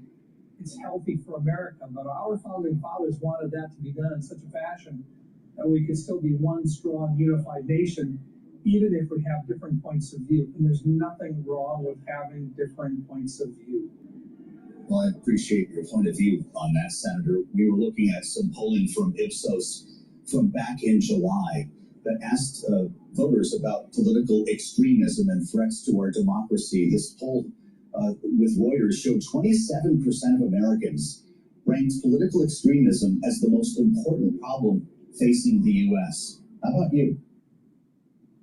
I can just tell you from personal experience here in Washington, we work across some of the most polarized areas in terms of ideas and ideologies. But if you talk to members of the Senate, Republican and Democrat alike, we get along with one another. We have visits with one another. We go to lunch together. We have a prayer breakfast together. We have Bible studies together. We are not enemies. We may have different points of view, but that doesn't get across very often. And so the example that we should be able to offer is one of unity in terms of making America better than what it is today. Our founding fathers said that they wanted to create a more perfect union. They didn't say our union was perfect to begin with. They wanted it more perfect. But that's what we should be focused on here. And sometimes in the middle of our strong emotions here, we forget to finish with that particular part of the message, which is regardless of our points of view, we're Americans first. And we treat each other with respect and with dignity. And here in the Capitol, and in the offices that we have, I can tell you personally and that behind closed doors, Republicans and Democrats alike get along. We respect one another. We consider each other as colleagues and friends. And we would hope that across America, whether it's a coffee clutch or whether it's a political meeting, a city council meeting, or a state legislative body, that we remember that we are all Americans and that we have a whole lot more in common than we'll ever disagree on. Make rounds. No. The camel's back is broken. Because if you're not here in Washington, you may not realize that, yes, these guys and gals work out together in the gym on Capitol Hill in the morning. They might have their private quarters, but they come together a lot. A lot of them are friends. They play on softball teams together. Sometimes they're targeted together. Now, I mentioned that research. This is a fallacy argument here. You have both parties captured by lobbying groups, by the same lobbying group. Do you think oil only goes to Republicans? The oil lobbying group also goes to the Democrats. What about Big Pharma? Both. Get real. So it's not about what's happening in Congress. It's what's happening on Main Street. And Main Street, the problem is that the people's wishes aren't being upheld within Congress. And that there's a division within Main Street. And that's the ultra-liberal and this conservative stuff that's happening.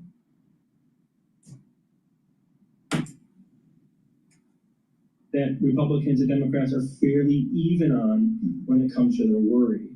Now, it's a whole host of different things they're worried about when it comes to political extremism, the friction, the polarization, and even the violence in the past. So that definitely, and without a doubt, is the number one issue today in America. Fascinating. We find as well nativism, an animating force in America today. What are you learning when you talk to voters about this? This is really what's driving. So I would make the argument that it's driving most of our politics today, right? And nativism, what is nativism? It's so demonizing those that have a more restrictive view of it tend to be Republicans. See? Those that have a less restrictive view tend to be Democrats. And that is the conflict today. We see it across America. Right? Wait, it's about nativism. So it's the Republicans that must be at fault. That's what that's the implicitness of this argument that they have. This is the point I'm making. If you're a conservative person, don't back down because they're just going to take advantage of you standing down. Don't be stupid. Because they just keep on doing this. And they've been doing it ever since the Vietnam era. This isn't something modern.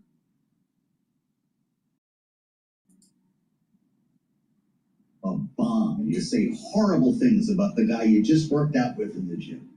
Maybe that's not the case. Maybe they don't get along. But the fact of the matter is, the contrast that you see across the country is born of a perverted vision of Washington, is it not? Well, I think it's a function of distance, social, cultural, political, right? I mean, indeed, we are very polarized, and we have been over the last few decades, and it's only gotten worse. But this polarization, as I said before, is cultural, it's geographic. As an example, we see it play out in these sort of ecosystems, virtual ecosystems that can be very, very hateful at times. Yeah. But ultimately, the problem of distance is a problem of empathy, the inability to put oneself in the other one's shoes. And I think that's what the senator was hammering home, that at the end of the day, we might disagree on many things, but we can sort of model the other one's life. We can understand where they're coming from. But for many, that's very difficult when they just engage in ultimately the virtual or social world. It's a version of road rage when you don't have to actually talk to people face to face. You act like a different person. Well, it's much easier to criticize online and social media than it is face to face. Ultimately, the last point I would make there, which I think it's very interesting the way you framed it. Leadership matters in a world that's fractured, where we don't engage. I don't know my senator or my local town leader or the local dog catcher like I used to. I just walk down the street. I know them mostly virtually. And often, and we know this based upon public opinion data, often I'll follow their lead. It's called queuing. I'll follow Trump's lead. I'll follow Biden's lead because I'll give him the benefit of the doubt and I trust him. And when leadership calms things and says, we work together, this has a salutary effect. But when leadership and leaders basically throw barbs back on the other side, this is problematic because the average American doesn't necessarily have, as you said before, you were alluding to, have contact with the other side. That's right. And so here we are on this 24th anniversary of 9/11. And you're going to hear a lot of people talk about the unity that we all felt in this country. There was an American flag on every house. Does this feel like the opposite? Yeah, we're in a difficult place right now. I think this assassination of Charlie Kirk obviously is devastating. It really weighs heavy on the body politic, and a body politic that was already strained. A widespread belief that the system was broken, it no longer worked for the average person. He was for many, a shining glimmer of hope for something different. 9/11 at the time rallied the troops, moved public opinion immensely. I think Bush gained 30 or 40 points in the end. But ultimately, we're in a place where people no longer trust the system. It's interesting to think that this president of the United States is also headed to a Yankees game this evening, and we'll see what kind of unity he can strike while he's there. Cliff Young, great analysis and great insights from our friend at Ipsos. Thank you, Cliff, for being here. This host on Balance of Power, and I've watched a lot of it, he hates Trump, and he doesn't say anything positive. Please go to my store, the-studio-reykjavik.com, and get Boomer Boost. Boomer Boost has 68 nutrients. It has a very comprehensive profile for the powder. This is a month supply. You mix it with soft foods, filtered water, a smoothie, even with milk. I take it with soft foods like hummus. Take it every day, and it'll target multiple systems. It'll target your heart and your vascular system, brain function, rev up your energy levels, and improve your metabolism. So it's a great way to get healthy. Now, take it once a day. And if you're trying to lose weight, this is also a good way to lose weight by using this as your meal. So like you put it in soft foods like some yogurt or some applesauce or hummus, right? And then have a calorie restriction for your second meal and your third meal. And then you do your exercise, primarily resistance training, more resistance training than cardio, because you'll lose more weight when you build muscle. This will also help with muscle, with strength and maintaining strength and building strength. And so over time, you're going to start to lose weight safely. And then once you reach your target weight, then you can go back to your maintenance calories and then take this every day. For ones that don't need to lose weight, I mean, obviously I don't need to lose weight, right? So I take this every day. I just mix it with soft foods, and I just have my normal number of calories per day. And this is a great way to fuel my body with the nutrients it needs to improve these different systems. And over time, what you will notice is that you are slowing down the aging process. You'll notice the benefits of this within 72 hours. You'll start feeling that you have more energy and that you have more vitality and you want to be more active. And then, so within 72 hours, you'll notice that you're taking this. Now, I used to have chronic headaches, all right, going all the way back to when I was a kid. I mean, going all the way back to 6 years old. Migraine headaches. I've suffered them my whole life, all right? And just by accident, when I started taking Boomer Boost, the number of migraine headaches has drastically gone down. I used to have at least 3 to 5 migraine headaches every week for decades, all right? I don't know what's in this that causes it not to have a headache, but for me, the headaches went away, and I noticed it within 1 week that happened. So the point I'm making is that there may be something that is problematic for you, that it's just been chronic and you just don't know how to, it just doesn't go. Try this. It might actually reverse the issue. So again, you'll notice that you're getting benefits of this within 72 hours. It targets multiple systems, and you take it over a long period of time and you'll notice that you're actually slowing down the aging process, and it stacks really well with the Gladiator barley or the heirloom barley. When you do that, you're even controlling your A1C levels even more. So please go to my store, the-studio-reykjavik.com, and get the Boomer Boost. This is great stuff. I mean, I wish I had this when I was in triathlons. I would have used this as a fuel source for my triathlons. So if you're an athlete, you can benefit from this for pre-workout fuel source or post-workout fuel source. So there's a lot of ways to use this. So please go to my store, get it, get healthy. It's powerful stuff. Go to my store, the-studio-reykjavik.com. Use discount 5 to get $5 off any orders. If you spend $100 or more, you get a free gift until supplies last.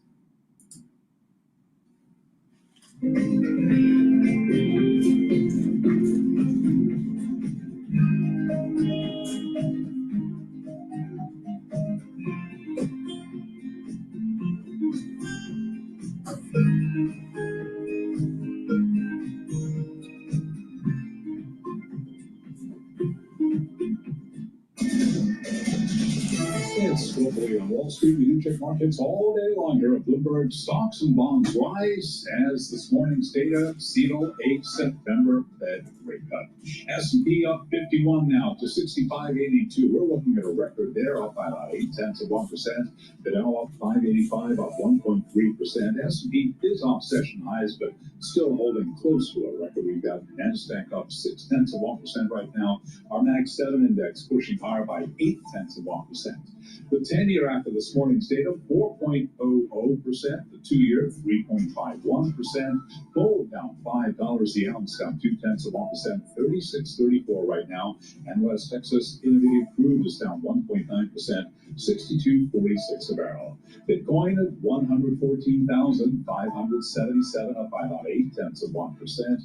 Again, S&P 500 index up 0.8%. This morning's reading on consumer prices was in line with expectations, while initial jobless claims jumped to the highest in almost 4 years. As for the economic backdrop, Tiffany Wilding is economist at PIMCO, and she was interviewed this morning on surveillance. We are really entering this kind of period of weakness, potential weakness.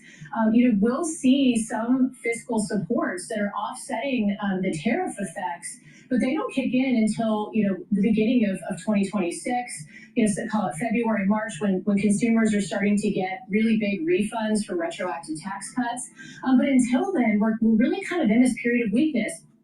Tiffany Cindy Wilding of PIMCO. Apple hit with a pair of downgrades today in the latest sign of caution toward the iPhone maker, which has sharply underperformed its large cap tech peers this year. Apple shares, they're trading higher by about 0.8%. And Oracle retreating after yesterday's 36% surge. Oracle right now lower by 4.2%. For on-demand news, 24 hours a day, subscribe to Bloomberg News now wherever you get your podcasts. Back we go to Washington, and once again, here is your host, Joe Matthew. Okay, Charlie, great to have you with us. As always, Charlie will be back coming up top of the hour around 1 o'clock as we welcome our global television audience to the Thursday edition of Balance of Power with the latest on Wall Street. It has been a boffo session so far. A lot of breakouts following that Oracle earnings report on the AI front. It's really been something to watch. We are, of course, consumed with politics on this program, and today in Washington it does feel a bit different coming off of the news last evening in the assassination of Charlie Kirk. Now moving into the stages, of course, that we walk through each year on the 11th of September. There was a ceremony held, as we do each year at the Pentagon. President Trump attended that ceremony, and he's going to be making his way to New York a little bit later on today to attend the New York Yankees game. Of course, recalling former President George W. Bush's triumphant night at Yankee Stadium, when the nation felt like it was in a very different place than it is today. The unity that followed 9/11 is something that many wish they could duplicate. As we've heard more than once, and following this assassination yesterday, I think to many it seems even further out of reach. There'll be much more news to follow, and we'll update things with the help of Bloomberg and CBS News along the way throughout the day here on Bloomberg. We're focused on seeking context and perspective. It was a briefing held last evening, and it was stark to listen to on Bloomberg Radio. Doug Krisner was on the air, and I was driving home from the late edition of Balance of Power when the governor of Utah, Spencer Cox, started speaking. And I think you might remember the headline that I'm referring to. Let's listen to the governor before we bring in our panel. Here's Spencer Cox.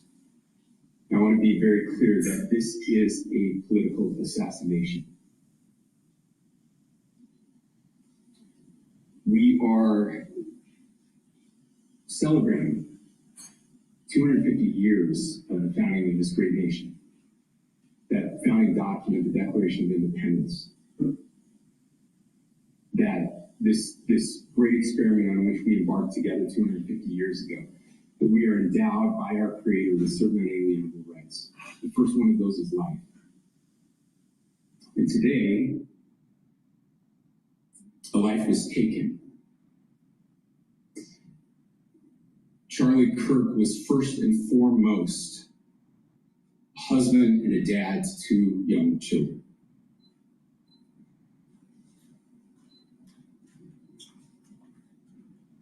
He was also let's just replay it. Very much politically involved. And this is where we start with our panel. I'm glad to say that Jeannie is with us today, Bloomberg Politics contributor. Jeannie Shanzano is Democracy Visiting Fellow at Harvard Kennedy School's Ash Center, joined as well by Republican strategist Greta Joins, Policy Director Brownstein Hyatt. Greta, welcome back to our conversation. It's great to see you. And Jeannie, I want to start with you here. With so many questions, most of them are pretty simple. I think people are asking this morning when you talk to somebody in the office. I got a couple of calls from friends earlier than usual today because they wanted to get me before I left the house. I was really happy to hear from them. Questions like, how did we get here? And how do we move on? Some folks are very worried, in some cases, about the rhetoric that we heard from President Trump last evening, some of the blame game that has followed. But Jeannie, they haven't even found the shooter yet.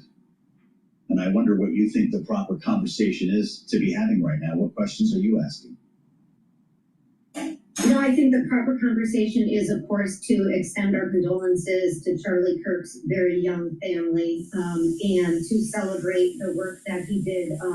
I am obviously a Democrat, but I know of Charlie Kirk's work very, very well because I'm fortunate enough to spend much of my professional life on college campuses.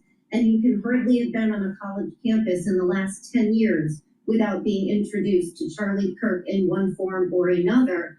And just today, Joe, I, like you, was hearing from people, and I heard from an alum who had started the Turning Point group on campus, and I had worked with her as a faculty member on that, and she is now working on the Hill, and she just recalled how life-changing Charlie Kirk and Turning Point were for her and other conservative students on campus. And so I think that's the proper conversation to have. And then I think the other proper conversation to have is about, you mentioned the rhetoric, and I think that is the rhetoric we use to respond to this. Because one thing I think we all have to be careful about, particularly those on my side of the aisle, is to say political violence is unacceptable, but. And remember, anything before a but is a lie. We should never be saying, but we disagreed with him or we found it offensive. It's got to be political violence is unacceptable. And the same goes with the other side. No, there is but. There's comma but. Right. No, there is a but.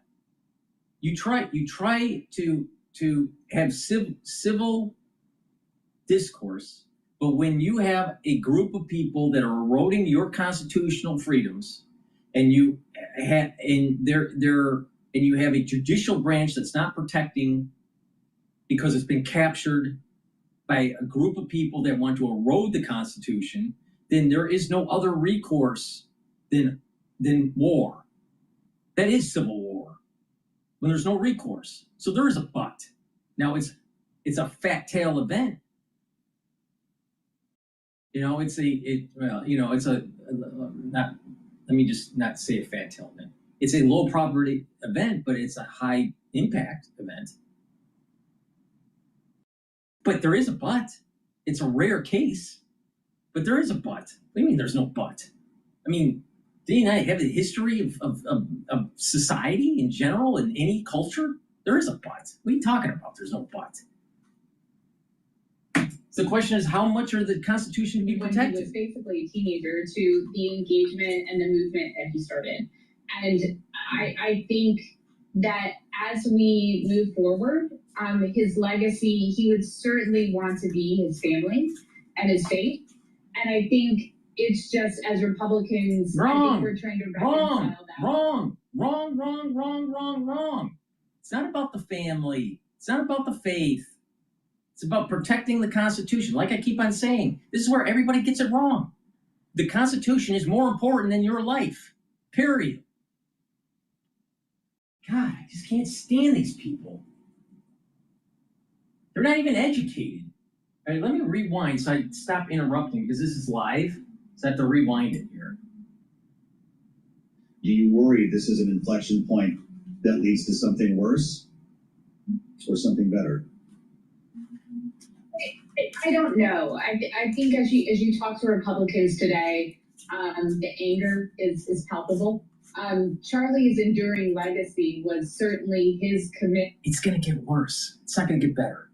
Why? Look, do you think things have been getting better since 1968? Really?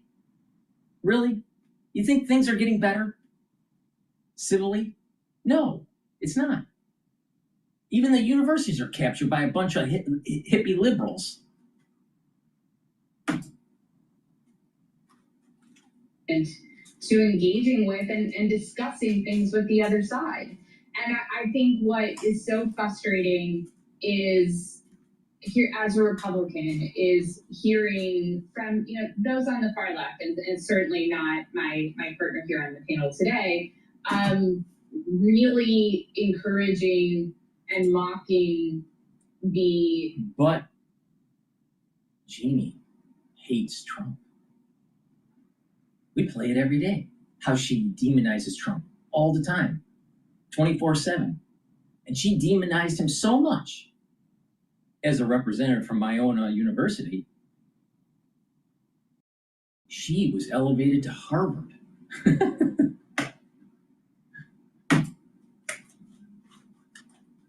The tone and tenor of what Charlie did from when he was basically a teenager to the engagement and the movement that he started. And I think that as we move forward, his legacy, he would certainly want to be his family and his faith.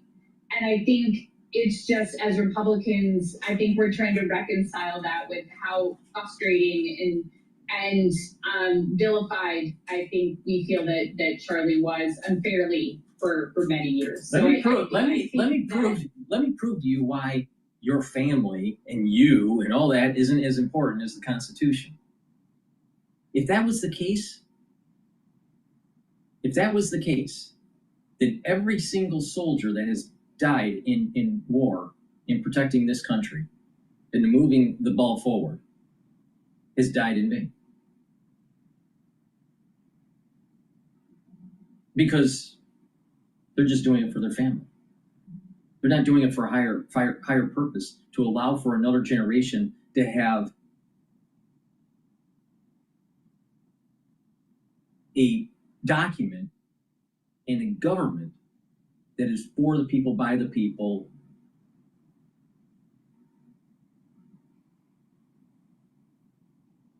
Then if it's just for your family, it's just ego. It's just ego. Now, it is important, God, country, and family. That's true. The pillars are God, country, and family. But the most important thing here is not your life, but it's the life of the Constitution. And when people stop having that kind of mentality, and people don't have that in their ethos, then it's so easy to just, when going gets tough, don't worry about the Constitution, erode it. Take away the civil liberties. Oh, just erode it. See now the reason why egoism doesn't work in terms of long-term protecting the Constitution.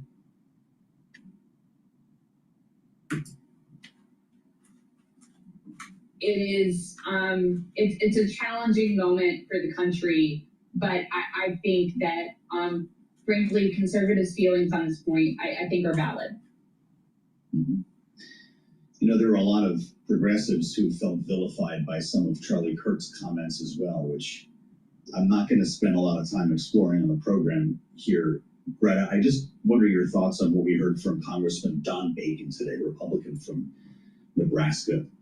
He says he wishes President Trump would unite the country after this shooting, but, quote, he's a populist. He says populists dwell on anger. And I have to remind people, we had Democrats killed in Minnesota too, right?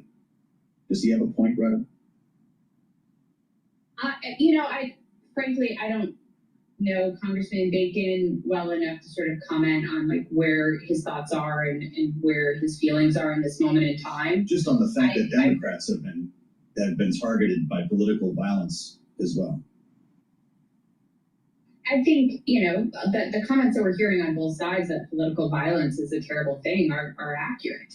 I think what has been challenging, in particular in recent weeks for Republicans to see, is certainly it's the magnitude and the frequency. Like Gavin Newsom post mocking pictures of the assassination attempt on President Trump. Right. And that I think the more insulated that we become from the seriousness of all of these conversations, and I think really aggressively using terms like fascist and Nazi, and we are at war with our opponents, as we heard Senator Murphy say just a couple of days ago. I think that emboldens those who are attacking Charlie Kirk, who are attacking President Trump, and are certainly going after any political stripe out there. This is the point I'm making. This is exactly the point I've been making for like 2 hours. Don't back down. If you're conservative, don't back down. Because if you decide to back down, then they're just going to continue moving forward. These liberals will keep on demonizing you and trying to pigeonhole you. And the less power you have, the easier it is for them. But the more power you have, the more that you actually stand for the constitutional rights for all citizens,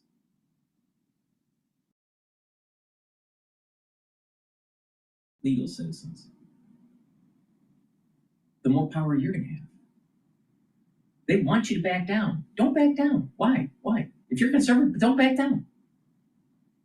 Because every time you back down, you're capitulating and giving up ground. And believe me, the libtards, they're going to take it. You just go on TikTok or even X and see lots of people gleefully celebrating the death of Charlie. Isn't that sickening? You may not like them, but there's hundreds of these posts, if not thousands. There's a rot that is happening in American society where there's a lack of regard for property rights, and a lack of regard for life. Now let's go to that whole lack of regard for life.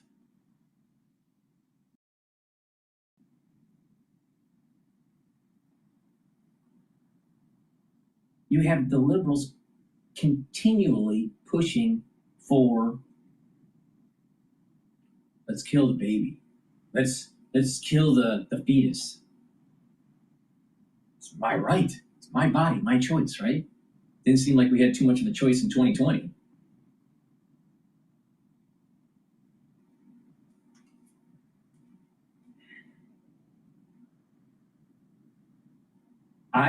There are certain things that are not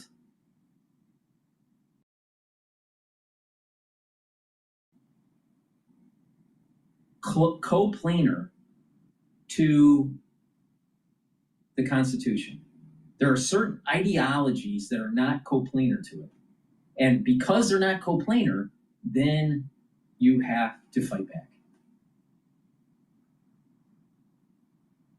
This idea that, relativism and everything is okay, and that it's just everyone's perspective is equally weighted, that's tied into DEI. Postmodernism in philosophy, that's all DEI. That's just a tributary of postmodernism philosophy. And that all perspectives should be equally weighted and all perspectives should be equally protected. No, not necessarily. So when you have certain perspectives that aren't coplanar to the actual Constitution, then what should you do? Should you just let them continually gain ground and erode the Constitution? Because if they were coplanar to the Constitution, why is the Constitution being eroded? Why are liberals eroding the Constitution? I thought it was coplanar. It's not. That's the whole issue here. And the conservatives need to push back. Now, if you are taking away from the liberals, they're going to say, you're a Nazi, you're a fascist.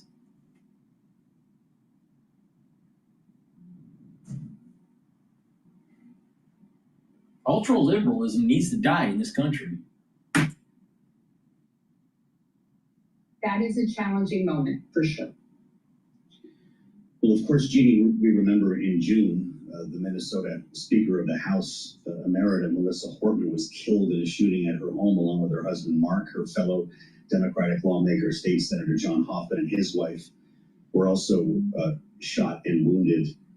I could go through, of course, a list like this, but I recall the president's remarks last evening when he sent out that video from the Oval Office and referred to radical left political violence hurting too many innocent people. Are we going down a dangerous path here with blaming one side or the other? There's more to this argument here.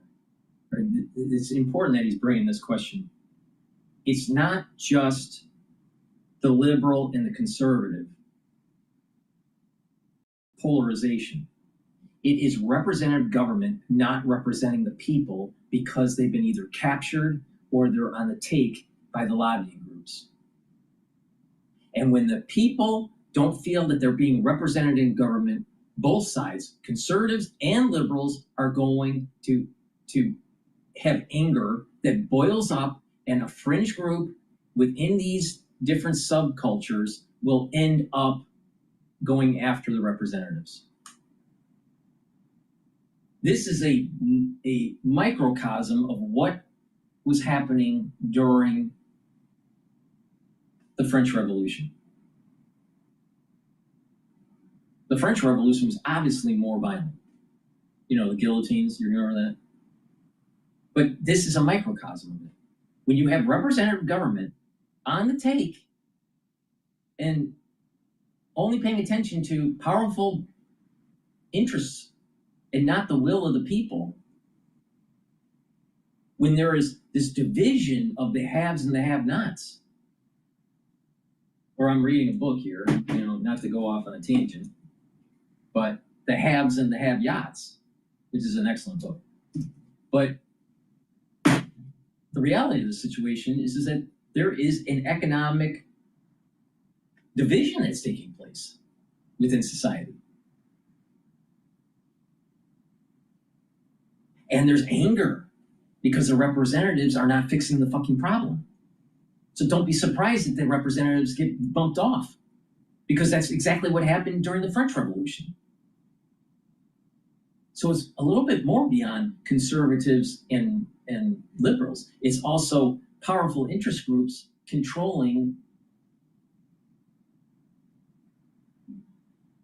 the passage of bills in Congress.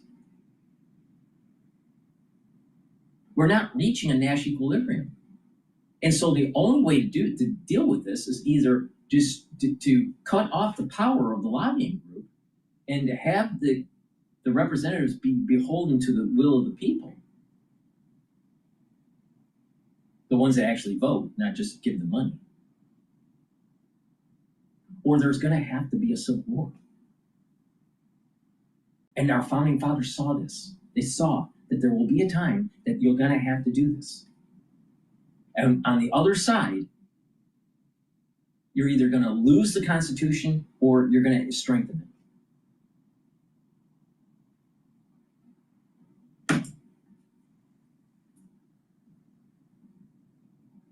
I think so, and I think that Representative Bacon's words are well taken, and I too wish the president would not have said that last night. You mentioned the shootings of the state senators. We also had the horrific firebombing of Josh Shapiro, the governor of Pennsylvania's house, a Democrat, where he and his family were. We had the attempted kidnapping of Gretchen Whitmer, Democrat, Michigan governor. We had the Speaker of the House, Nancy Pelosi's husband, brutally beaten. We've had political violence increasing on both sides, and in every situation, it is deplorable. I would also just caution that when you look at the research on political violence and when you look at the history of political violence in this country, probably the most politically violent decade before now was in the 1960s. See? Rhetoric plays a role, and we are certainly at a different point with social media and our access to it. She's right about that. But that is not the primary or only factor. Another key factor, and probably the key factor in the drumming up of political violence, is the inability of people to get their government in Washington, D.C. to respond to their needs. Finally, someone is telling the truth. Talk about the rhetoric because it's much more enticing to talk about. But the reality is we have structural problems in the government which drive vast amounts of political violence in this country. And Exactly. that needs to And be our founding fathers said that when the government is paying attention to we the people, it's we the people with the endowed rights of our creator to force it to happen. Now, how do you think that's going to happen if you don't have the Second Amendment? So maybe what Hamilton and Madison and Jefferson were saying in the Federalist Papers were right. Maybe their wisdom is a little bit way beyond the rhetoric that we have today by the representatives that are a bunch of dipshits. This country will have to go to war with its representatives if they don't follow the intent of the Constitution. If they're going to be beholden to interest groups, special interest groups, if they're going to be beholden to powerful lobbying groups and not we the people, don't be surprised there's a revolution. And this revolution is not going to be an American revolution. It's going to be like the French Revolution. And people are going to be building guillotines. And they're going to be beheading people. Because it's going to be a lot more bloody. So the the people that have money that are running the show, telling the representatives what to do, because you think you and I are telling the representatives what to do? Of course not. Those powerful people, until they lose power, lose their money, lose their tentacles into government, until that happens, they're going to continue to gain more power, and that we, the people, are going to lose. So what happens is they're like this gigantic parasite that ends up killing the host, and the host is this self-governing apparatus. So what are we going to do? What are we, the people, going to do? The only, history just proves it. The only solution isn't just more talk. We've been talking since 1960s. Talk. It's just getting worse. More debt, more foreign wars, more income inequality. Talk. It's going to eventually boil over to the point where, boom, there's a war.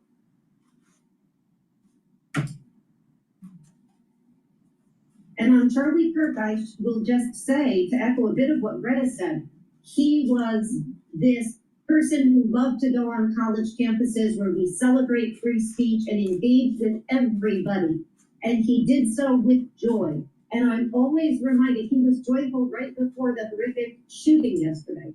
And I'm reminded of I don't want to speak ill of the dead. I never really watched Charlie Kirk, because I think it's just generational. I'm too old to listen to him. All right. But the thing is that he was also doing it for fame. He was also doing it. He had one foot was to try to do the right thing and try to build the conservative movement. All right. But there was also a point where it was monetized. So don't pretend that he wasn't trying to monetize this.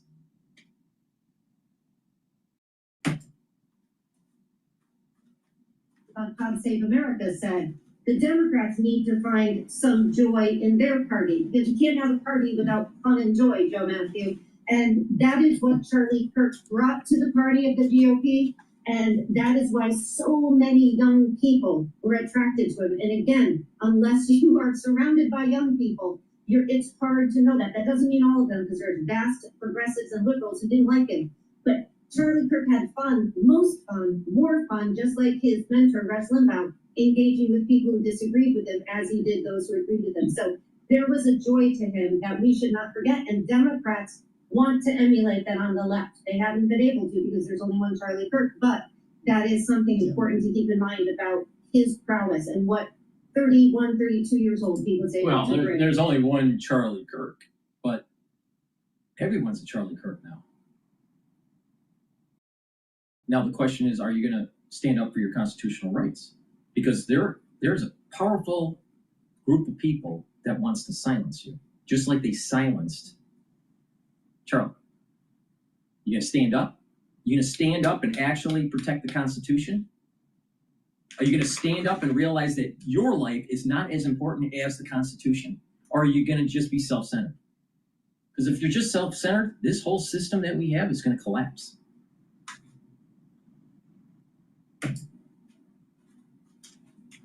That's a great point. I was talking to producer James about this. I'm not sure there is an equivalent on the left, which is why people have been looking to lawmakers in the Democratic Party to respond to this.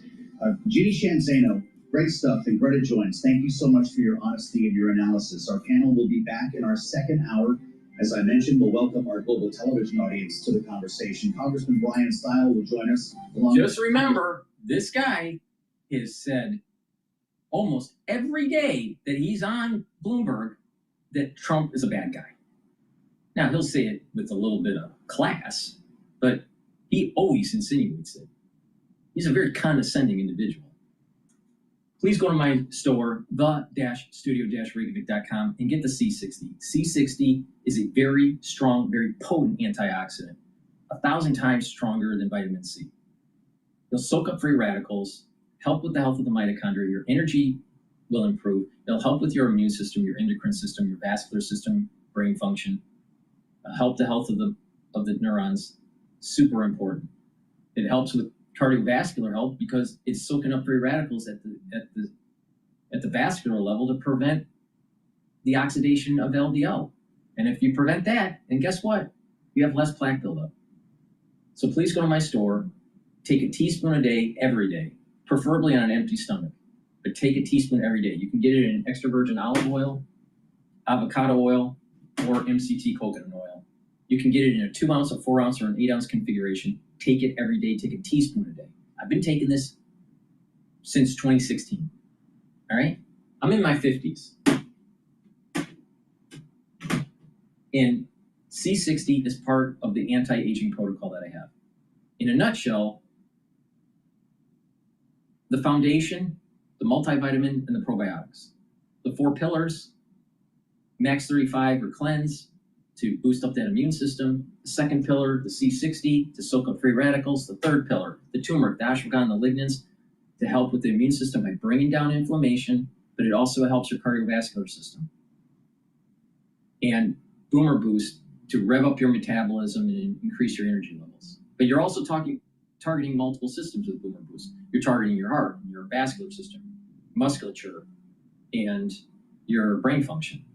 So that's a really powerful stack to slow down the aging process. And you can build off of it based on the other items that I have in my store, or you can customize.